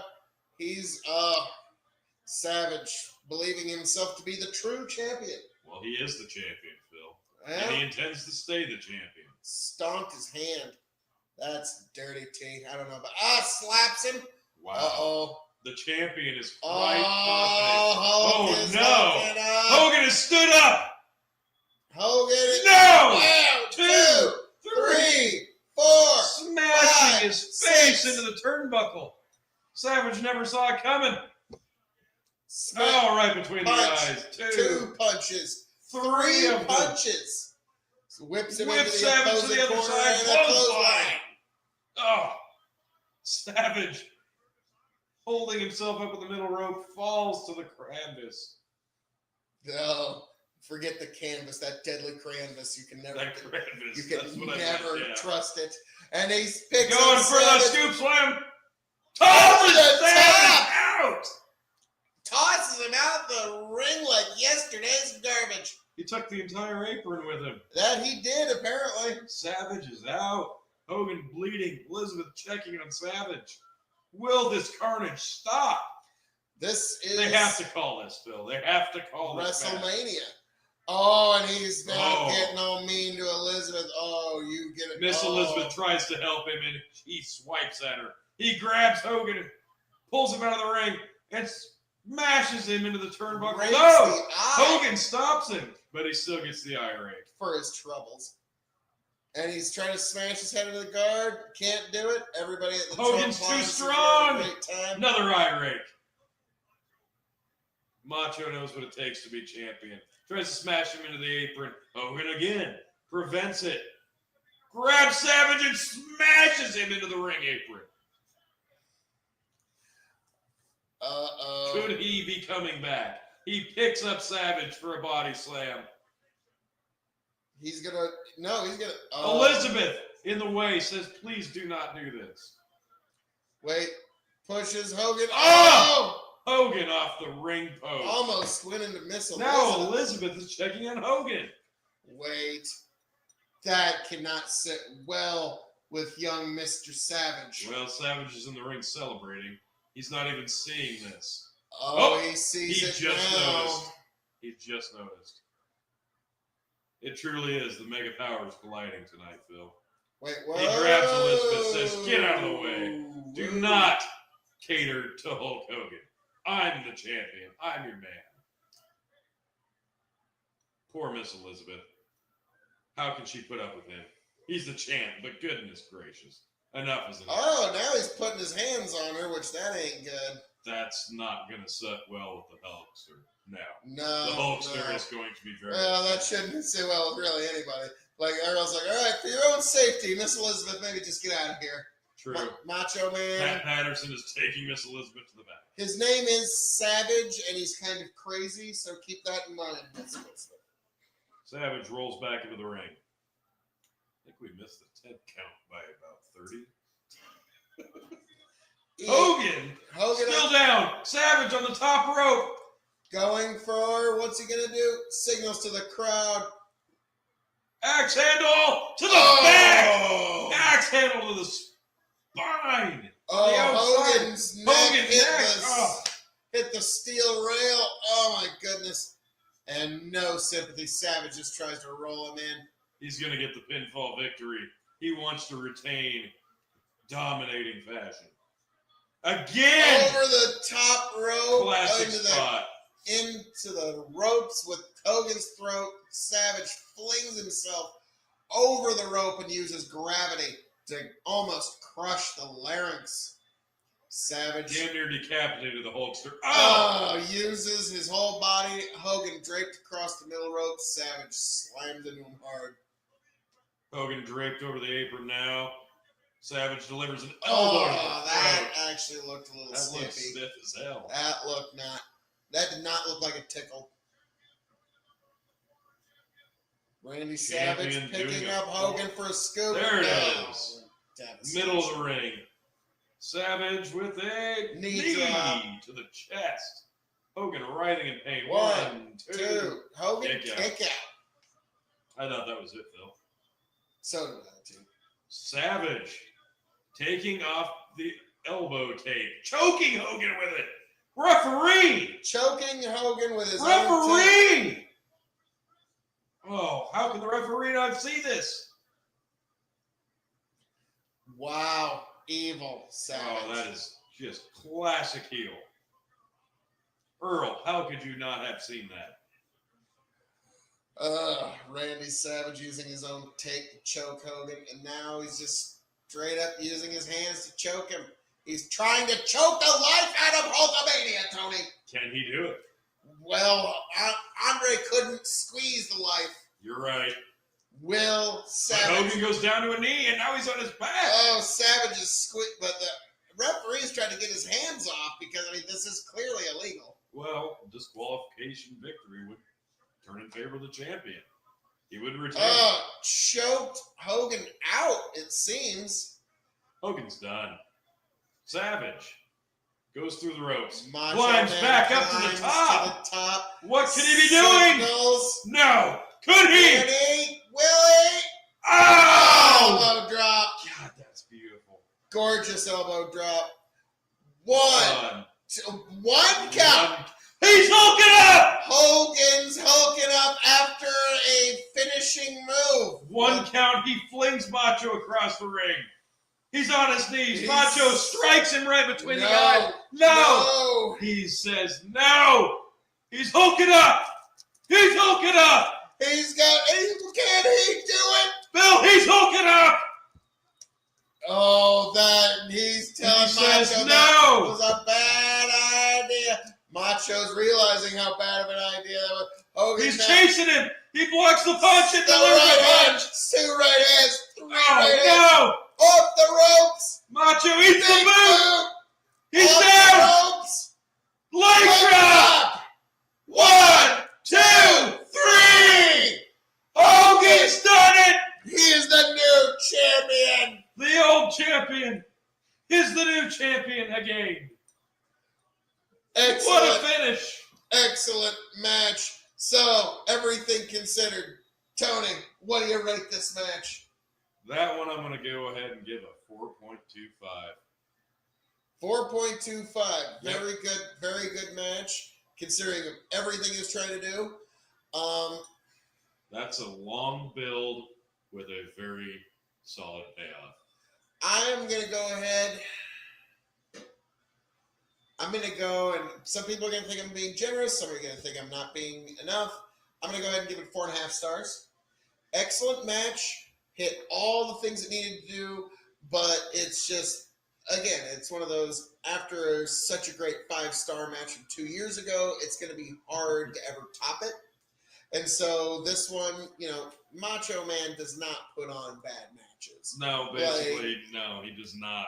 Like, you could go through any Macho Man match through this era, and I would defy you to, if you're being honest about it, give it any less than 3.5 stars, True. 4 stars. That is So, absolutely true. And just any old match, pick one. Pretty much. So that's what I'm going to say about this match. Is I'm going to give it 4.5 stars. Excellent match from start to finish. Got everything it needed done. Filled the Trump Plaza pretty well. This was a card they didn't know if they were going to be able to sell out. True. Hogan really did. So, and also this was, I believe Trump insisted that they have closed circuit TV allowed on I think this. you're right. That was one particular thing for this WrestleMania was Vince was trying to close out closed circuit viewers, but because that was something to do with Trump's business empire, it was allowed for this particular one. So a very great main event for WrestleMania 5. Hogan Savage. Ladies and gentlemen, I am your king. And yes, folks, that was our review of that match. We got one more, and it's a goodie. This one is from Halloween Havoc. This is Hulk Hogan versus the Giant, and it's got me and Tony with camera work this time. This is one of the first times we ever used a camera, and then it was again to talk about the late, great Hulk Hogan. So, folks, let's get right into this one. Me and Tony getting into this classic, wonderful match about the late, great Hulk Hogan and him and the Giant at Halloween Havoc. It was really something. Let's just go there. One and all to the Revolutionary Wrestling Podcast for the latest creature feature. Here, it is the Halloween season. I am the devilishly handsome outlaw himself, your king of extreme, the self-proclaimed wrestling podcast Tom Brady himself, joined by my indomitable broadcast partner, the one, the only, Tony G. The too sober Tony G to partake in We whatever you're about to show a me. surprise for you, Tony. A Halloween Havoc classic. We figure it's the best way to bring some levity to the season. Everybody tries to bring it to the creepy, and I think this is... Again, like, share, subscribe if Please you do. dare. Revolutionary Wrestling. Ooh, yes, if you dare. By Vincent Priceless. Yes. What am I watching? You'll see. Don't. And Eric Bischoff, Bobby the Brain Heenan, and some guy that I don't know are trying to get something over here, and you're going to love it when you figure it out, too. Trust me. This was a Halloween Havoc classic, and it was a one-time match that they did, and it was a one-of-a-kind. Let's just call it that way. It was... What? Here we go. Let's What are pull you- the trigger. Let's do it. No! Go! No! No! No! Hulk Hogan versus the Giant Monster Truck Sumo match.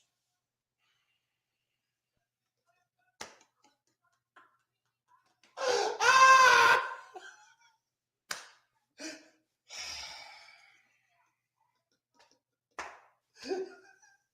I mean, come on. Is there a more ghoulish feature in the history? Okay, you give the history on this while I pull up a new image. Have fun giving the history on this. The history of this is that Hogan Motorhead, and he loves big, loud engines, and he wanted to have another reason to shoehorn in his love of big, loud engines into pro wrestling because, obviously, why not? And so on the roof of this arena, they put a big circle on top of the roof of the arena, which is impressive. They got these two giant monster trucks on top of the arena. I have no idea how they got them there. There's somebody welding the fronts of these two trucks together so that they won't detach in any way. And it's going to be a monster truck sumo match. Sumo wrestling with monster trucks, Tony. What's your thoughts on this, sir? Phil, Yes, sir. you know what's even worse is I actually do remember this. Oh, who could forget? And we're off.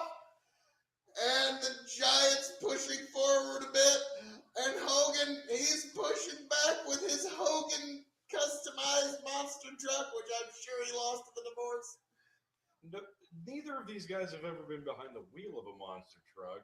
And there's nothing that leads me to believe that Sorry, they're David, actually that was in the cab of those monster trucks right here. Like that shot right there. Okay. Okay, that looks like the Giant. Because, really, what's there to do other than keep your foot on the pedal? But no, because this isn't how it works. Oh my God, this is terrible. Oh, This is how the Tony. match starts. Now, Tony, are you implying that a wrestling promotion would lie to us about who's Yes! actually driving? I don't know what to say to you, sir. But, of course, Hogan looks terrible without a goatee. yeah, he wasn't that for his Thunder in Paradise? Yes. No. Oh God. Oh, we're getting all the references in tonight. Wait, is it gonna? Yeah, because not even in a monster truck sumo match. Now, Hogan's almost out, but wait, of course he's hulking up. He's hulking up, Tony. He's hitting the. Oh, This is- the big boot. He's gonna drop the leg. This is the arm wrestling equivalent with monster trucks. Yes, it is, but it's Oh, awesome. God. And the struggle, Tony, the pageantry. Who's going to win? Who could possibly? Oh, who's gonna win this? I wonder. Hey, I wonder. Oh, look at Hulk. He's in dire straits. Oh no! Oh, wait. But he hulks up at the last second. Technically, that should be it, but no. Giant drops it in neutral and lets Hulk push him back into the center. I think that's how it works. Basically, who's going to win this? Oh, I wonder, Phil. Hogan was on the ropes, but Hogan don't do no jobs, not even on a He don't do a job on his back, and he sure as hell don't do it in the cab of a monster truck. And if that monster truck could drop a leg, it would have already done so. He would body slam that monster truck if he could.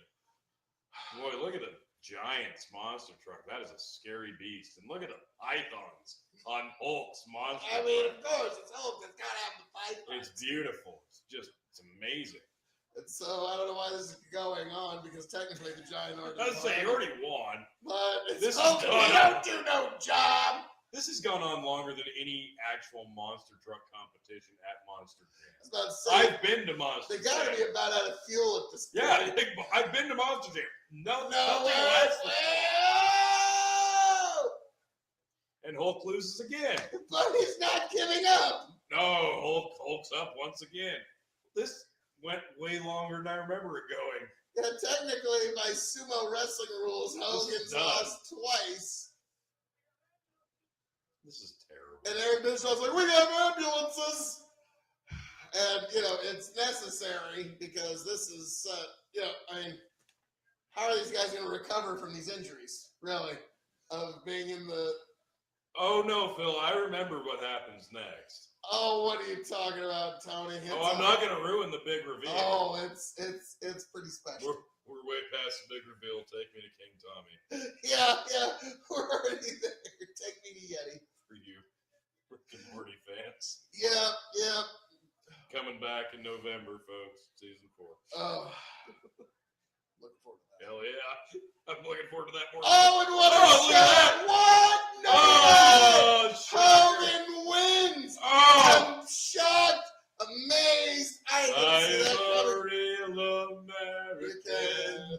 Fight Pushing sumo trucks out of the ring. And now Giant's mad he lost. Sumo wrestling match. He's with kicking trucks. stuff and he's going to go after Hogan. Yeah. Hogan's like, no, Giant. Let me back up to the back of this building. Yep, they're on the side of the building. Oh! Yep. Giant. And yep, Hogan is being choked.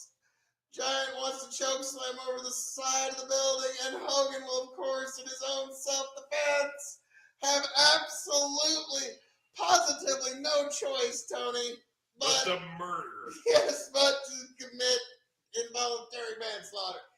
They're both on the ledge. And Hogan Giant, for no reason, backs up to the end. breaks. And, oh my God, he falls off. Giant fell off the side of the building. And Hogan tries to save him. Oh, of course, hold on a second, because we all know Hogan was going to stop that 500-pound behemoth from falling off the side of that With building. the 90-inch python. Well, So the he's gonna pythons, grab yes. him and pull him to safety with one arm. And they just cut some water. Yeah, because it's a moat. It's a moat that surrounds And the so, building. no. So yeah, there's water surrounding the building. And now it's the main event. We skipped the Lex Luger match, and now we're Oh, in the main gosh. event. Did we skip the Luger match? Oh no. And I really And we've got one of the Buffer brothers, and Bruce, I hate who's the famous Buffer brother now.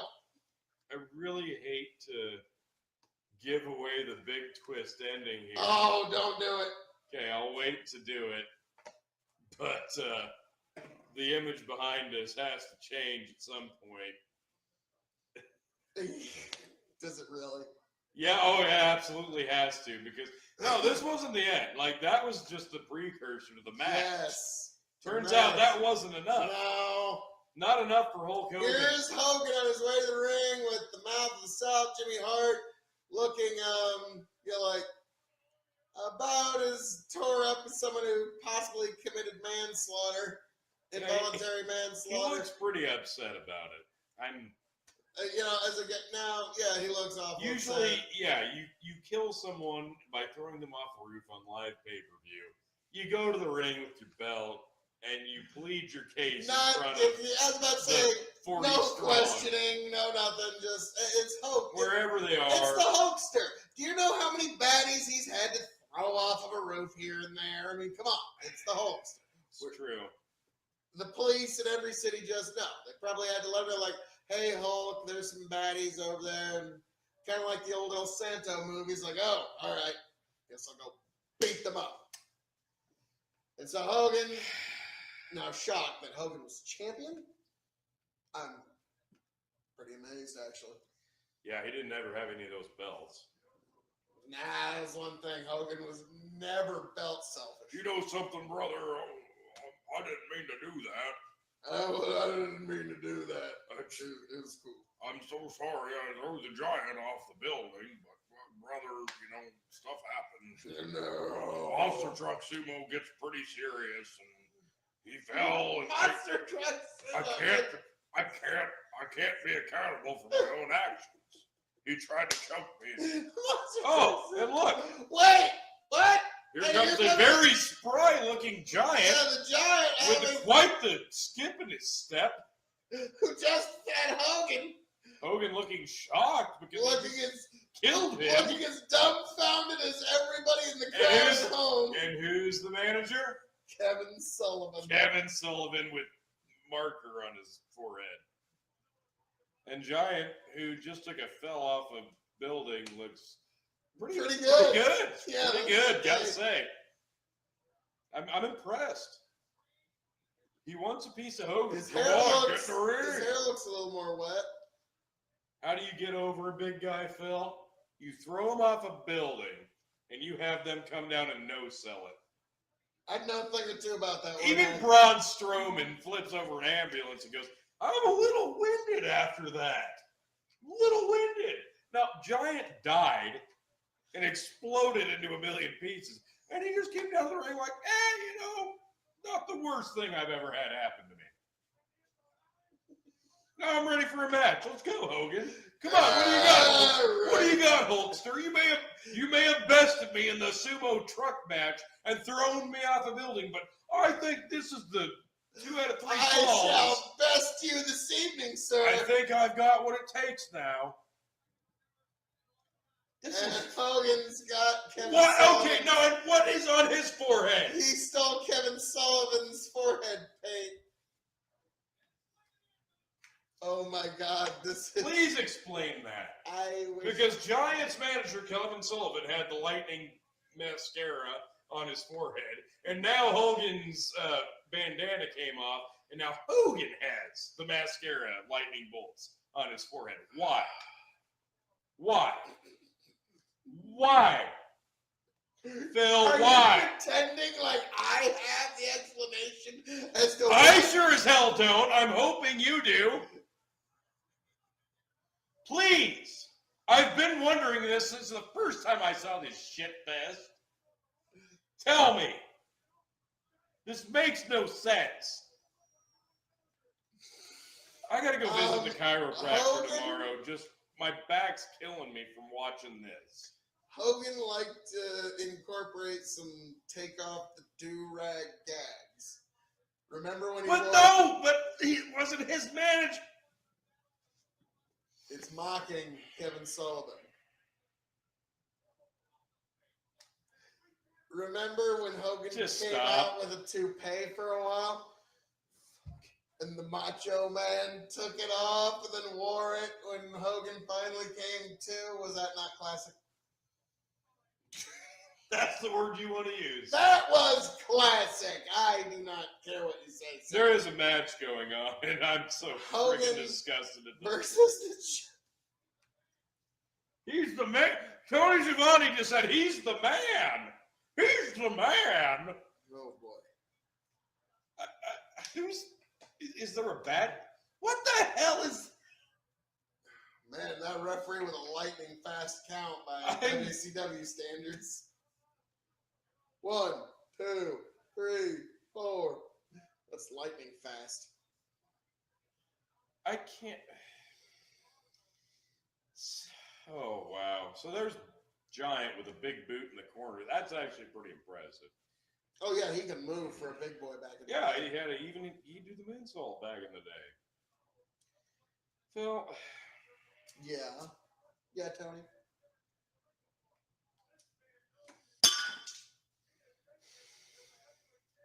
What's up? I've wondered for years why you've given me so much hell for being such a WWE, WWF, New York mark. And you try to sell me on WCW and how great it was in its heyday. And then you subject me to shit like this. And you expect me to change my opinion. Go, Phil, you've convinced me. Sumo truck wrestling on a top of a building where one of the participants dies and then comes down like it's no big thing and continues with the match. And this is your example to convince me that Southern style wrestling, by golly, they had the formula that worked.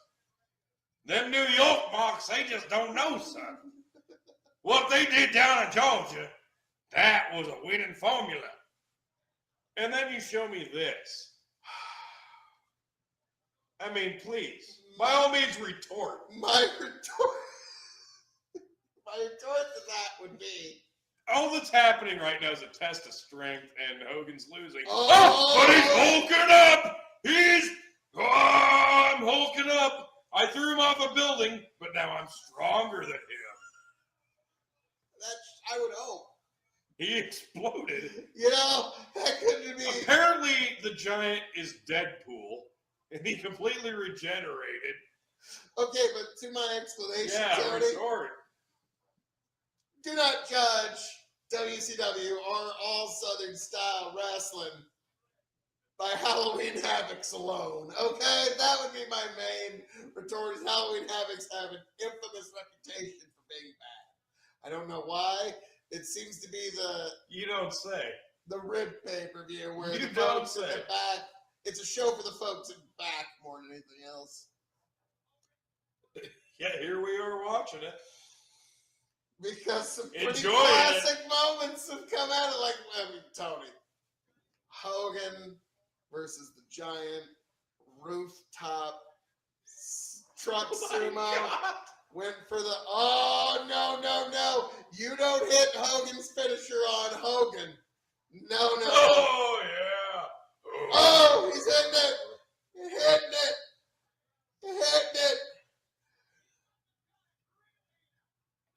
Oh, into the turnbuckle. Oh, into the turnbuckle. Honestly, is there something hard you can smack my head against? Because I think that would help.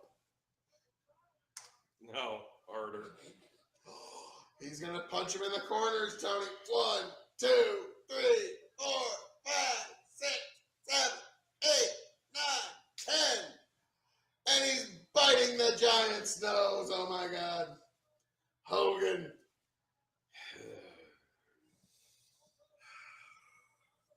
We have commentated none of this. I mean, I'm commentating it like it's awesome. no, here's the thing. Like, anybody watching us right now has to take our word for the action that we're witnessing. And I use that term loosely, like incredibly loosely.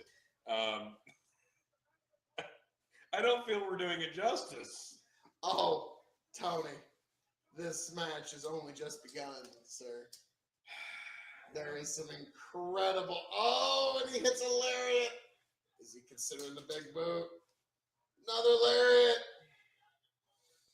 Yep, keep selling it. Over the top. Oh my God, Giant almost broke his neck. Like that's a big thing. The dude fell off a building not 20 minutes ago. And Hulk's hulking up. Giant and Kevin Sullivan are leaving because Hulk's too much. You can throw me off a building, but the power of hulking up is too much. I gotta drag you back to the ring, Giant. This is the freaking worst thing I've ever seen. No, I- you've seen the Chamber of Horrors match, so don't pretend like this is the worst thing you've ever seen. Yeah, what's the order we upload this? Because what's worse? I'm sorry to break the fourth wall, folks. I'm just gonna say, I got Chamber of Horrors. Freaking on that one, horrible. This is. They have the entire ring to work with at least, and it still sucks. man. They had a whole roof. They had a whole building. Is Hogan actually gonna take a bump? Breaks the eyes. Oh, Yeah, I've heard Hogan used to be much taller back in his early run, and he's had so many back injuries and spine surgeries that he's actually lost a couple inches to his height. yeah, if anybody wants, sorry to segue in the middle of this amazing action, but definitely listen to the Stone Cold interview of Hulk Hogan. It's fantastic. Fantastic. I think it's only part one that's uploaded at the moment of this recording, but it is fantastic. I mean, like, I'm a huge Hogan mark. I should just go ahead and say that. I was too in his WWF run. Well, I mean, in regards to his WWF run, I still, to this day, rank Andre the Giant versus Hulk Hogan as the greatest match of all time. It's a controversial pick, but at the same time, it's, some people say, Savage Steamboat was better. No, it wasn't. 90,000 people weren't in that arena to see Savage Steamboat. They were there to see Andre Hogan. No, but That's those the people moment got to see Savage Steamboat. Yes, but what I'm saying is that is the moment in wrestling that punctured deeper into the overall pop culture psyche than any other moment. I'm not going to disagree that it is the moment of wrestling hierarchy. It is. It absolutely is. You can't name me like Stone Cold didn't, The Rock didn't, Flair didn't. it's Hogan slamming Andre at WrestleMania 3. So are you actually bringing that up and comparing that to anything you're seeing right now? Hogan's in there with a really big guy. He sure is. He sure is. And he's probably talked to him about trying to body slam him at some point in this match. Like, so brother, I think you just let me body slam you. That's probably about it. Well, you know, right now, Giant's got Hogan in a very loose bear hug, and Hogan's trying to. I don't know what Hogan's trying to do. He's trying to fight his way out of it, Tony, because that's what you do. Yeah, okay. He's doing the. He's punching his own hand, punching that hand of his, just punching it. Harder. Make it hurt. And Giant gives Hogan a big body slam. And Hogan sells it like he just got shot with a shotgun. Or never mind. Never mind, he stood up. Back up. He's still and back into the bear hug. Well, Tony, Oh considering my how God. tore up his back is, it might feel like that. This is the early 90s. You've been dropping a leg for as long as he has. I bet your lower back's I did. basically. I think he mentioned that on the Stone Cold podcast. I really regret making that my finisher. Because, yeah, dropped a lot of legs over the years.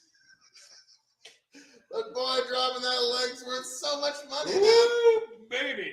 As much as I hate to say it, as weird as the leg drop is, like, and it's one of those, like, every schoolyard. Great shot of Kevin Sullivan there. Every schoolyard kid, we all tried to work out the mechanics of the leg drop.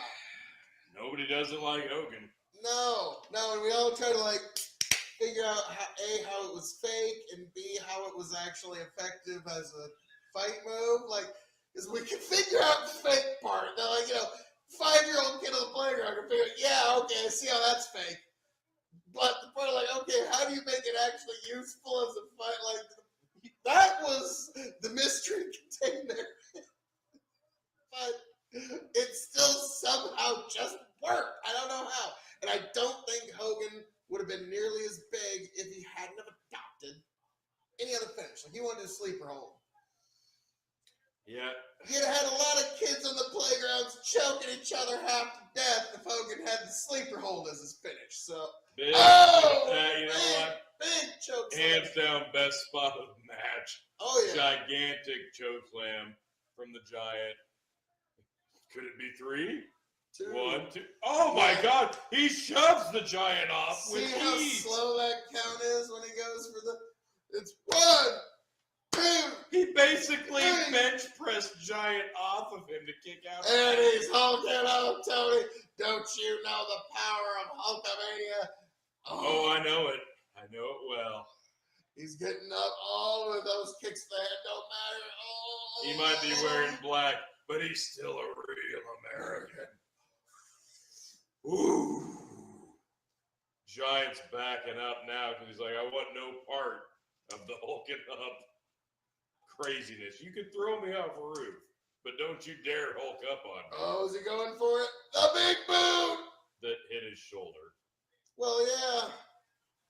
He's going to Yeah. try. Oh, He's over gonna the try body to bench press him. Breaks his eye. You're not. And body slam! He hits the Giant with a body slam. That's what the crowd wanted to see. He's bouncing off the ropes. Big Leg leg. drop, and Jimmy Hart hits the referee. Oh, this has gone on way too long. Way longer than it needs to. Jimmy Hart's turned on Hogan. That's so stupid. There are so many. Shivani's flipping out. He hit the referee! Nobody knew what was going on in any part of this match. Least Nobody of all, intended. the referee. And now he's trying to help. Nobody knows what's going on.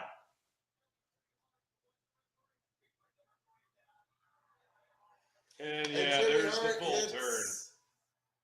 And And he Hogan, immediately no-sells it. well, it's Jimmy Hart. Jimmy Hart hits him with the belt. He no-sells that. Gets Jimmy on the ropes.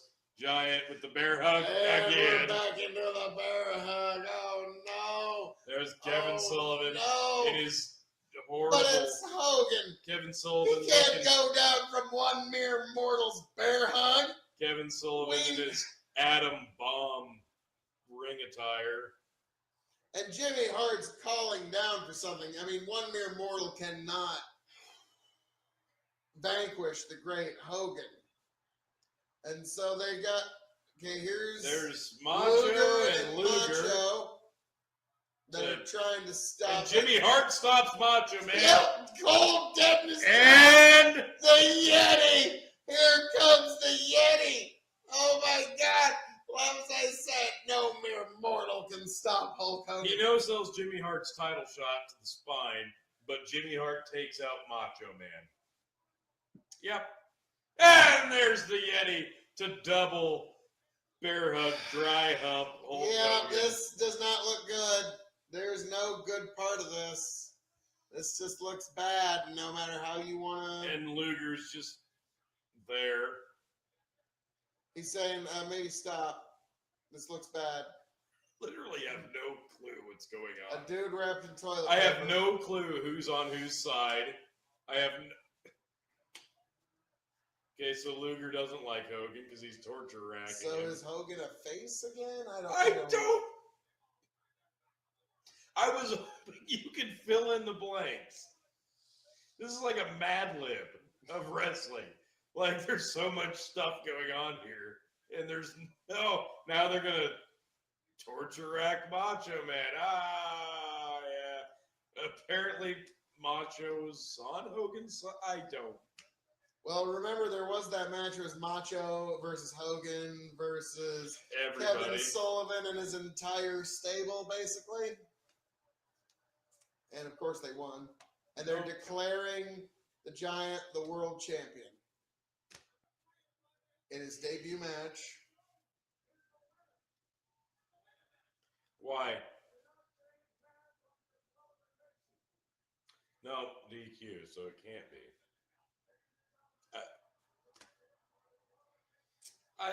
So he said there's a little bit of animosity in the back. The fact that he had won the belt on his debut match. I could imagine that to be the case. That's your takeaway? That's your takeaway. Not the crap shoot of garbage that led to it. Lex Luger, Hulk Hogan, Had it been a debut Macho match, Man Randy Savage, and a mummy wrapped in toilet paper. yeah, it's the fact that he won the title in his debut match. That's the problem. Not the fact that it took like Frankenstein and 90 heel turns and a freaking monster truck sumo match and killing Giant, but he didn't die. And we're putting lightning bolt mascara on our face, but so is the other guy. And then Jimmy Hart turns on Hogan, and then Macho and Luger come out at the same time, but only one of them's for Hogan. And then now we're dry humping Yeti mummies in the ring. Sounds about like typical Halloween havoc, folks. What can I say? Hogan's laid out in the ring, folks. Because if you're going to beat Hogan, it's got to be through supernatural ways. Obviously. You can't just pin him.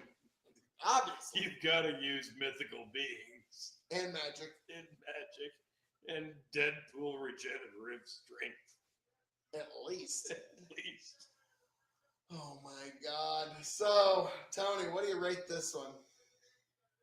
Oh, I'm breaking. Oh, wow. I'm breaking the wrestle shit scale, dude. That's 3.5 shits. 3.5. I was gonna be a little more No, generous. there's no I'll give you generosity. 2.5 shits because there was actual moves and work rate in the match in the ring. And it all went out the window. with the Yeti. Everything.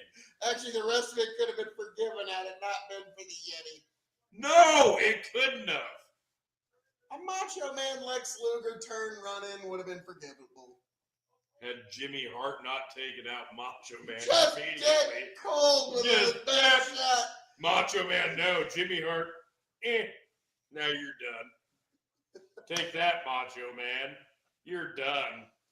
Your run-in was pointless. That was 3.5 shits all day. I'm sticking with 2.5, folks. But all that being said, this was enjoyable for me, T. Well, I'm glad you enjoyed it. Just see the look on your face when we found out it was going to be the joy of the Monster Truck Sumo Wrestling match. Folks, all that being said, Hogan's being let out of the ring. This has been our Halloween Havoc review. I am your King of Extreme, Phil K.O.E., signing off and handing it off to my indomitable broadcast partner. No. Well, folks, have yourself a great Halloween. Kids, get home for the witching hour, and I will see you on the flip side. Yes, indeed. So, folks, how are we doing this evening? Now, folks, we're getting at a very special point. I'm not sure exactly when we're going to end tonight's show. I'm not sure. We're going to get into some readings here, and that's going to be how we're going to end tonight's entertainment. And it's going to go for as long as, well, you beautiful folks are entertained at home. Because Hulk, at the end of his life, did come to Christ, the end of this stream is going to feature some readings of mine from the Gospel of John. So, without further ado, folks, that is how we're going to end this stream. All that being said, thank you for joining us. God bless every last one of you. God bless Hulk Hogan's family. God bless Hulkamania. God bless every last one of you that was a fan of Hulk Hogan and was a part of the story of Hulkamania. Folks, God bless every last one of you. And this is a perfect way to not only end this stream, but to go right into Sunday. And folks, God bless. Travel well. Every last one of you who loved Hulk Hogan, who loved what he contributed. Folks, Hulk Hogan came to Christ at the end of his life, and he hopes that you do the same.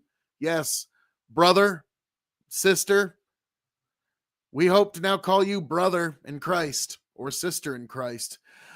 God bless every last one of you. I hope all of you make it back here to the K.O.E. Nation happy, healthy, much the wiser. Let's get right into it. God bless. Travel well. A reading from the Gospel of John, chapter 1. In the beginning was the Word, and the Word was with God, and the Word was God. He was in the beginning with God. All things were made through him, and without him was not anything made that was made. In him was life, and life that was the light of men.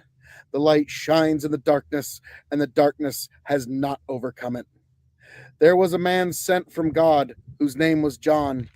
He came as a witness, to bear witness about the light, that all might believe through him. He was not the light, but came to bear witness about the light.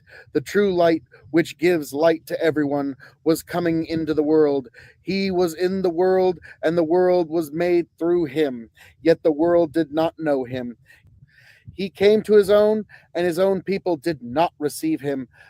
But to all who did receive him, who believed in his name, he gave the right to become children of God, who were born not of blood, nor of the will of the flesh, nor of the will of man, but of God.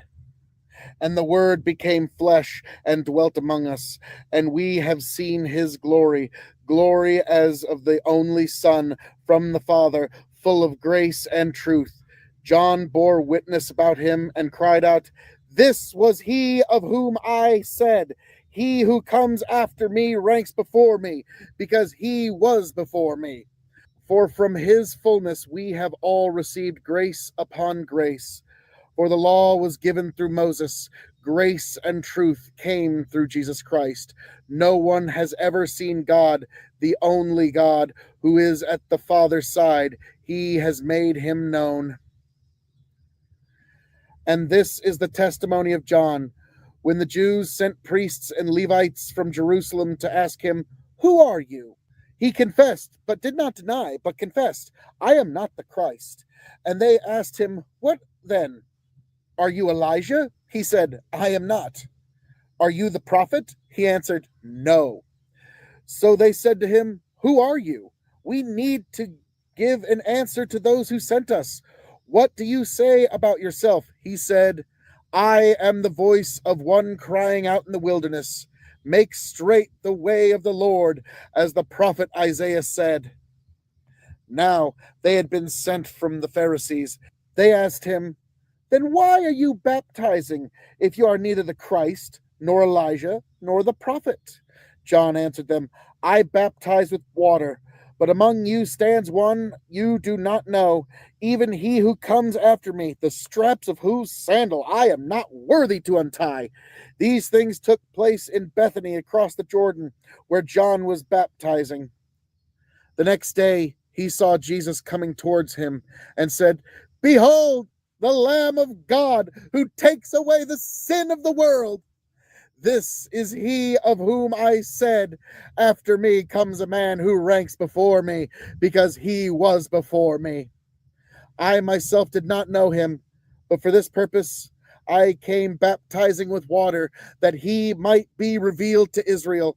And John bore witness, "I saw the Spirit descend from heaven like a dove, and it remained on him.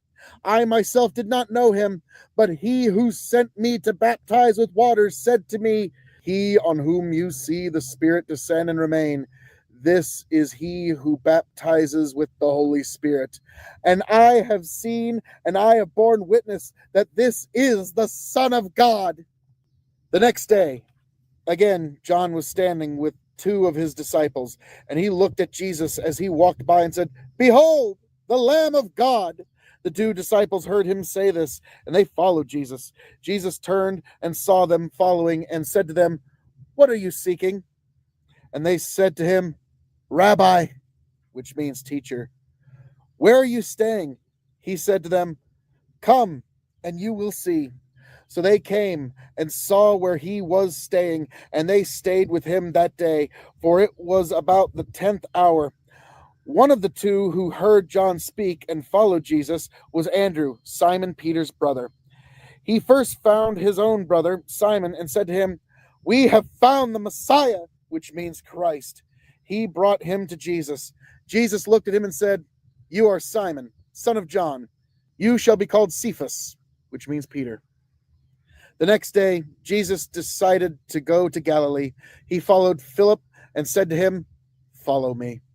Philip was from Bethsaida, the city of Andrew and Peter. Philip followed Nathanael and said to him, "We have found him of whom Moses in the law and also the prophets wrote, Jesus of Nazareth, the son of Joseph." Nathanael said to him, "Can anything good come out of Nazareth?" Philip said to him, "Come and see." Jesus saw Nathanael coming towards him and said to him, "Behold, an Israelite indeed, in whom there is no deceit." Nathanael said to him, "How do you know me?" Jesus answered him, "Before Philip called you, when you were under the fig tree, I saw you." Nathanael answered him, "Rabbi, you are the Son of God. You are the King of Israel." Jesus answered him, "Because I said to you, I saw you under a fig tree, do you believe? You will see greater things than these." And he said to him, "Truly, truly, I say to you, you will see heaven opened and the angels of God ascending and descending on the Son of Man." Thus ends the reading of God's holy word. God bless. Travel well. Amen.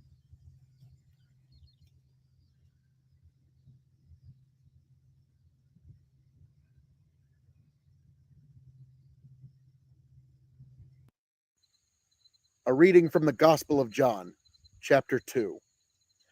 On the third day there was a wedding in Cana in Galilee, and the mother of Jesus was there. Jesus also was invited to the wedding with his disciples. When the wine ran out, the mother of Jesus said to him, "They have no wine." And Jesus said to her, "Woman, what does this have to do with me? My hour has not yet come." His mother said to the servants, "Do whatever he tells you." Now there were 6 stone water jars there for the Jewish rites of purification, each holding 20 or 30 gallons. Jesus said to the servants, fill the jars with water. And they filled them up to the brim. And he said to them, now draw some out and take it to the master of the feast. So they took it. When the master of the feast tasted the water now become wine, and did not know where it came from, though the servants who had drawn the water knew, the master of the feast called the bridegroom and said to him, everyone serves the good wine first, and when people have drunk freely, then the poor wine. But you have kept the good wine until now. This was the first of his signs Jesus did at Cana in Galilee and manifested his glory, and his disciples believed in him. After this, he went down to Capernaum with his mother and his brothers and his disciples, and they stayed there for a few days. The Passover of the Jews was at hand, and Jesus went up to Jerusalem. In the temple, he found those who were selling oxen and sheep and pigeon, and the money changers sitting there. And making a whip of cords, he drove them all out of the temple with the sheep and oxen. And he poured out the coins of the money changers and overturned their tables. And he told those who sold the pigeons, take these things away. Do not make my Father's house a house of trade. His disciples remembered that it was written, zeal for your house will consume me. So the Jews said to him, what sign do you show us for doing these things? Jesus answered them, destroy this temple, and in 3 days I will raise it up. The Jews then said, it has taken 46 years to build this temple, and you will raise it up in 3 days? But he was speaking about the temple of his body. When therefore he was raised from the dead, his disciples remembered that he had said this, and they believed the scripture and the word that Jesus had spoken. Now, when he was in Jerusalem at the Passover feast, many believed in his name when they saw the signs that he was doing. But Jesus on his part did not entrust himself to them, because he knew all people and needed no one to bear witness about man, for he himself knew what was in man. Thus ends the reading of God's holy word. God bless. Travel well.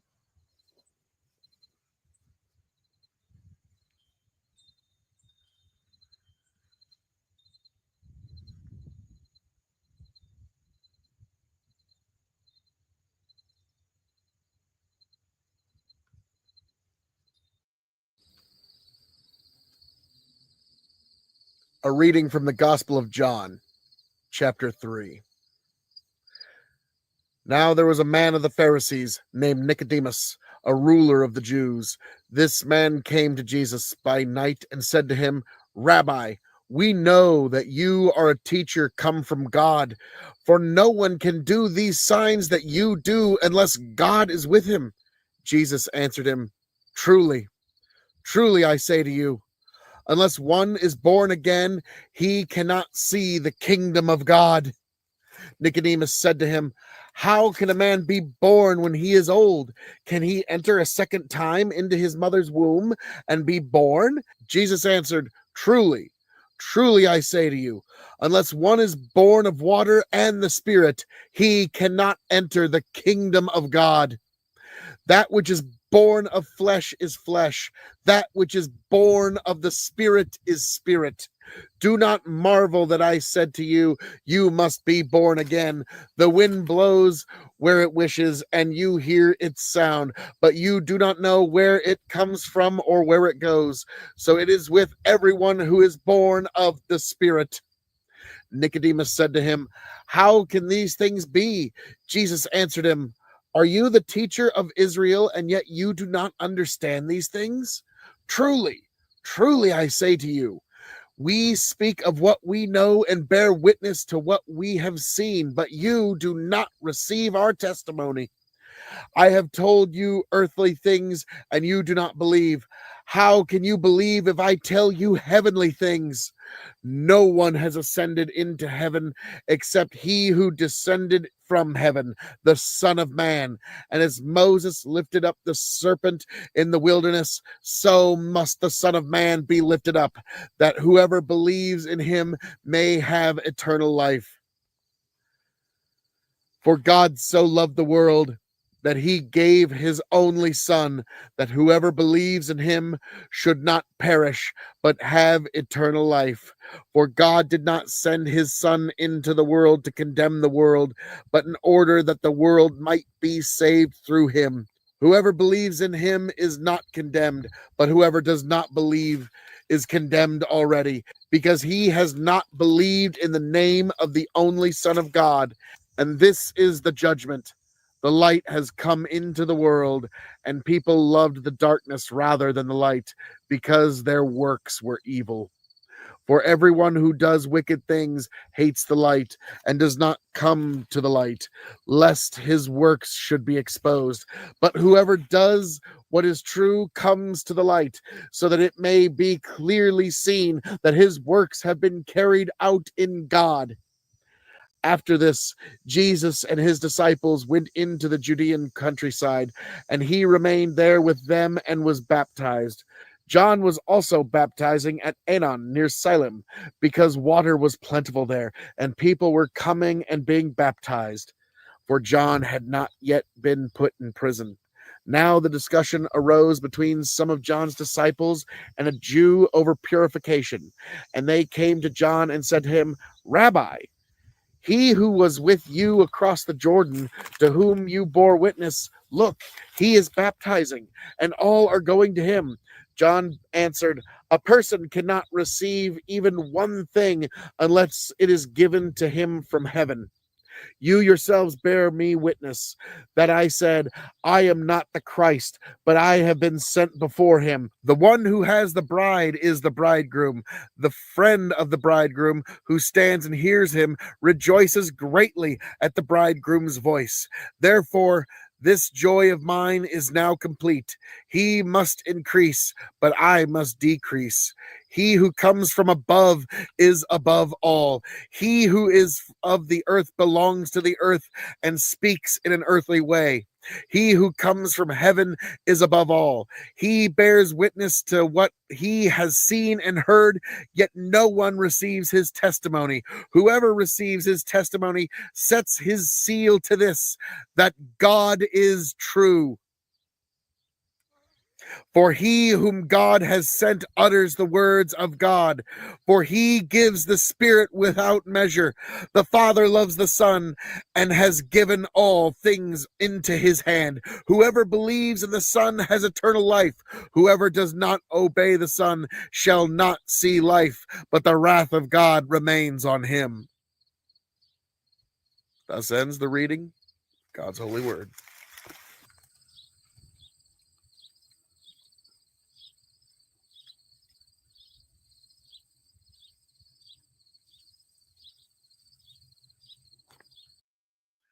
A reading from the Gospel of John, chapter 11, the death of Lazarus.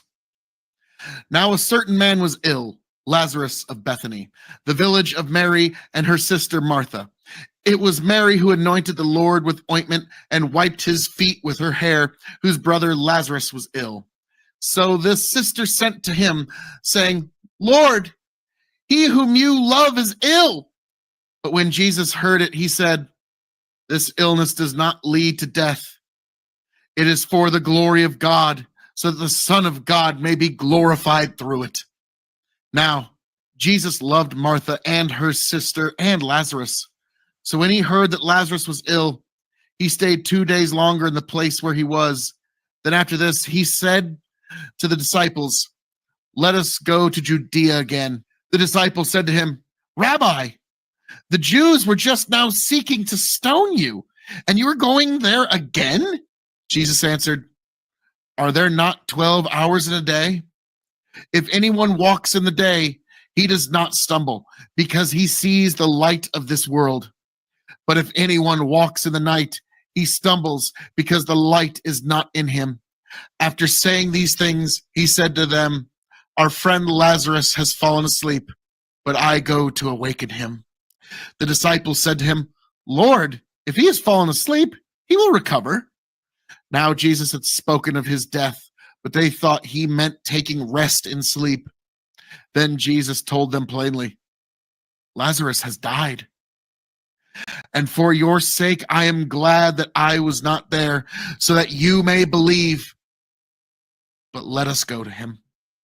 So Thomas, called the twin, said to his fellow disciples, let us also go, that we may die with him. Now, when Jesus came, he found that Lazarus had already been in the tomb 4 days. Bethany was near Jerusalem, about 2 miles off, and many of the Jews had come to Martha and Mary to console them concerning their brother. So when Martha heard that Jesus was coming, she went and met him, but Mary remained seated in the house. Martha said to Jesus, Lord, if you had been here, my brother would not have died. But even now I know that whatever you ask from God, God will give you. Jesus said to her, your brother will rise again. Martha said to him, I know that he will rise again in the resurrection of the last day. Jesus said to her, I am the resurrection and the life. Whoever believes in me, though he die, yet shall he live. And everyone who lives and believes in me shall never die. Do you believe this? She said to him, yes, Lord, I believe you. You are the Christ, the Son of God, who is the coming into the world. When she had said this, she went and called her sister Mary, saying in private, the teacher is here and is calling for you. When she heard it, she rose quickly and went to him. Now Jesus had not yet come into the village, but was still in the place where Martha had met him.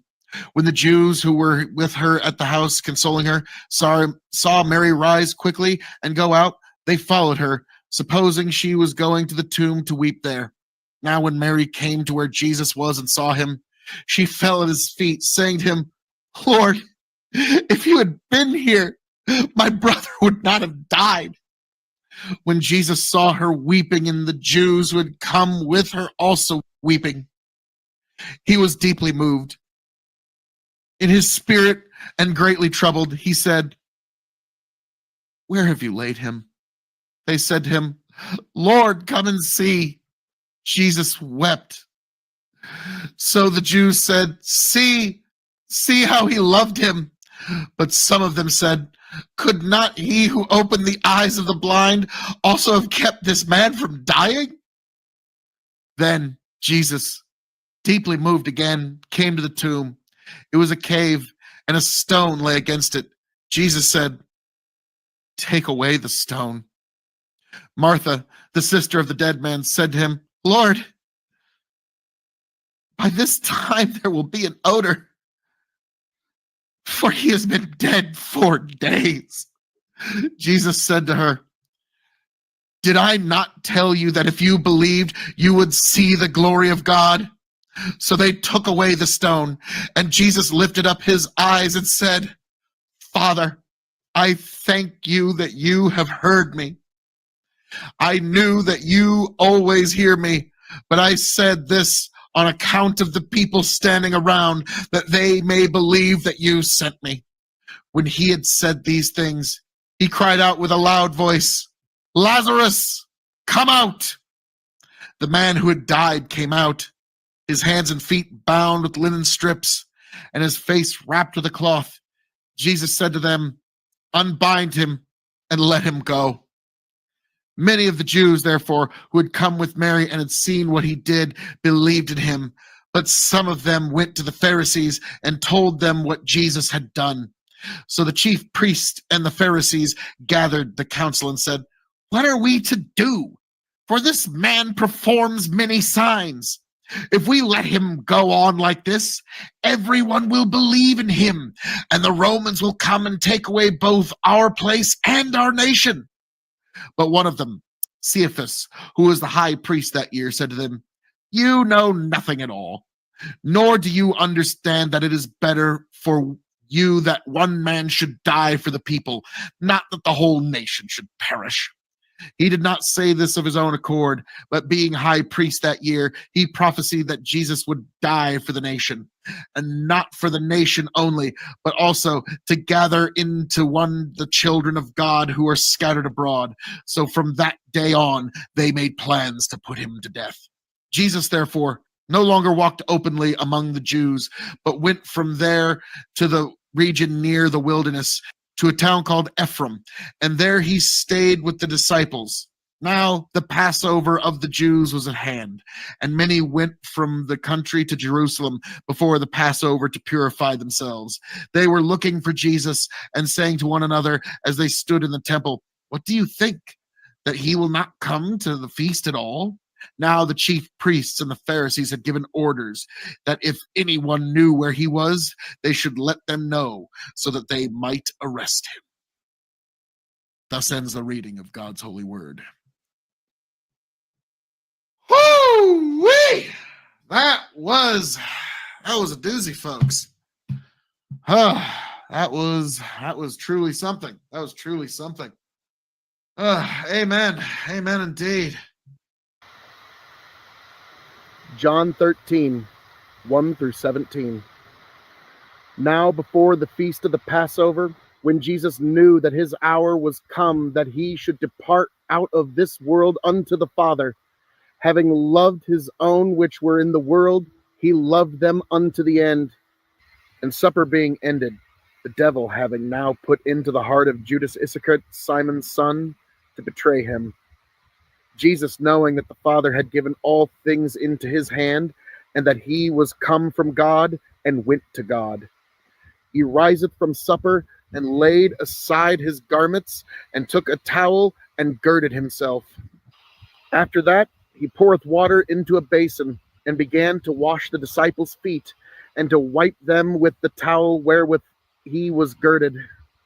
Then cometh he to Simon Peter, and Peter saith unto him, Lord, dost thou wash my feet?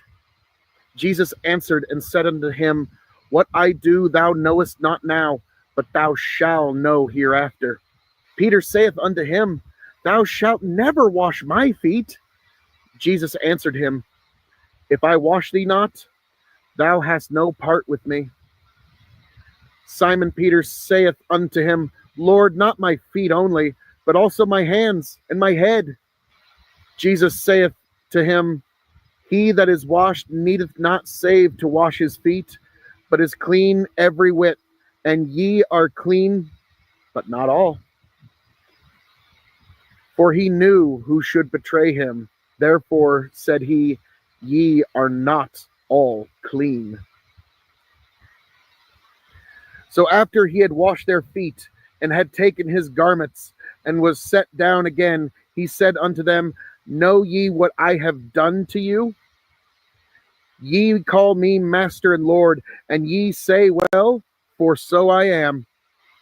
If I then, your Lord and Master, have washed your feet, ye ought to wash one another's feet. For I have given you an example that ye should do as I have done to you. Verily, verily, I say unto you, the servant is not greater than his Lord, neither he that is sent greater than he that sent him. If ye know these things, happy are ye if ye do them. John 13, 1 through 17.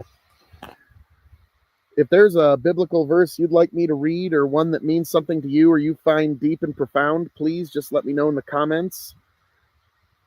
And we can engage in this journey with this profound book together. God bless every last one of you. Travel well. John 14:6. Jesus saith unto him, I am the way, the truth, and the life. No man cometh unto the Father but by me. Thus ends the reading of God's holy word. Folks, this is the one biblical verse that if you know just this one, you can carry the true essence of Christianity to others, the true essence of Jesus to others. So profound, I'll say it one more time, just so you can carry it with you as a ember within you to rekindle your own spiritual fire. Jesus saith unto him, I am the way, the truth, and the life. No man cometh unto the Father but by me. Thus ends the reading of God's holy word. Folks, if there's a biblical verse that you'd like me to read, one that you find inspirational, one that you find deep meaning from, please just let me know in whatever way you can get a hold of me. Until then, God bless. Travel well. If you abide in me and my word abide in you, ask whatever you wish and it will be done for you. By this, my Father is glorified, that you bear much fruit and so prove to be my disciples. As the Father has loved me, so have I loved you. Abide in my love. If you keep my commandments, and you will abide in my love, just as I have kept my Father's commandments and abide in his love. These things I have spoken to you, that my joy may be in you, and that your joy may be full. This is my commandment, that you love one another as I have loved you. Greater love has no one than this, that someone lay down his life for his friends. You are my friends if you do what I command you. No longer do I call you servants, for the servant does not know what his master is doing. But I have called you friends. For all that I have heard from my Father, I have made known to you. You did not choose me, but I chose you and appointed you that you should go and bear fruit, and that your fruit should abide, so that whatever you ask the Father in my name, he may give it to you. These things I command you, so that you will love one another. Thank you. You may be seated. Thus ends the reading of God's holy word. John 15, 17 through 19. These things I command you, that ye love one another. If the world hates you, ye know that it hated me before it hated you. If ye were of the world would love his own. But because ye are not of the world, but I have chosen you out of the world, therefore the world hateth you. Thus ends the reading of God's holy word. John 15, 17 through 19. Folks, if there's a biblical passage you'd like me to read, one that means something to you, one that has some special meaning to you, one that you find profound, please just let me know in the comments or any way you can get a hold of me. Until then, folks, that was this biblical verse of the week. God bless. Travel well. Good morning. A reading from the Gospel of John 16. I have said these things to you to keep you from falling away. They will put you out of the synagogues. Indeed, the hour is coming when whoever kills you will think he is offering service to God. And when they do these things because they have not known the Father nor me, but I have said these things to you. For when their hour comes, you may remember that I told them to you. I did not say these things to you from the beginning because I was with you. But now I am going to him who sent me, and none of you ask me, where are you going? But because I have said these things to you, sorrow has filled your heart. Nevertheless, I tell you the truth. It is to your advantage that I go away. For if I do not go away, the helper will not come to you. But if I go, I will send him to you. And when he comes, he will convict the world concerning sin and righteousness and judgment. Concerning sin, because they do not believe in me. Concerning righteousness, because I go to the Father, and you will see me no longer. Concerning judgment, because the ruler of this world is judged. I still have many things to say to you, but you cannot bear them now. When the Spirit of truth comes, he will guide you into all the truth, for he will not speak on his own authority, but whatever he hears, he will speak, and he will declare to you the things that are to come. He will glorify me, for he will take what is mine and declare it to you. All that the Father has is mine. Therefore, I said that he will take what is mine and declare it to you. A little while, and you will see me no longer. And again, a little while, and you will see me. So some of his disciples said to one another, what is this that he says to us? A little while, and you will not see me, and again a little while, and you will see me? And because I am going to the Father? So they were saying, what does he mean by a little while? We do not know what he is talking about. Jesus knew that they wanted to ask him. So he said to them, is this what you are asking yourselves? What I meant by saying a little while and you will not see me, and again a little while and you will see me? Truly, truly I say to you, you will weep and lament, but the world will rejoice. You will be sorrowful, but your sorrow will turn into joy. When a woman gives birth, she has sorrow because her hour has come. But when she has delivered the baby, she no longer remembers the anguish for joy that a human being has been born into the world. So also you have sorrow now, but I will see you again, and your hearts will rejoice, and no one will take your joy from you. In that day you will ask nothing of me.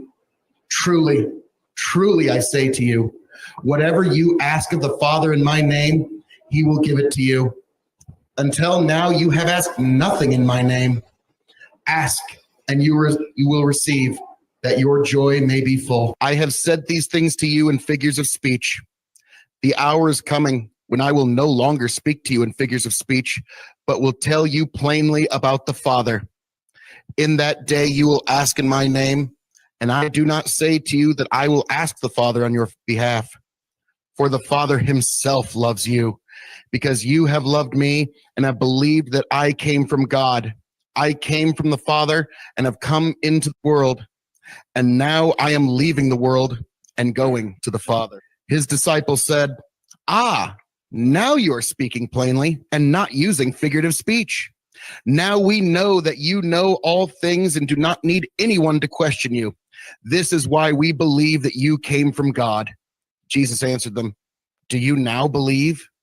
Behold, the hour is coming.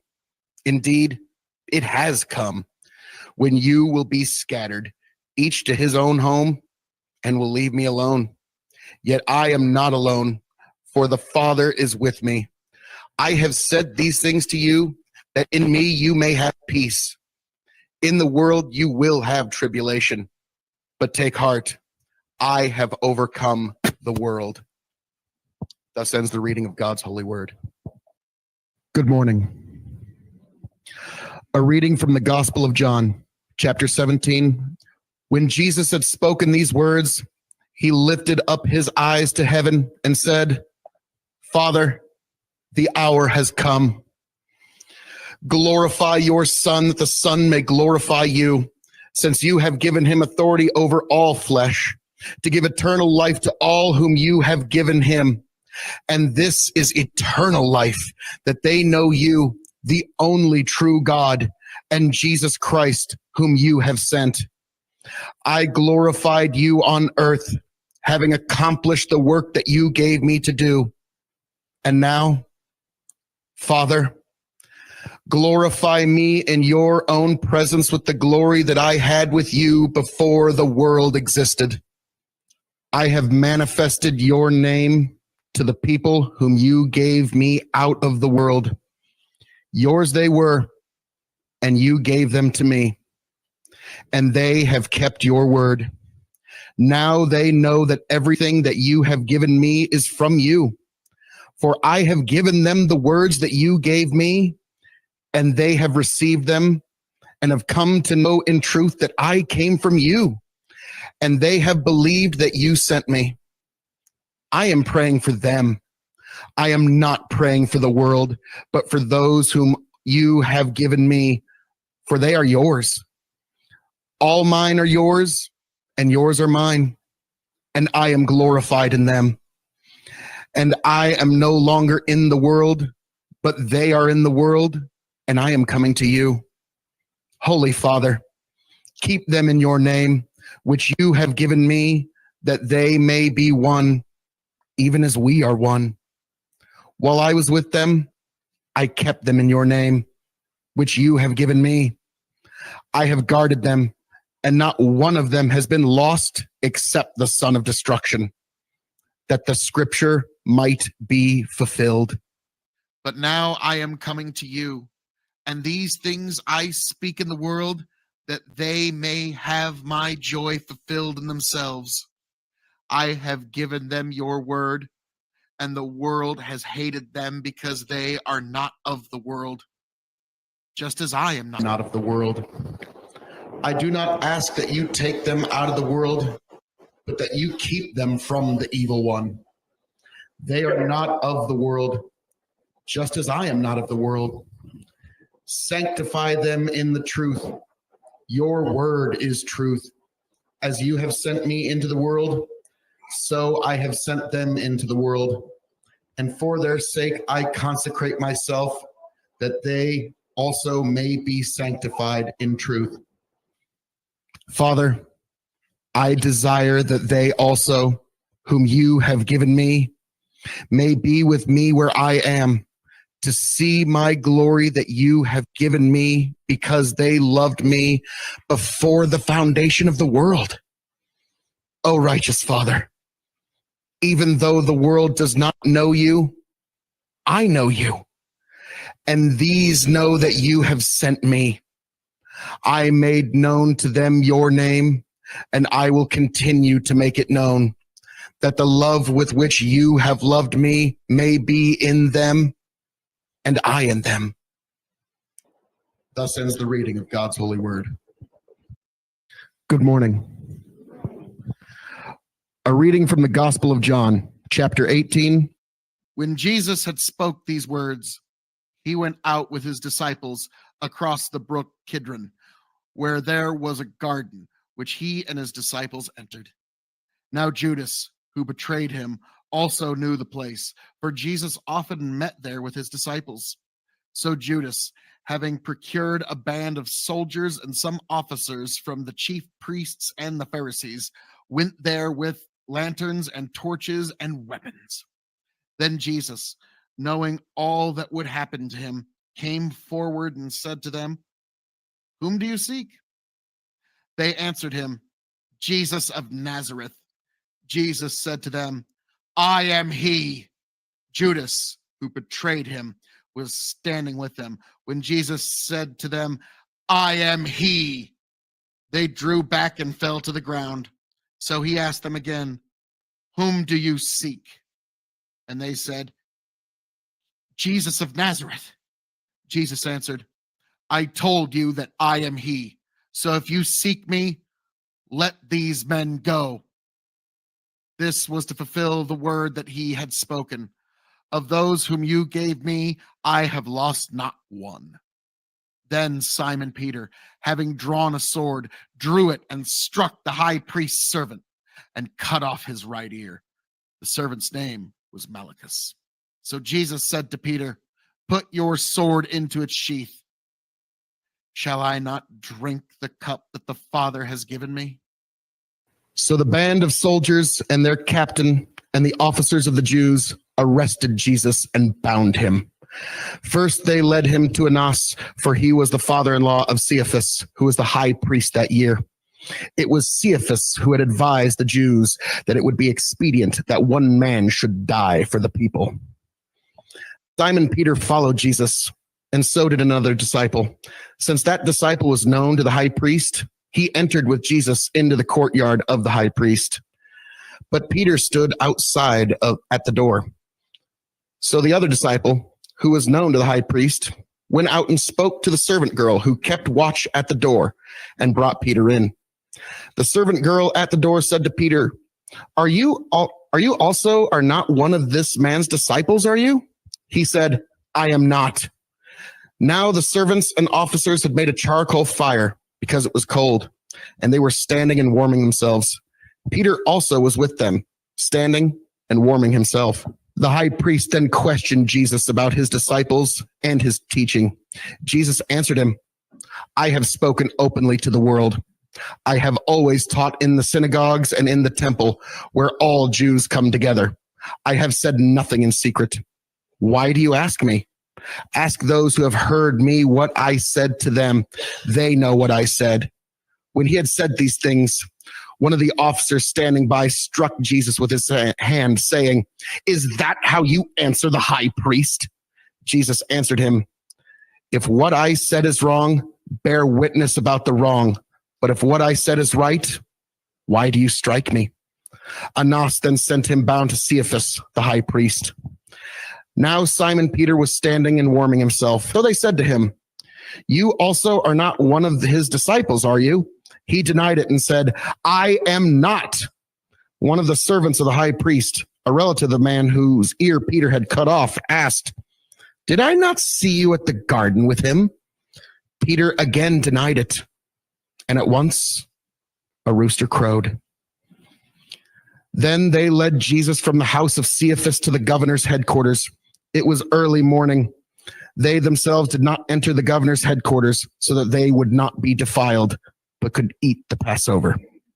Then they led Jesus from the house of Caiaphas to the governor's headquarters. It was early morning. They themselves did not enter the governor's headquarters so that they would not be defiled, but could eat the Passover. So Pilate went outside to them and said, what accusations do you bring against this man? They answered him, if this man were not doing evil, we would not have delivered him over to you. Pilate said to them, take him yourselves and judge him by your own law.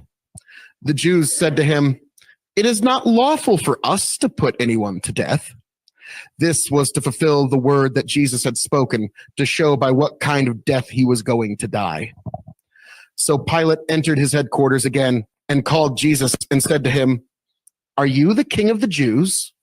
Jesus answered, do you say this of your own accord, or did others say it to you about me? Pilate answered, am I a Jew? Your own nation and the chief priests have delivered you over to me. What have you done? Jesus answered, my kingdom is not of this world. If my kingdom were of this world, my servants would have been fighting that I might not be delivered over to the Jews. But my kingdom is not from the world. Then Pilate said to him, so you are a king? Jesus answered, you say that I am a king. For this purpose I was born, and for this purpose I have come into the world, to bear witness to the truth. Everyone who is of the truth listens to my voice. Pilate said to him, what is truth? After he had said this, he went back outside to the Jews and told them, I find no guilt in him. But you have a custom that I should release one man for you at the Passover. So do you want me to release to you the king of the Jews? They cried out again, not this man, but Barabbas. Now Barabbas was a robber. Then Pilate took Jesus and flogged him. And the soldiers twisted together a crown of thorns and put it on his head and arrayed him in a purple robe. They came up to him saying, hail, King of the Jews, and struck him with their hands. Pilate went out again and said to them, see, I am bringing him out to you that you may know that I find no guilt in him. So Jesus came out wearing the crown of thorns and the purple robe.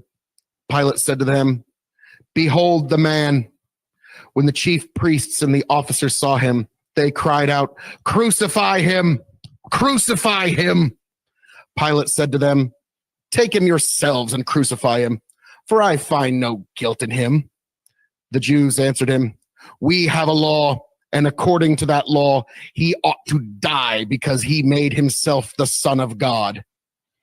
When Pilate heard this statement, he was even more afraid. He entered his headquarters again and said to Jesus, where are you from? But Jesus gave no answer. So Pilate said to him, you will not speak to me? Do you not know that I have authority to release you and authority to crucify you?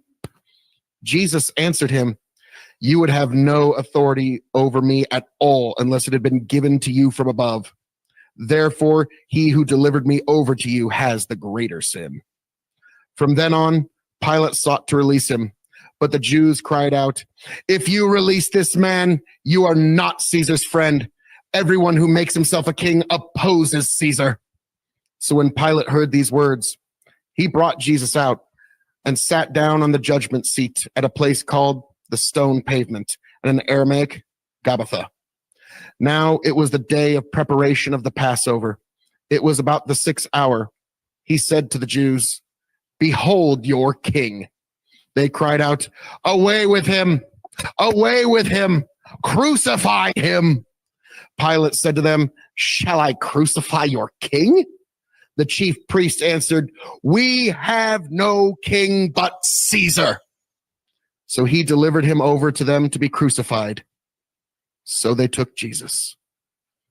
Thus ends the reading of God's holy word. I don't know about you, but it was almost like I was there with Philip's reading. Good morning. A reading from the Gospel of John. Then Pilate took Jesus and flogged him, and the soldiers twisted together a crown of thorns and put it on his head and arrayed him in a purple robe. They came up to him, saying, "Hail, King of the Jews," and struck him with their hands. Pilate went out again and said to them, "See, I am bringing him out to you that you may know that I find no guilt in him." So Jesus came out, wearing the crown of thorns and the purple robe. Pilate said to them, "Behold the man."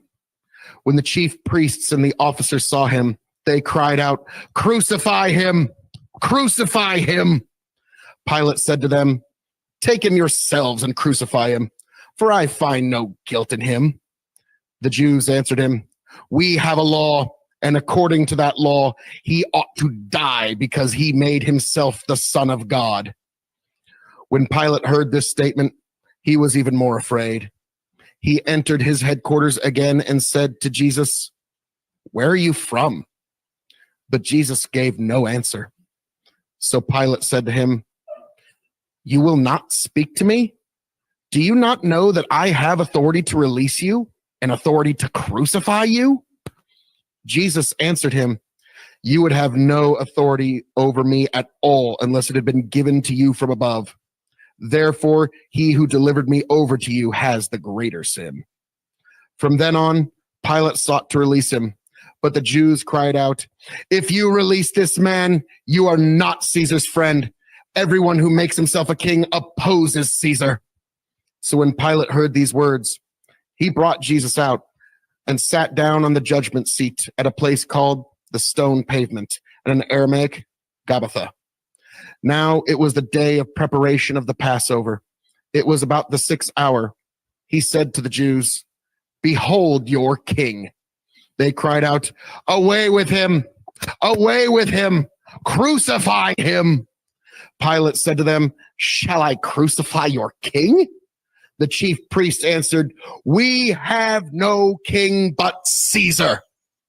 So he delivered him over to them to be crucified. So they took Jesus.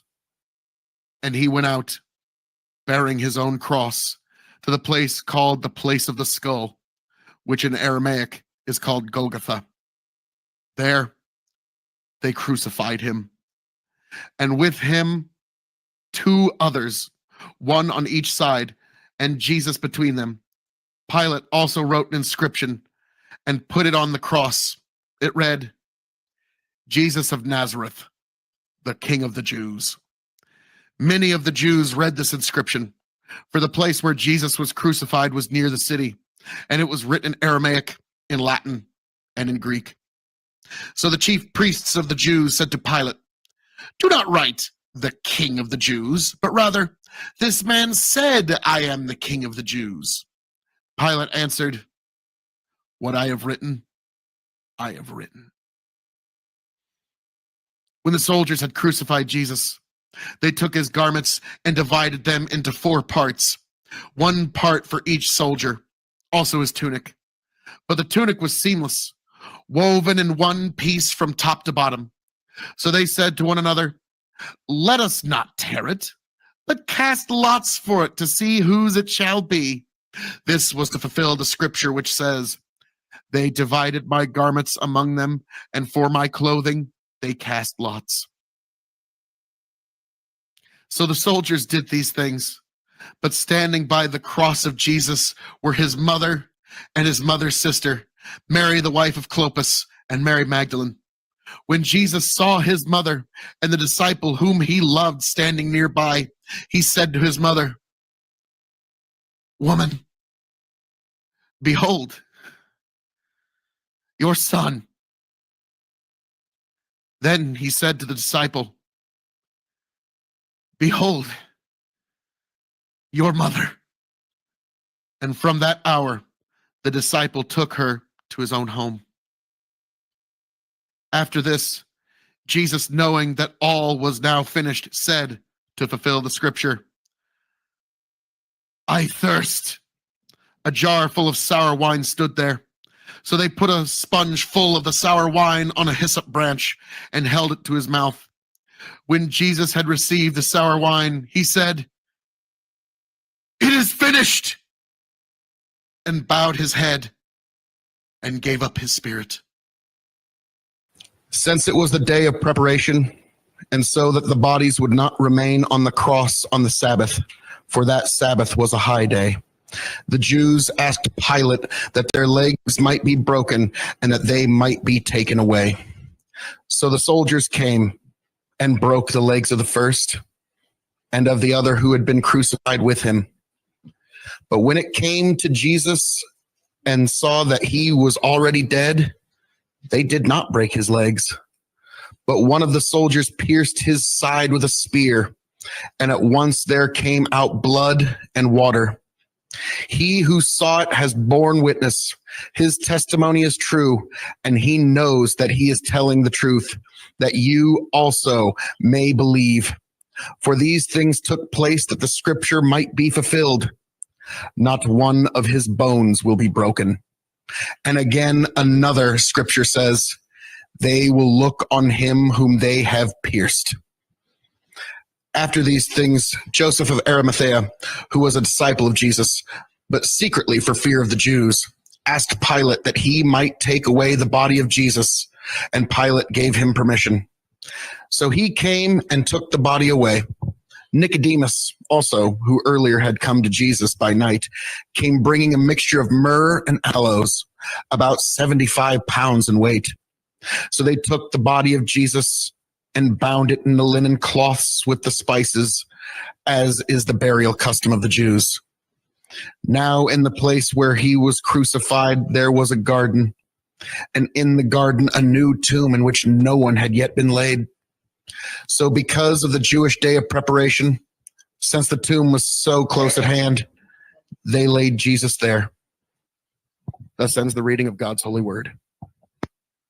I don't know about you, but it was almost like I was there with Philip's reading. Good morning. A reading from the Gospel of John, chapter 20. Now on the first day of the week, Mary Magdalene came to the tomb early, while it was still dark, and saw that the stone had been taken away from the tomb. So she ran and went to Simon Peter and the other disciple, the one whom Jesus loved, and said to them, "They have taken the Lord out of the tomb, and we do not know where they have laid him." So Peter went out with the other disciple, and they were going towards the tomb. Both of them were running together, but the other disciple outran Peter and reached the tomb first. And stooping to look in, he saw the linen cloths lying there, but he did not go in. Then Simon Peter came, following him, and he went into the tomb. He saw the linen cloths lying there, and the face cloth, which had been on Jesus' head, not lying with the linen cloth, but folded up in a place by itself. Then the other disciple, who had reached the tomb first, also went in, and he saw and believed. For as yet he did not understand the scripture that he must rise from the dead. Then the disciples went back to their homes. But Mary stood weeping outside the tomb, and as she wept, she stooped to look into the tomb, and she saw two angels in white sitting where the body of Jesus had lain, one at the head and one at the feet. They said to her, "Woman, why are you weeping?" She said to them, "They have taken away my Lord, and I do not know where they have laid him." Having said this, she turned around and saw Jesus standing, but she did not know it was Jesus. Jesus said to her, "Woman, Why are you weeping? Whom are you seeking? Supposing him to be the gardener, she said to him, Sir, if you have carried him away, tell me where you have laid him, and I will take him away. Jesus said to her, Mary. She turned and said to him in Aramaic, Rabboni, which means teacher. Jesus said to her, Do not cling to me, for I have not yet ascended to the Father, but go to my brothers and say to them, I am ascending to my Father and your Father, to my God and your God. Mary Magdalene went and announced to the disciples, I have seen the Lord, and that he had said these things to her. On the evening of that day, the first day of the week, the doors being locked where the disciples were for fear of the Jews, Jesus came and stood among them and said to them, Peace be with you. When he had said this, he showed them his hands and his side. Then the disciples were glad when they saw the Lord. Jesus said to them again, Peace be with you. As the Father has sent me, even so I am sending you. And when he had said this, he breathed on them and said to them, Receive the Holy Spirit. If you forgive the sins of any, they are forgiven them. If you withhold forgiveness for any, it is withheld. Now Thomas, one of the 12 called the twin, was not with them when Jesus came. So the other disciples told him, We have seen the Lord. He said to them, Unless I see his hands and the mark of the nails, and place my finger into the mark of the nails, and place my hand into his side, I will never believe. 8 days later, his disciples were inside again, and Thomas was with them. Although the doors were locked, Jesus came and stood among them and said, Peace be with you. Then he said to Thomas, Put your finger here, and see my hands, and put out your hand, and place it in my side. Do not disbelieve, but believe. Thomas answered him, My Lord and my God. Jesus said to him, Have you believed because you have seen me? Blessed are those who have not seen and yet have believed. Now Jesus did many other signs in the presence of the disciples, which are not written in this book. But these are written so that you may believe that Jesus is the Christ, the Son of God, and that by believing you may have life in his name. Thus ends the reading of God's holy word. Good morning. A reading from the Gospel of John, chapter 21. After this, Jesus revealed himself again to the disciples by the Sea of Tiberias. And he revealed himself in this way. Simon Peter, Thomas, called the twin, Nathanael of Cana in Galilee, the sons of Zebedee, and 2 others of his disciples were together. Simon Peter said to them, I am going fishing. They said to him, We will go with you.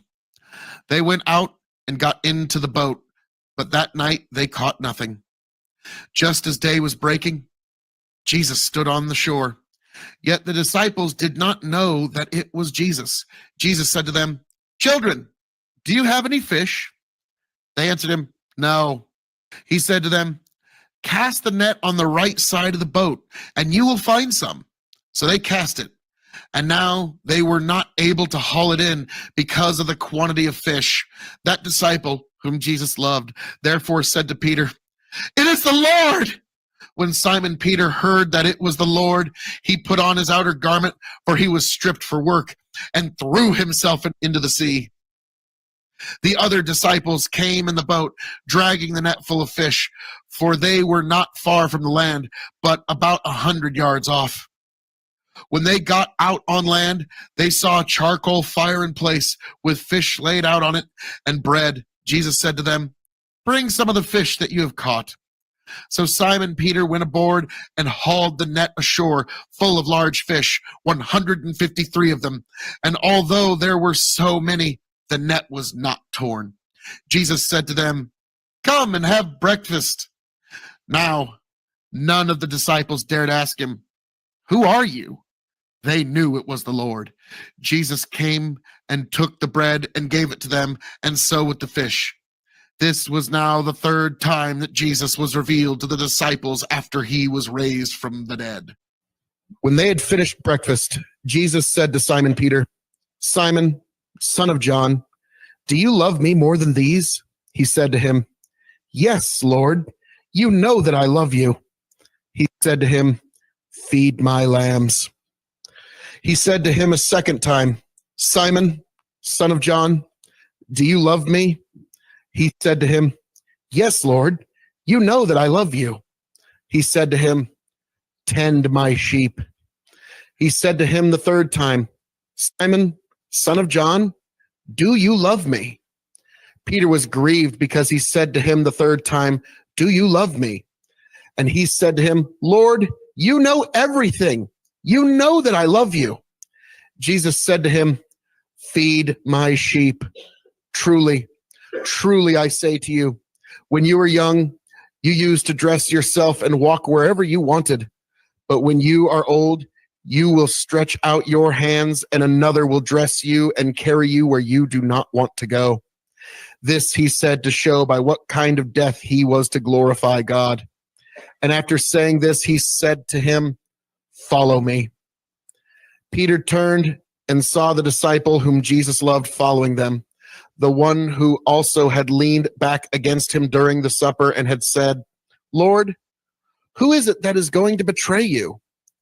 When Peter saw him, he said to Jesus, Lord, what about this man? Jesus said to him, If it is my will that he remain until I come, what is that to you? You follow me. So the saying spread abroad among the brothers that this disciple was not to die. Yet Jesus did not say to him that he was not to die. But if it is my will that he remain until I come, what is that to you? This is the disciple who is bearing witness about these things and who has written these things, and we know that his testimony is true. Now, there are also many other things that Jesus did. Were every one of them to be written? I suppose that the world itself could not contain the books that would be written. Thus ends the reading of God's holy word.